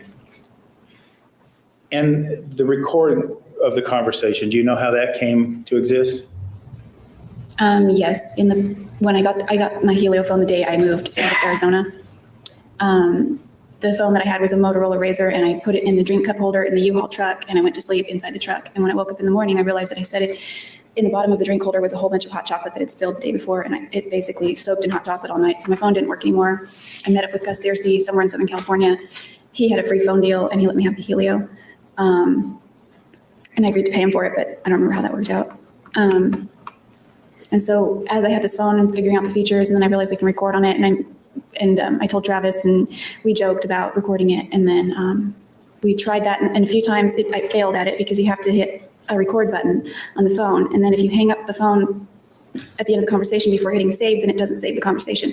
So he liked, when we recorded things like that, he liked to play it back. And so the first few times I forgot to save it because it went all one long recording, and then I would hang up not thinking and lost the recording, and he would get upset. So throughout the conversation, I began to hit save, save, save so that I didn't forget. So at least even if I forgot at the last one, at least a portion of it previously was saved.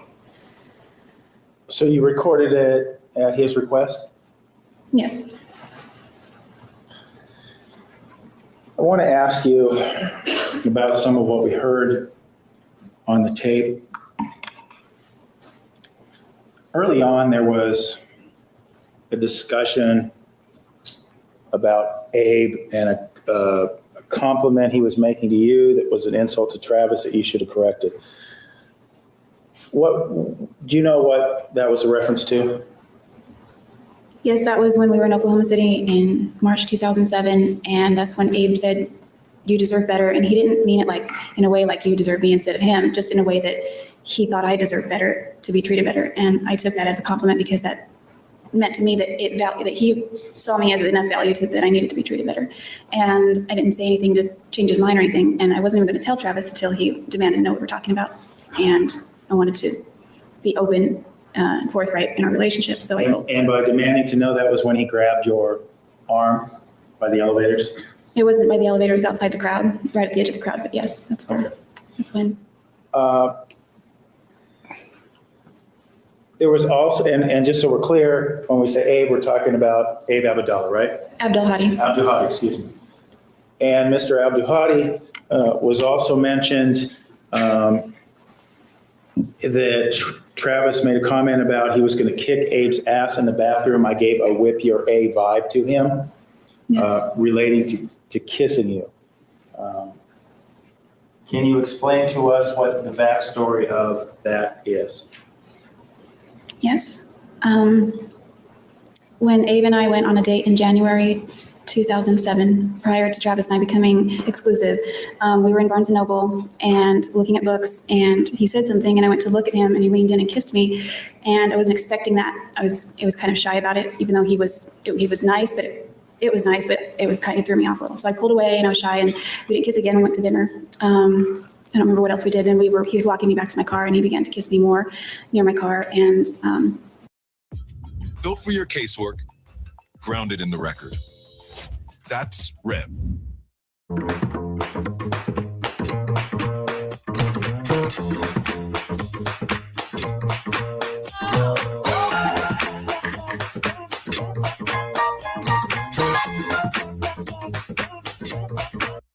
after that, Travis had interrogated me about the dates that I had that day because I went to lunch with John, then I went to dinner with Abe, and then I hung out with John afterward. And so I liked John a little bit more than Abe, but I was getting a platonic vibe from him. So when I described the dates to Travis, he said he picked up on that I liked John, but he asked me directly if either of them kissed me.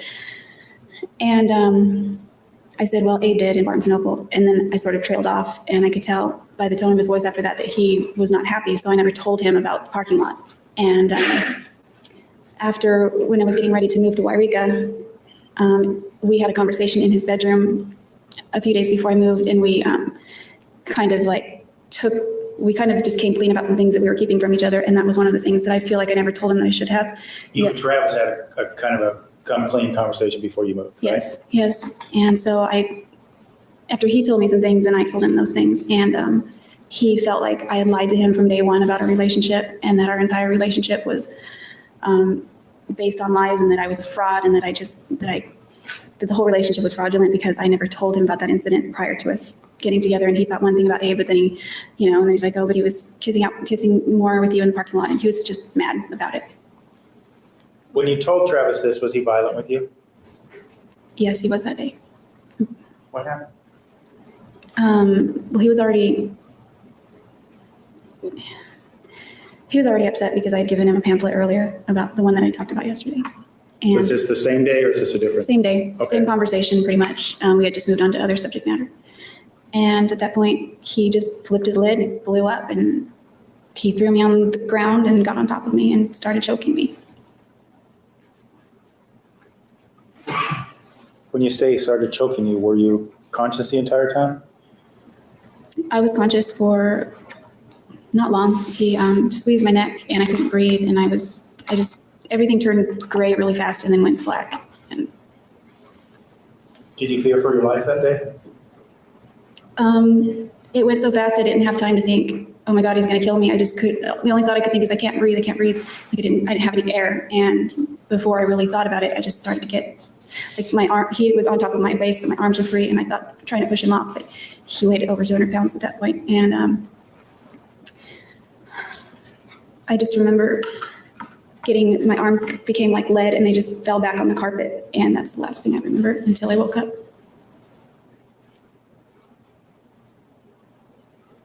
And when did this incident occur? It was sometime in the first week of April 2008. Is this after the incident you were telling us about yesterday where you said you realized you were one of those battered women that didn't speak up? It was about 3 months after that. Okay.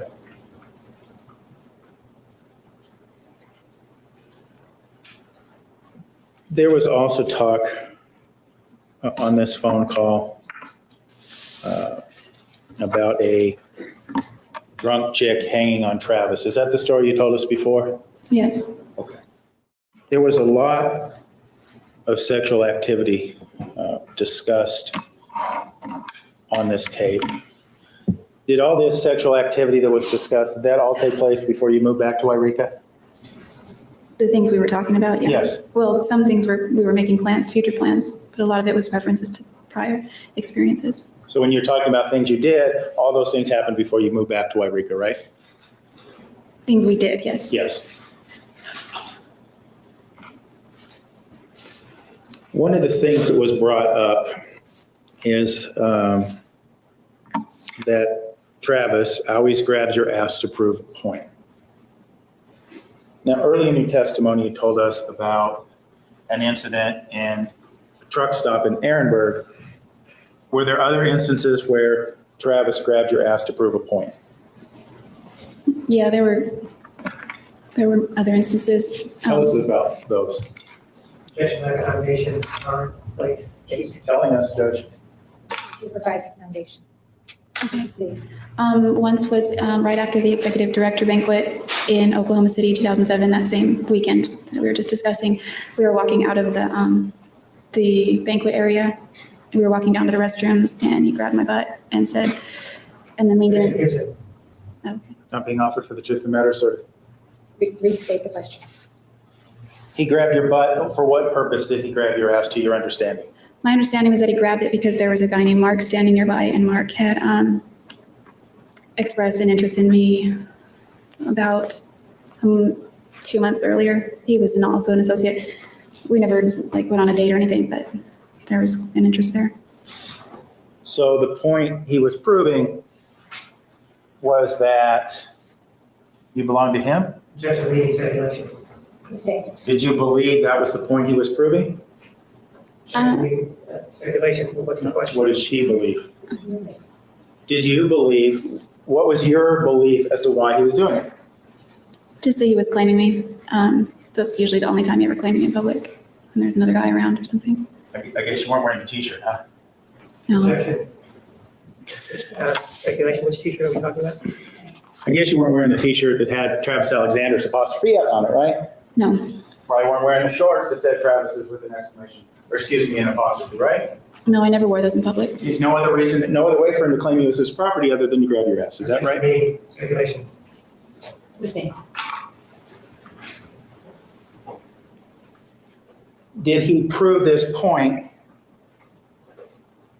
of you being his on other occasions by grabbing your butt? Yes. Objection assumes that was the point, and that was previously. We've already discussed that, Judge. Overruled. You may answer. Yes. Tell us about another occasion when he did that. Well, there was the occasion in the truck stop restaurant. It was like a convenience store and a restaurant adjoining. I think it was in the convenience store, more so near the registers. And there were a bunch of truck drivers in line, and he did that. And the other occasion was the one I referenced on the tape, which would have been in Las Vegas at the convention in 2007, where he did that again in front of Abe, the same guy we were talking about. Okay. Was this a fairly persistent pattern with him? Goodwill uses donation proceeds to support new mothers. That's how good is made.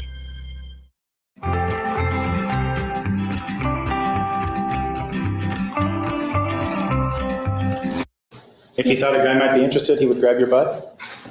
Well, in public, he only did it around when he perceived other men to be watching us. Okay. And the t-shirt he gave you, that was for the times when he wasn't around. Is that what your belief was? Overruled. You may answer. No, it was a joke. He wanted me to wear it in public when we were in Huntington Beach. He wanted me to wear it into the lobby, and there were other associates there, but I refused because it was embarrassing. So I just wore it kind of as pajamas. Okay. Another person was discussed in the tape, an individual by the name of Danny Jones. Who is, well, let me ask you this. Was Danny Jones a friend of yours or a friend of Travis's? He was more an acquaintance of mine. I didn't really know him. We carpooled together from Gilbert to Las Vegas for one of the conventions in it was like a suburban sized vehicle, and he was in the very back and I rode shotgun, so we didn't really talk or get to know each other. So he was more a friend of Travis's. Did Mr. Jones, referring to Danny Jones, did he ever express any kind of interest in dating you? No.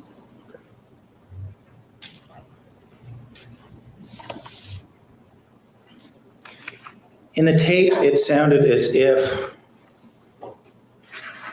Travis was, at least from what he told you, interested in either visiting or spending a month down there with Mr. Jones in Argentina. Had he talked about that before? No. He talked about going to Brazil a year prior, or a year and a half before that, but no, he never went to South America.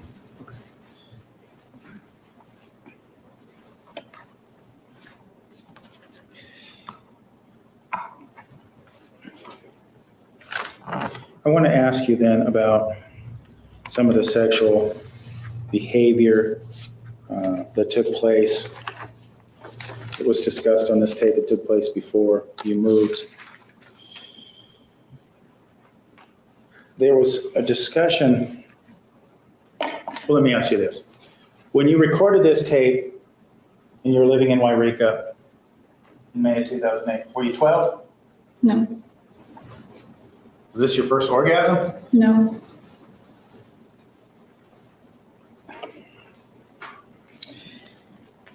There was talk about Mr. Alexander performing oral sex on you when you were asleep. You made a comment about cuddling. You would be content cuddling, but he had a different agenda. Do you remember that event? Yes. Where did that take place?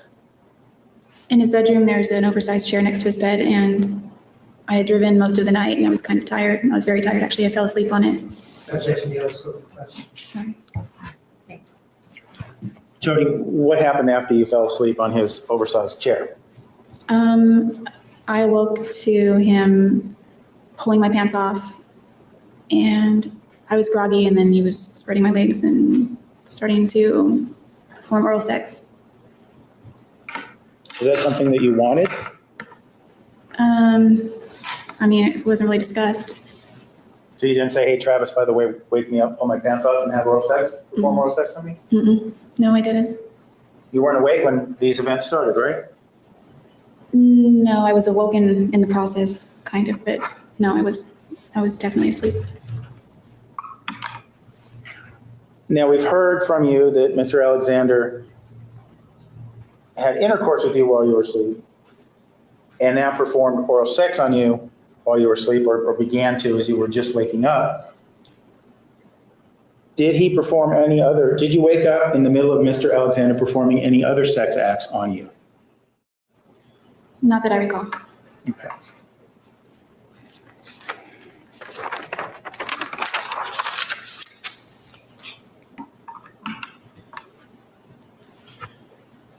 There was discussion on this tape about Pop Rocks and Tootsie Pops. Could you explain to us what that means? Yes, one night, I think it was on a Thursday, I was scheduled to go to my friend Lonnie's baptism. I think we had a lot of nights, but I think this was the night that he was getting baptized. And Travis asked if I wanted to come over, so I ditched the baptism and got ready to go over to his house instead. And he wanted me to dress up in a schoolgirl outfit with braids. I didn't have a schoolgirl outfit, so I looked through my closet to see if there was anything comparable. And let me stop you there. Was there a certain wardrobe that was desired for this schoolgirl outfit? Yeah, like a private school girl. Okay, but what do you mean? So if you could be specific, Jody. Well, we had discussed it briefly before, and so I don't know how specific I can be. Just like a schoolgirl, maybe in a skirt with a blouse. What else? Knee-high stockings, Mary Jane shoes, that kind of thing. What about underwear? Sometimes no underwear, sometimes with the Spideys. Sometimes what? With the Spider-Man underwear. So this schoolgirl outfit, you did this on more than one occasion? I couldn't. It takes more than horns to be a Tar Heel. It takes the whole herd. Hydroxycut hot deals, only for March. Choose between powerful capsules or convenient drink sticks. Trusted by those who push harder and I didn't have a schoolgirl outfit, so I just put something together that I thought he would like instead. Okay. And how does this relate to Tootsie Pops and Pop Rocks? He asked if I would go swing by and get those on the way over.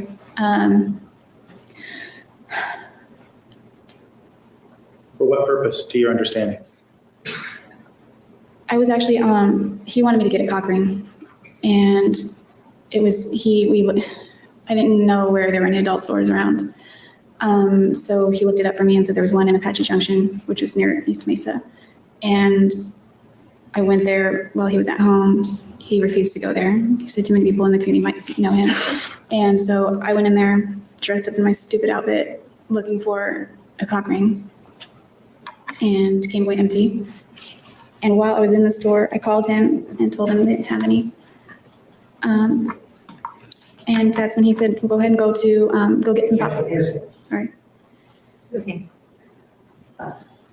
After you were not able to obtain the cock ring, sounds like you were then instructed to go get Tootsie Pops and Pop Rocks? Yes.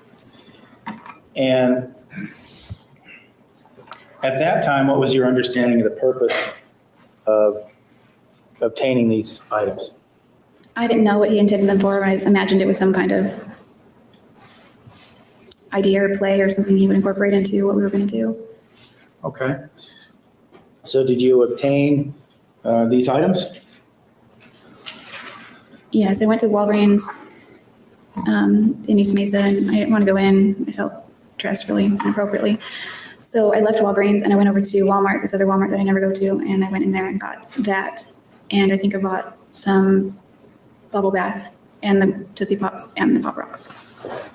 And when you say you went in there, that outfit, you were talking about the schoolgirl outfit or the outfit that you could best put together from that request, right? Yes. Did you have a coat or anything to put on over it to cover yourself up? Yes, I wore a black jacket. Okay. So once you have the Tootsie Pops and the Pop Rocks and the bubble bath, where do you go? After I pay and leave and go to Walmart, leave from Walmart, I go to Travis's house. Okay. And just describe for us what happens when you arrive. I'm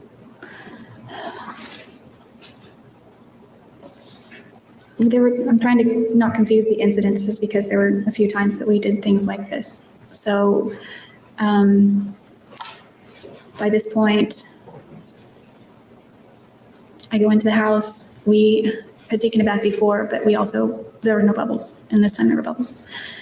And we had sex in the bathtub and then again on his bed with the candy. Okay. You mentioned you and Mr. Alexander took a bath together with the bubble bath you purchased, right? Yes. Okay. Did you have sexual relations in the bathtub? Yes. And what sort of sexual relations did you have? That was one time we had vaginal sex. We actually did twice in the bathtub. And why was it okay to have that in the bathtub? Well, it wasn't okay, but he said it was okay. Objection, hearsay. This goes to the effect of the listening, Judge. Why did he say this kind of sex was okay? I didn't think it was serious. He said it's underwater, so it doesn't count. I heard some message. You mentioned then you had sexual intercourse twice in the bathtub, vaginal intercourse, right? Yes, prior to us actually just going all the way, like, to heck with it. Let's just, sleep together. Prior to what? Prior to it, just, we kind of reached a point during our relationship that we just began sleeping together without any boundaries or limitations. You mentioned that the Tootsie Pops and the Pop Rocks were involved in this session. How so? He wanted me to put Pop Rocks in my mouth while I gave him oral sex. And did you do that? Yes. And the Tootsie Pops, what did they turn out to be needed for? He wanted to put the Tootsie Pop inside of me. Just spend time down there doing that, I guess you could say. What do you mean inside of you? Inside my vagina. And you allowed him to do that? Yes.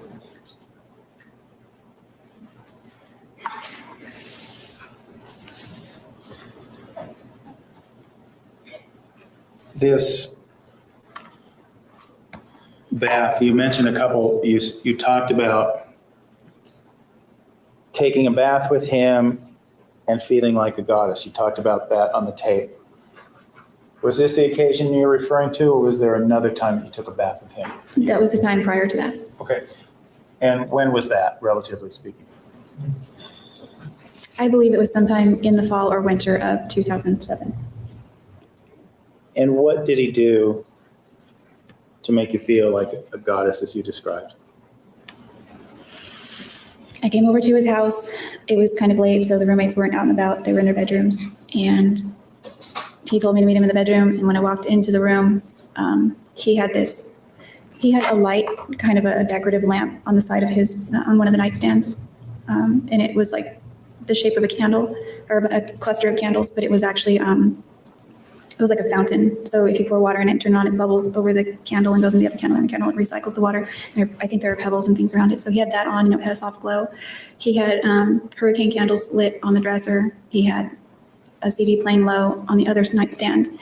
And then his bathroom, where there's a long hallway, he had the hallway lined up, like it was lit up, kind of like a runway with hurricane candles on each side all the way down.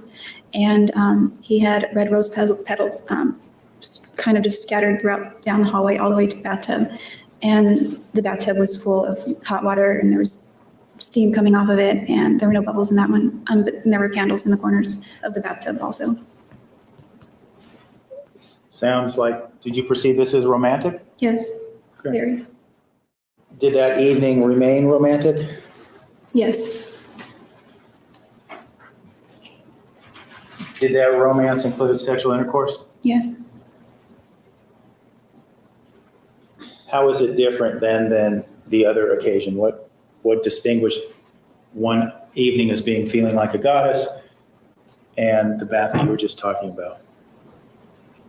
That was the same evening, like when I made that comment. The bath you were talking about with the Tootsie Pops. Oh, it was the Tootsie Pops and the Pop Rocks were more playful and experimental, and the other was a lot more romantic. And you preferred the latter? If I had a choice, yes, but I would have gone with either. What do you mean if you had a choice, didn't you? Well, yeah, but usually I just kind of, I didn't set the theme, he set the theme, and I was a willing participant. A comment was also made about braids. Braids were hot, was something that was said on the tape. You alluded to a schoolgirl outfit, and early in your testimony you talked about Mr. Alexander having an interest in younger women. Was the braids a part of this interest, or what was your understanding about the braids, or describe that for us? The braids were, at that time I still had blonde hair, and he called me Pollyanna with the braids, that kind of thing. So yeah, I believe it was to make me appear a little bit younger. He liked you to look a little younger? Mm-hmm. Yes. Did he ever ask you to act a little younger?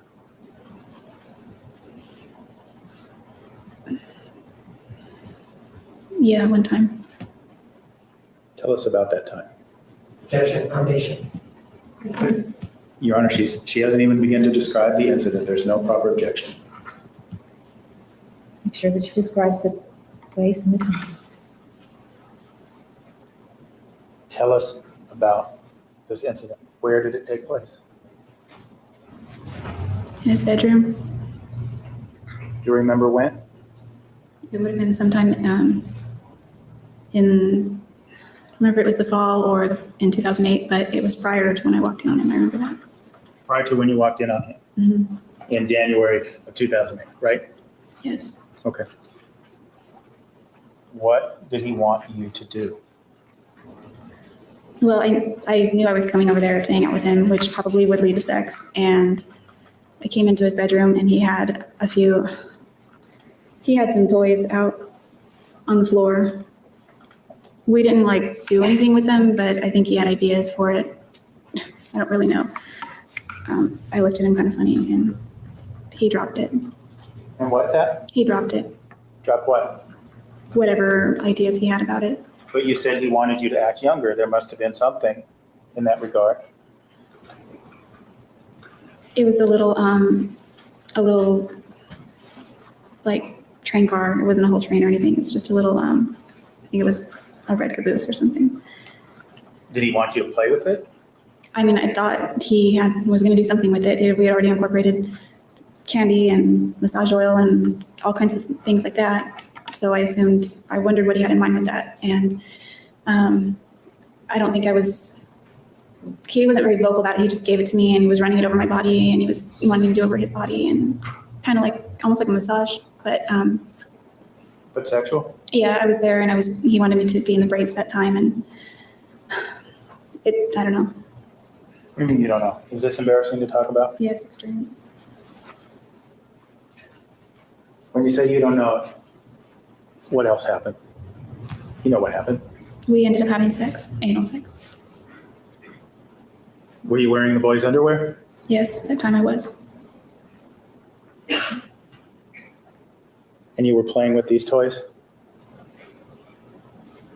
I don't know that I could really say playing, but kind of like, yeah, kind of like adult play, I guess you could say.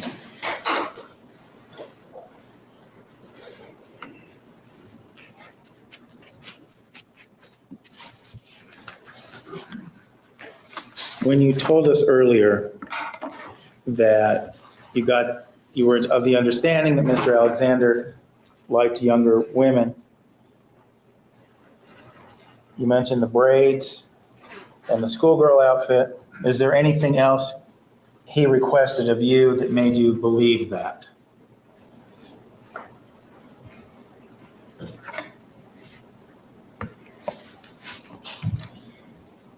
There were things I learned about him that made me believe that, but Well, how about things he requested of you? Did he request you do anything else to make yourself look younger? braids, schoolgirl outfit, Spidey's. I don't remember.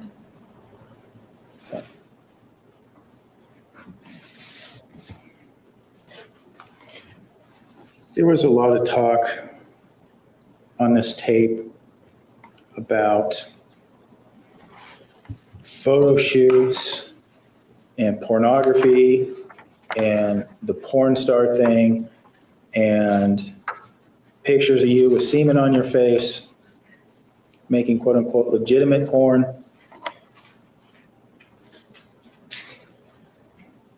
Based on those, it brings up the question, did you and Travis ever videotape yourself while having sex?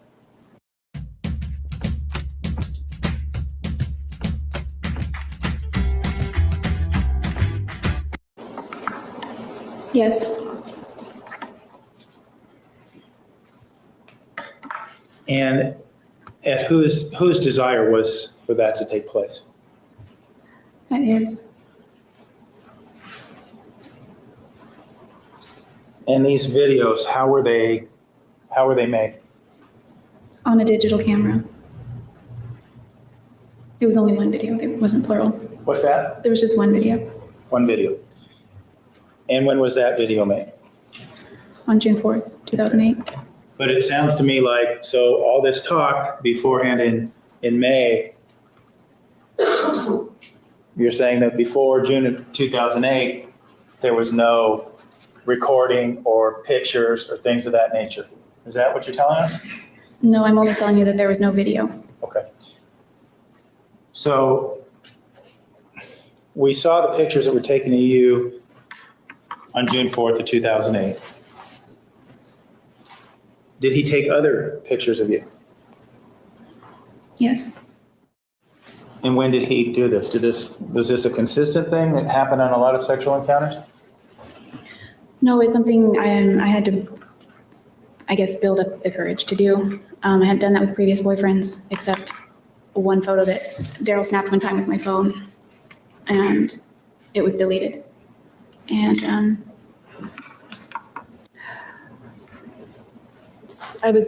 ironically, the thing I was afraid of is that it would get out, and so I didn't want to do it. And so. What do you mean get out?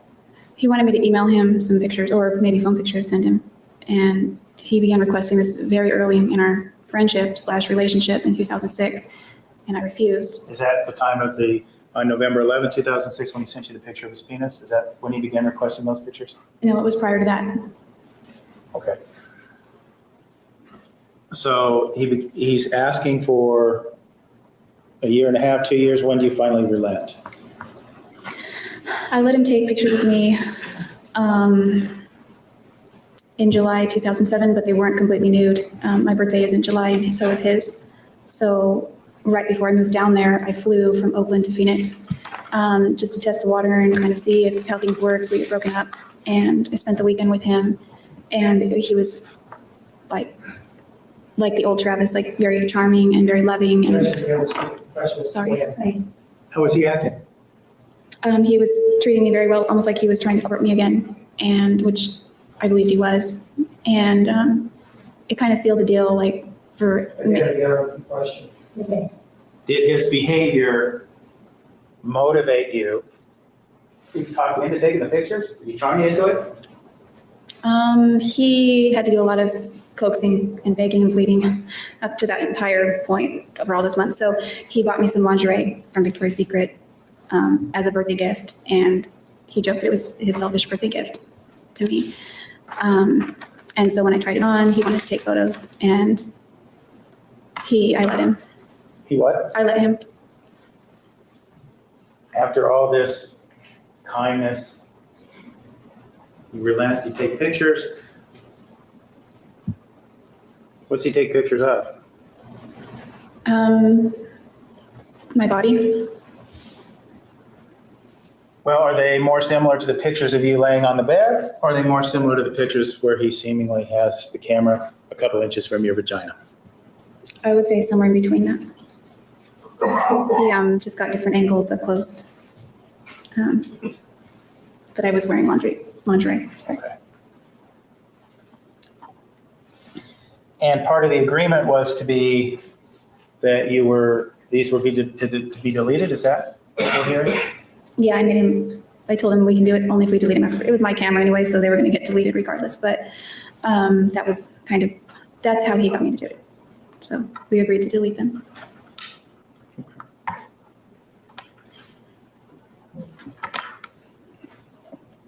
Once you agreed to these initial pictures that happened in July, was that the only time that happened besides June 4th? No, he wanted to take a few pictures of me while we were at Havasupai, and we were alone. Did you relent to that? Yes, he had been asking for over a year, since I didn't want to concede to give. Sorry. It's improper objection, Judge.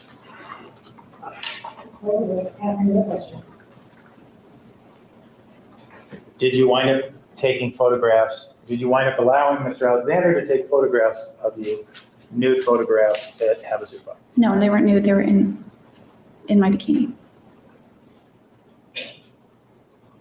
Were you wearing all your bikini? Yes. Were those to be deleted, or were those for him to keep? I wouldn't have let him keep them at that point. What's that? I'm sorry. I don't know if they were deleted, because I think I saved a couple that were normal, like just one of me standing there, and some of us as in a group shot. But the ones he took were a little bit more close, like cleavage and that kind of thing, so those were deleted. Okay. Over the course of your relationship, then, were there several of these photo sessions where he would take nude photographs of you and delete them? Well, I don't know what you mean by several. Do you mean a lot or a little? Well, how many would you say that there were? With the lingerie and the bikini and June 4th, I think there were maybe 2 other times. Okay. Besides those times? Yes. Okay. There was talk in that tape about taking pictures of you. This give UNC. Leave your mark. New from the #1 skincare brand for neck, TL Advanced, tightening neck and chest lotion, light on skin and With semen on your face. Did he ever do that? He never took photos of it. That was something we were planning. Okay.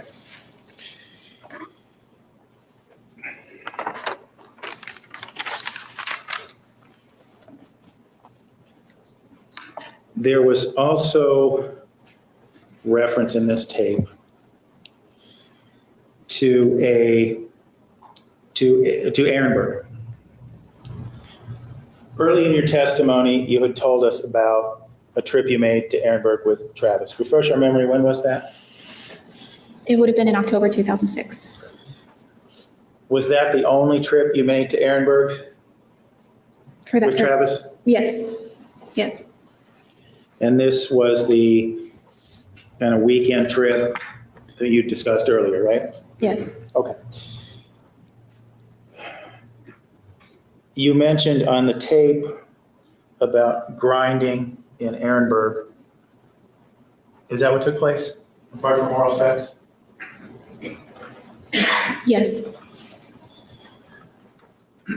It also sounds like from the tape, it would be someone listening to the tape, someone would walk away with the impression that he was also proselytizing to you about the Book of Mormon on this trip to Ehrenberg. Is that correct? I would say so. We discussed some things about it and some of the doctrines, a few stories in the Book of Mormon. So this weekend in Ehrenberg includes oral sex, grinding, grabbing your buttocks at a truck stop, and proselytizing about the Book of Mormon. And a movie. John has been answered. And a movie, right? Is that the weekend? Yes, and dinner at Sizzler. Dinner at Sizzler on burning some CDs.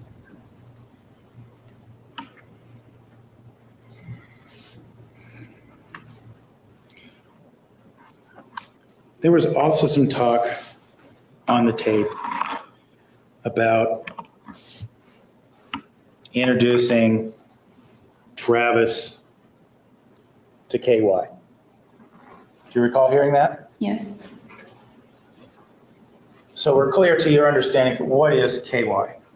KY is a personal lubricant. And did you in fact introduce Travis to it? Yes, I did. Why?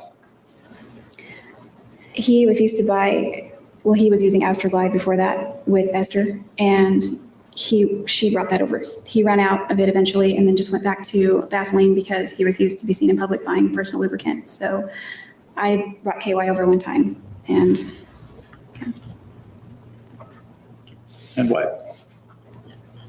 Well, on the tape I was about to say that Daryl introduced it to me, but I didn't want to bring up an ex-boyfriend because before that I did mention that I was using baby oil. That's what I use in prior relationships because I just never thought of using KY. And so when I began to date Daryl, that's what we used. And so that's what I was familiar with. He was only familiar with the Vaseline and the Astroglide, but Astroglide I think was more expensive, or the kind that I saw on the shelf. So rather than buy that, I just went with the brand that I knew and the cheapest version of it. Okay. What was the KY used for? For sex. Anal sex? All kinds of sex, All kinds except of sex. oral.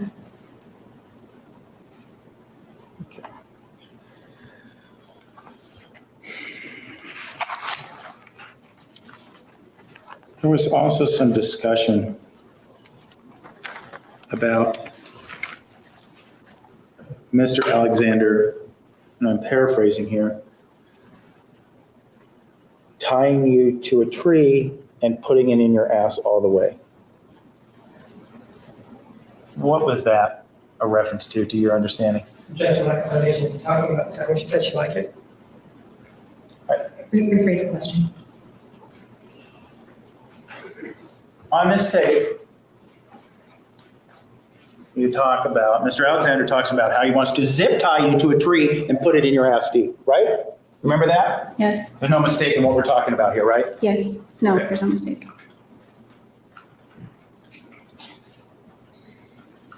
What was that a reference to? That was a reference to a photo shoot that he wanted to do out in the woods somewhere. And he had a fantasy that he had had for quite some time since before I met him, where he wanted to. Objection, lack of foundation. She's describing it, Your Honor. Judge, the way it works is I make the objection, you rule. Yes. Okay. Follow up with another question. Sustained. He wanted to do a photo shoot of what? He wanted me to dress up like Little Red Riding Hood. And you said this was to take place in the woods. Where? Well, he wanted me to find a spot because he was coming up to Wairika. There is a lot of forest up there. So there are trails and things near a park called Greenhorn. It's toward the southern end of town, and it goes into the woods quite a ways. And I figured if we went early in the morning or late at night, we could find a spot there and we wouldn't have to worry about any hikers or anybody coming upon us, because that would have been mortifying. Were you tentative about having sex in public? Very much, yes.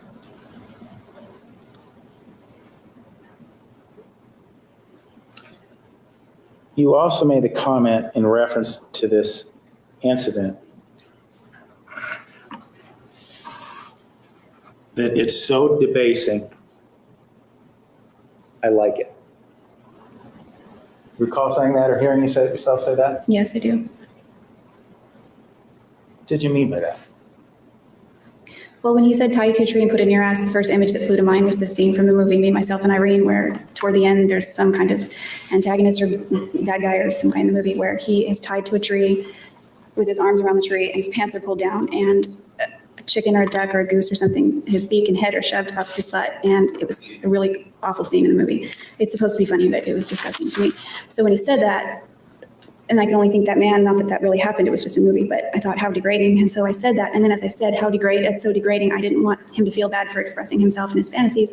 So I quickly added, I like it, just so he didn't feel like I was insulting his personal fantasies. Pleasing him was still important to you, even in May of 2008 after you'd moved back home? Yes. Is this why you made many a comment to him, complimentary? Is this why you complimented his stamina? Without Headway, I can't imagine that I would ever be taking insurance. With new Millionaire for Life from the Hoosier Lottery, you have the chance to win $1 million every year. Overall, can you answer? Yes, Travis thrived on compliments.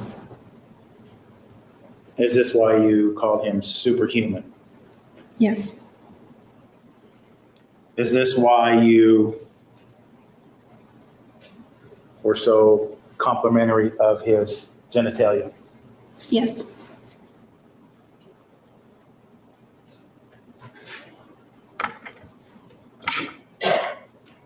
The orgasms, or the sounds you made on the tape that might be normally associated with orgasms, were those real orgasms or did you fake it? I was faking them. Why?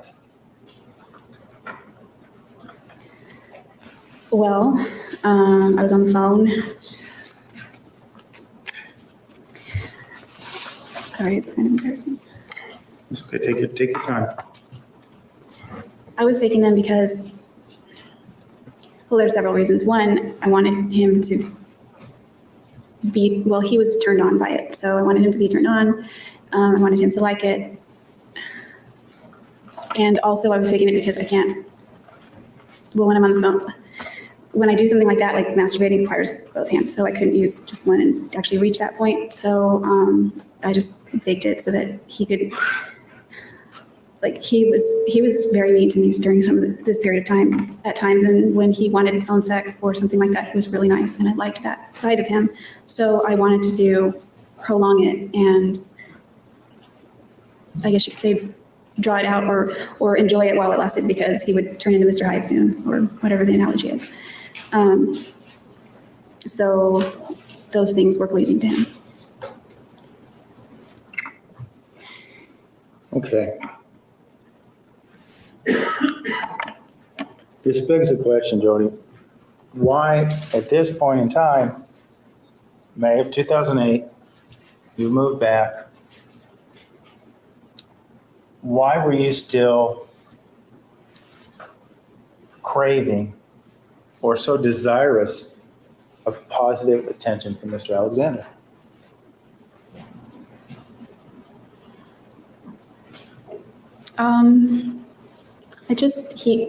When he was nice to me, it reminded me, he made me feel better. I liked the way I felt when he was nice to me. It made me feel good, so I sought those things. And when he was mean, it didn't make me feel good.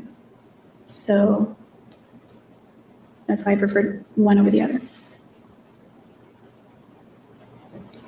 Well, why any contact at all? I'm sorry? Why any contact at all? Why talk to him? Well, he pawned his car off on me, so I had to pay him for that. There was still that connection that we had. We'll get back that to a little bit, because obviously you weren't discussing a car on this phone call we just heard. That's true. And you also mentioned even earlier that night you were having chats with him over the internet, right? Yes. Okay. And do you remember what day you moved back? I don't recall the specific day, but it was in the first half of April. Okay. 2008. Well, let's back up a little bit then. Back up to the time, what you were telling us when we ended yesterday.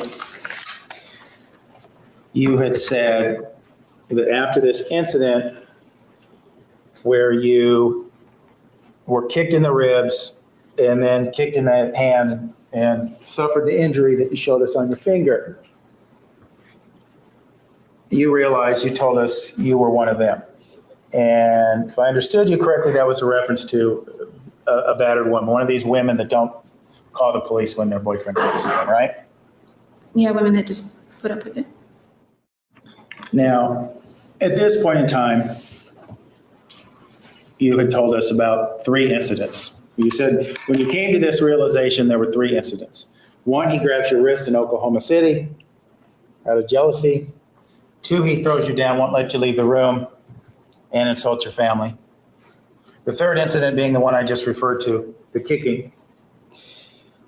And you also talked to us today about this incident when he choked you to the point that you passed out. Are there any other instances of physical abuse that we haven't already talked about? Yes, there's one other, but I didn't consider the first 2 that you mentioned abusive. Okay, well, let's talk about not what you consider, but let's talk about this other incident where he was, let's use the words physical with you. Was there another occasion that we haven't talked about that he was physical with you? Yes. When did that occur? It would have been the beginning of March 2008. It was on a Saturday because we were driving together to a tax seminar being held for previous legal associates in Tempe. And we were on the freeway and we began to argue about, I was moving back to California. And it was something I had told him I was considering maybe a few days or a week prior, but I didn't really get into it. So I told him that I was for sure going to move, probably right after convention. And he made a few comments and we argued and the argument escalated, and then he reached his right hand over to hit me. In the car while driving? Yes. And you say hit you. What does that mean? Did he punch you? Did he slap you? Describe what happened. I don't know if he just meant to smack me or what, but it was like a backhand.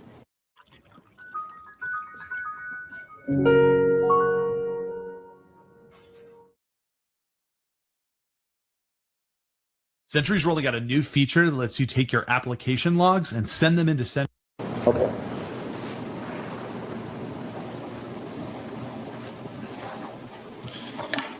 And so we're clear, prior to June 4th, was that the last time he was physically violent with you? That wasn't the last because the choking came after that. Okay. That was the last. So prior to June 4th, have we discussed all the incidents of violence that you suffered before June 4th? Well, yes, some I didn't think were violent, but. What do you mean, some you didn't think were very violent? Like he'd grab my wrist. I didn't think that was violent. It was a little forceful, but I didn't consider it violent or abusive. And after a few seconds of him demanding to know what we were talking about, I looked down at my wrist and he let it go. Okay. But I want to make sure we're clear. Are there any other incidents where you didn't consider them abusive, where he was physically with you, restrained you, anything of that nature, hurt you physically in any way? I didn't consider the incident when we were arguing in his bedroom to be abusive, or it was a little bit physical, but it didn't hurt, and I didn't consider it abusive. He pushed me and I fell, but I landed right on my knees. So I didn't think that was a big deal. Okay. My question is, are there any other incidents where he was physical with you that we haven't talked about? Oh, I'm sorry. No, not that I can remember. Okay.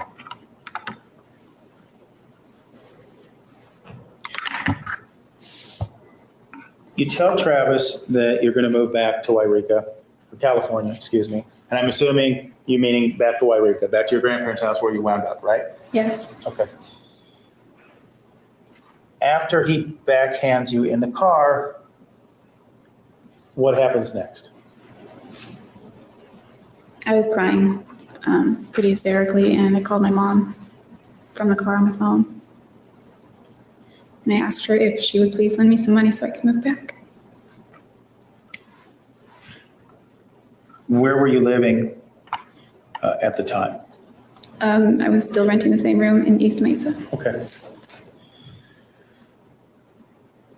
And from what you just said, you didn't have the money to move back, right? I was broke most of the time.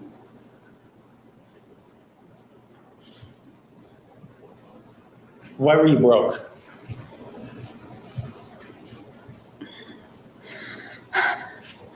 I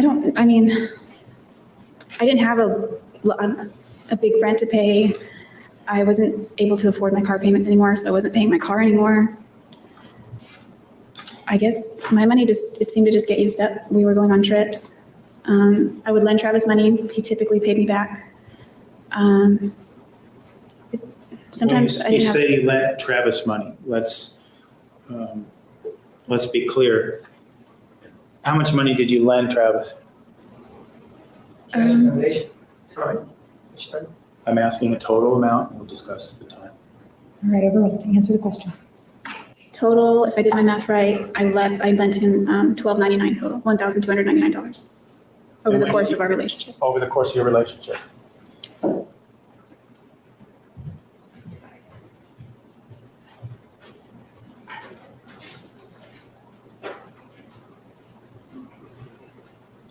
Did you lend him any money in 2008? Yes. Lend him any money in January 2008? Yes. May I approach, Your Honor? Jody, I want to show you what's been marked as Exhibit 436. Would you take a look at this, please?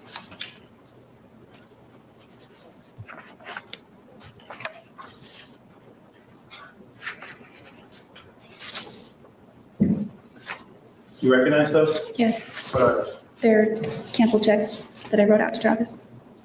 And the first check, when was that written? January 11th, 2008. The second? January 15th, 2008. And the third? January 30th, 2008. How much was the first check for? $100. Objection. She's testifying as to the document, not in evidence. I have no objection. She goes with the table of evidence. And we'll move it into evidence. Any objection? No. 436 is admitted. Before we have it marked, Jody, how much was the first check for? $100. And what was why did you give Travis $100? Or why did you write him a check for $100? I don't remember specifically what he needed it for, but it had to go in his bank account, his checking account. And the second check? $699. And what was that for? His checking account was going to be overdrawn or was already overdrawn. I don't remember which. Okay. And the third check? $220. Okay, and do you remember what that was for? I think it was to put toward his mortgage. Okay. Now these checks, Jody, you mentioned talking to him about, or needing to talk to him afterwards about his BMW. But this check number 3008, that didn't have anything to do with the purchase of his BMW? No, we hadn't discussed, he hadn't discussed selling it yet. And likewise, check number 3009 to Travis for $699. That also had nothing to do with the BMW? No.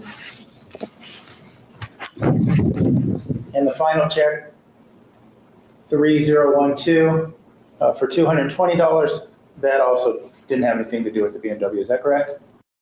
Goodwill uses donation proceeds to support new mothers. That's how good is made. The top step is earned, never given. Learn, grow, and trade with Top Step's money until skill becomes instinct and potential can lead to profit. Because when you master the terrain, you climb higher. No, he wasn't selling it to me at the time. So, if I'm doing my math right, Looks like you gave Travis over $900 in January 2008. Is that right? About that, yes. Did you really have that kind of extra money to give to lend? At times, the money was in my account, but it was generally allocated to my own bills. This money that was generally allocated to your own bills, why did you give it to Travis? Or lend it to Travis? He needed it. Didn't you need it? He promised he would pay it back before any other checks cleared my account or before I needed to make payments to for my own bills. Did that always happen? What? Did he pay you back before you needed to pay your own bills? Not always, but usually. Did you have checks bounce because of this? Yes, I had a lot of checks bounced that month. A lot of fees. Did Travis pay those fees for you? No, he screamed at me for incurring them. Did he pay the $900-something back to you?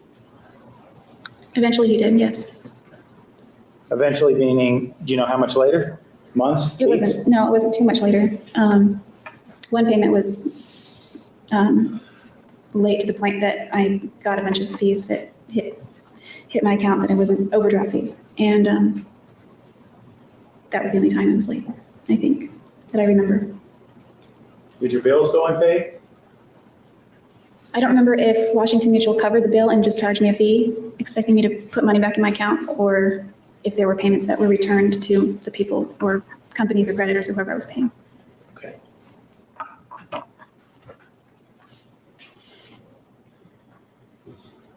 Now, we saw those checks in January when you had no money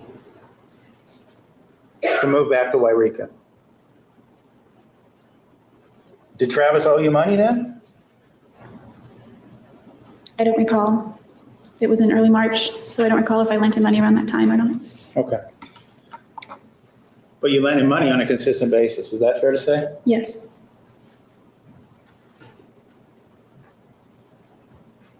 So after you call your mother and ask for money to move back to Wairika, what happens? We turned around on one of the exits because I was crying and he was angry, and we decided it would be best to not attend the tax seminar. People there knew us, and he was probably just as interested as I was in not letting it be known that we had the kind of drama that we did in our relationship. So he turned the car around and drove me back to my house. The phone conversation with my mom had ended, and he pulled up to my house, and we had talked part of the rest of the way a little more calmly. He was apologizing, and he asked if I would come over to his house so we could make it better. And what do you mean, make it better? Well, it wasn't really discussed, but the implication was make up sex or something to that effect. So I leaned in to give him a kiss on his cheek, and he turned and kissed me on the lips, which I felt was very affectionate because by this point in our relationship, he wasn't really kissing me on the lips at all. And then he walked me to my door, and he told me that he loved me. And so I went, I changed out of the business clothes that I was wearing into just more casual clothes, and I cleaned myself up a little bit because I had been crying. And then I swung by Starbucks to get him a cookies and cream frappuccino, and I think I got a strawberry. And then I drove to his house, and we hung out. So he hits you in the face. Then if I heard you right, in the car later when he's at the home, he tells you he loves you, right? Did I hear that right? Yes. And I'm sorry, he didn't hit me in the face. You said he slapped you in the car. He did. He did. But it wasn't in the face. Okay, where was it? I don't know, he might have been aiming for my face because it was just to the side, but I turned my head and it was kind of more like my jaw and like this area, my neck sort of in my jaw. Okay. We kind of argued about that too.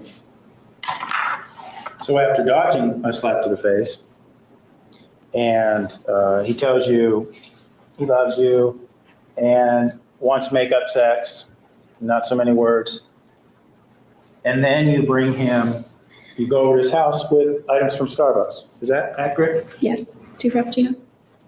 Okay, 2 Frappuccinos. And you've already decided you want to move back home, right? Yes. Why did you decide at this point in time, before we go into what happened afterwards, why do you pick up the phone to call your mother to move back to Wairika? Why do you want to move back to Wairika? So we're in the beginning of March, and I decided actually during Christmas that I wanted to move back there because I was there with my family. I was broke, so my mom paid for me to fly back for Christmas. I flew into Sacramento. My dad picked me up, and I'm sorry. No, she's describing why. Ask another question.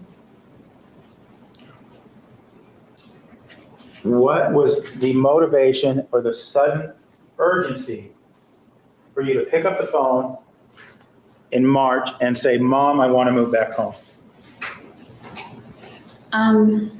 Because it was miserable in the car, and my mom and I don't have a very great relationship, but it just sounded, I knew she would help me if I needed help. Why did you want to get out of Mesa so quickly? I didn't have a way to get out, and I wanted to, it was miserable. I wanted to leave, but it wasn't What right was away. miserable, Jody? What was miserable? My relationship, my circumstances, how things were going. Your relationship with Travis? Yes. The circumstances being how he treated you? Yes, the roller coaster we were always on. What do you mean by roller coaster? The ups and downs. The ups were great and the downs were horrible, and it was at the point where it was a horrible point, and so that's why I picked up the phone and called her. So you had considered it earlier for personal reasons, but that day in the car, you realized you wanted to get away from Travis. Is that right? It wasn't healthy for you to be with him. Objection, contact question. Would you like to answer? Hi, I'm James Marcella, Director of Industry Relations at Access Communications. Join me at ISC West for my session, The Industry Impact of AV1 Adoption. As the surveillance industry continues to evolve, the demand for efficient, high-quality video has never been greater. That's why AV1, a modern video encoding standard, is so important. Oh, give me an answer. Yes, both.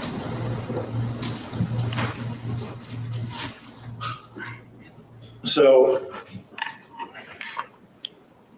what happens after you speak with your mother? You mean while we're speaking or after we hung up? Well, after you hung up, do you decide you're going to move back to Wairika? Yes. Well, I'd already decided, but we had discussed it openly at this point. That's how the fight escalated. Okay. It was my fault. Were plans in the works after you talked to your mom to secure the funds to have you move back to Wairika? Yes. I asked her to come help me move. Okay. What's that? I asked her to come help me move. Okay. Moving back to these circumstances and what happened in the car, why then do you return to Travis's house with the 2 Frappuccinos? Because you just told us you realize you want to get away from this man. Why are you at his house with 2 Frappuccinos?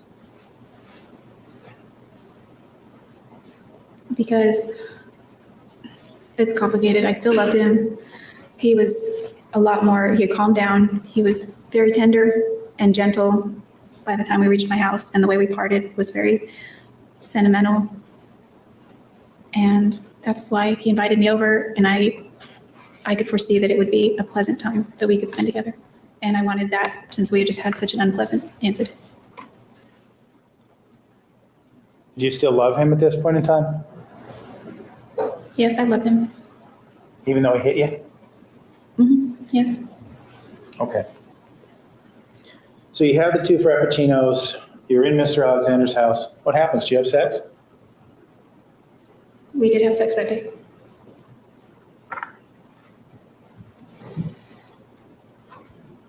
Do you advise him that you're still going to move away? We didn't talk about it. How long did you stay at Mr. Alexander's house that day? We spent almost the rest of the afternoon and early evening together.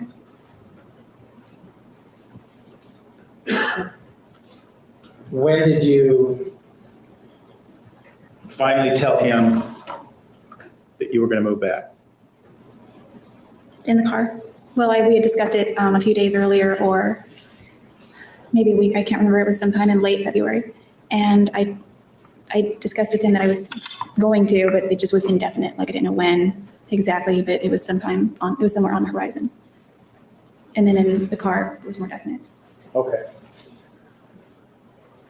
And I should have been more clear in my question. Was there continued discussion between you and Mr. Alexander as to whether or not you should stay in Mesa? In the car there was. And there were a few times he joked about it. And, in a nice way. In a nice way? Yes. In these, what you're characterizing as jokes, did he want you to stay? Yes. About how long was it before the day where he hit you in the car until the day you actually moved back to Eureka? Approximately a month and a week. Okay. And so in this, we'll call it about a 5-week period. Are you still seeing Mr. Alexander? Yes. Is it business as usual, so to speak? You're still coming to his house late at night for sexual rendezvous? Yes. I have to ask again, why? You decided you want to get away from this man. You're making plans to get away from this man. Why are you still acting as his booty call? I was making a string of bad choices during that time in my life.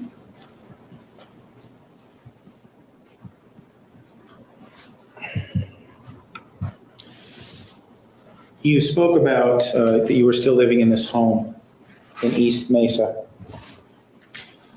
Did you live there the entire time before you moved back to Eureka? The majority of the time, I moved in with Rachel first, and then she eloped with her boyfriend/fiance. Okay. Did you stay with Travis before you moved back? Oh yeah, I did. The last 4 days, or maybe it was somewhere between a week or almost that. Not quite. Did he have roommates at that time? Yes. Did the roommates know you were staying there? I think they did. I parked right in the driveway. Okay. Where were you sleeping? In his bed. Okay.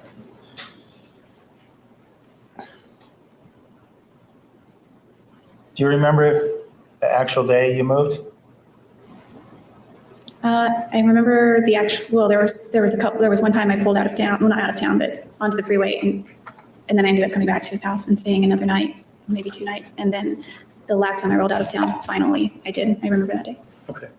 Well, as it relates to the day that you started driving out of town and drove back to Travis's house, why did you wind up driving back to Travis's house?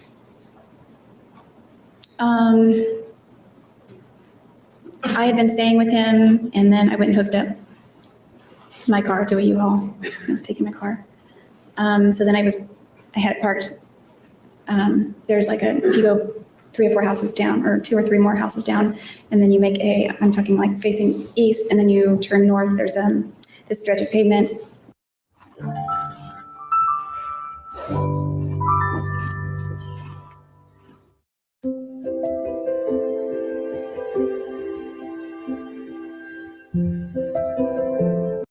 And street where there are no houses, just the cinder block walls for backyards. And you can complete the whole block, but in that stretch, I parked the U-Haul there because it was too big at that point to park in front of the house. And as I was getting ready to leave, he made a joke kind of saying, if you get tired, you can always turn around and come back and stay in my bed at dinner. It wasn't saying my bed, but that was the implication.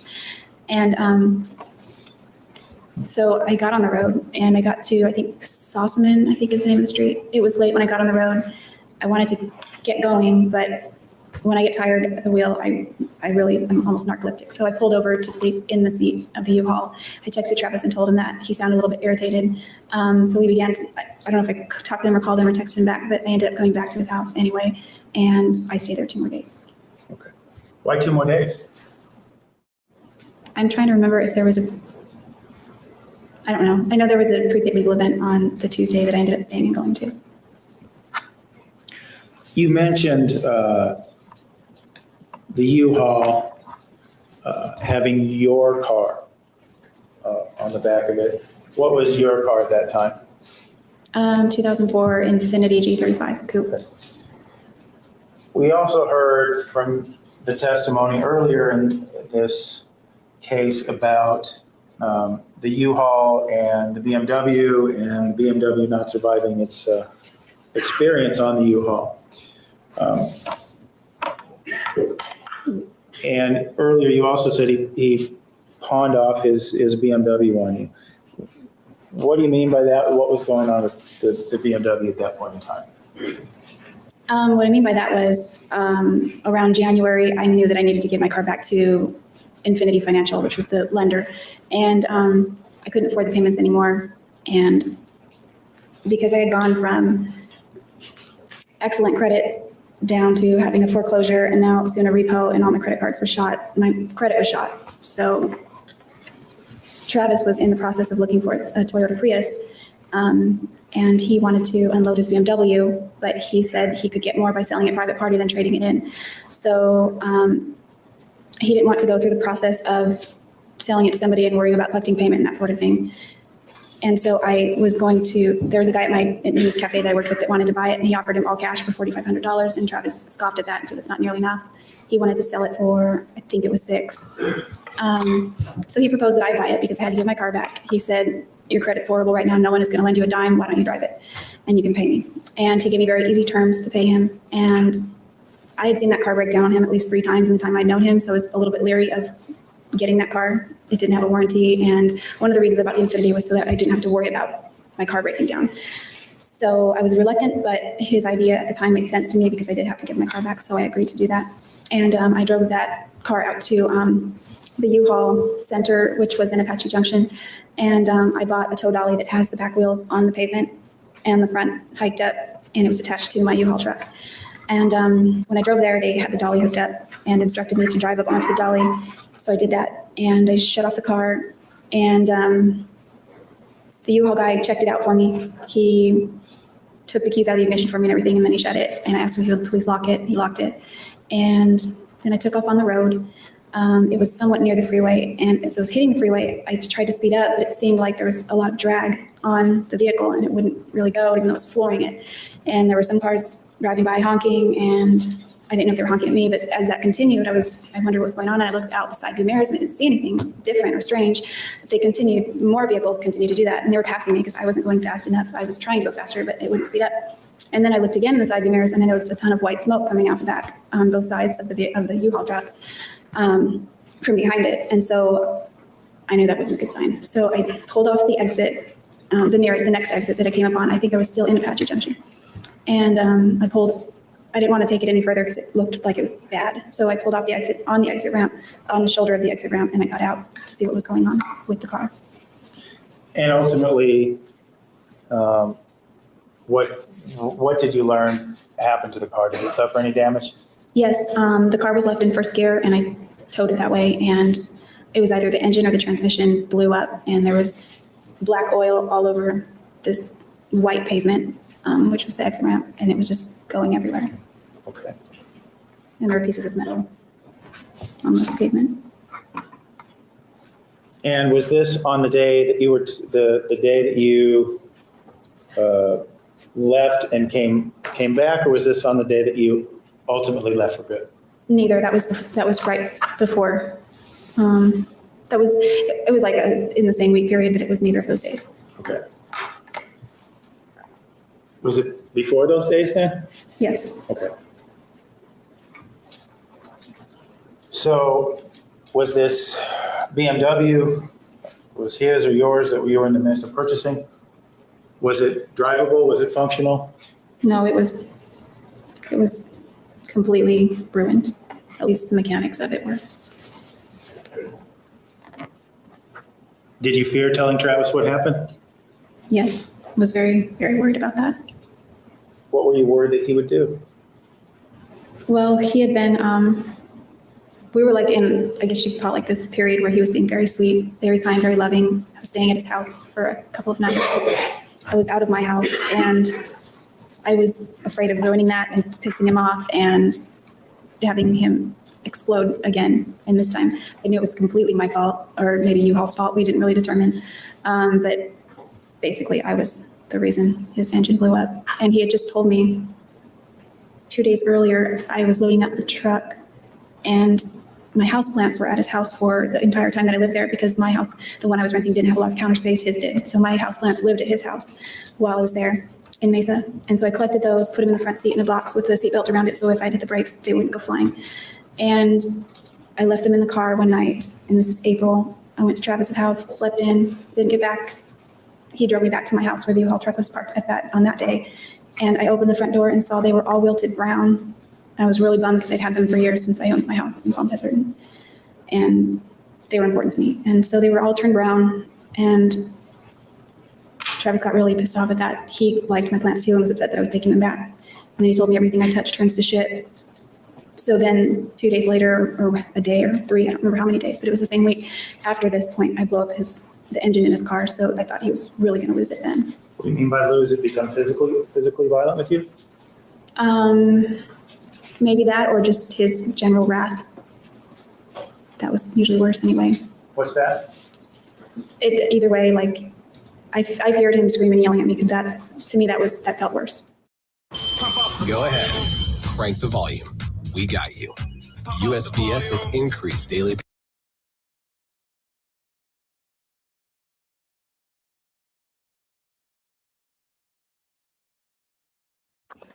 All right, y'all. And that's the end of that one. We got through 2 more. Thank y'all so much for being here. I appreciate it. I appreciate everybody that took the time to just hit the like. I appreciate all the gifts of the jewels that were given in chat. I appreciate the chat more than anything. Thank you guys so much. You guys are hysterical. I loved sitting here and just mixing it up with you guys, and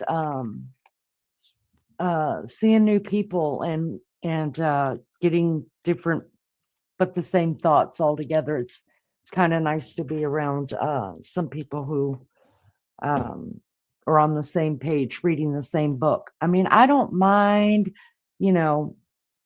differences of opinion at all. I like a good, I really do like a good debate. I really, really do. I'm mouthy. I really like a good debate. But just don't be rude about it. And that was it for me with you guys talking about Chandra. Yeah, I was done watching her get too personal. You can debate something without calling people shitheads. I mean, only I'm allowed to call people shitheads. I'm just kidding. No, but I'm not kidding. For real. I'm not lying. Only me. I'm doing it. And Lizzo calls people dumbass. Well, you guys can call, whatever. But anyways, I'm tired. I know you guys are tired. It is 5:18 over here in Indiana. I appreciate you guys hanging out with me. I appreciate all those that hit the like, those that subbed up, those that chatted. You guys mean the world to me, and I appreciate you more than I can even begin to tell you. Thank you so much to Miss Barbara, who's our matriarch here. She comes with a lot of wisdom and love for this channel. Thank you to the Mad Mods. You guys rock the Casbah every day of the week. And you guys, listen, I will be live with my co-host Maggie from the UK at 4 p.m. my time, which is Eastern Standard Time today. We will be going over some new theories, thoughts, and also some new stuff that was put out about the Nancy Guthrie case today. So if you want to join us for that, make sure your bells are on yes, so that we could ring a ding ding your bells. We would be happy to do that.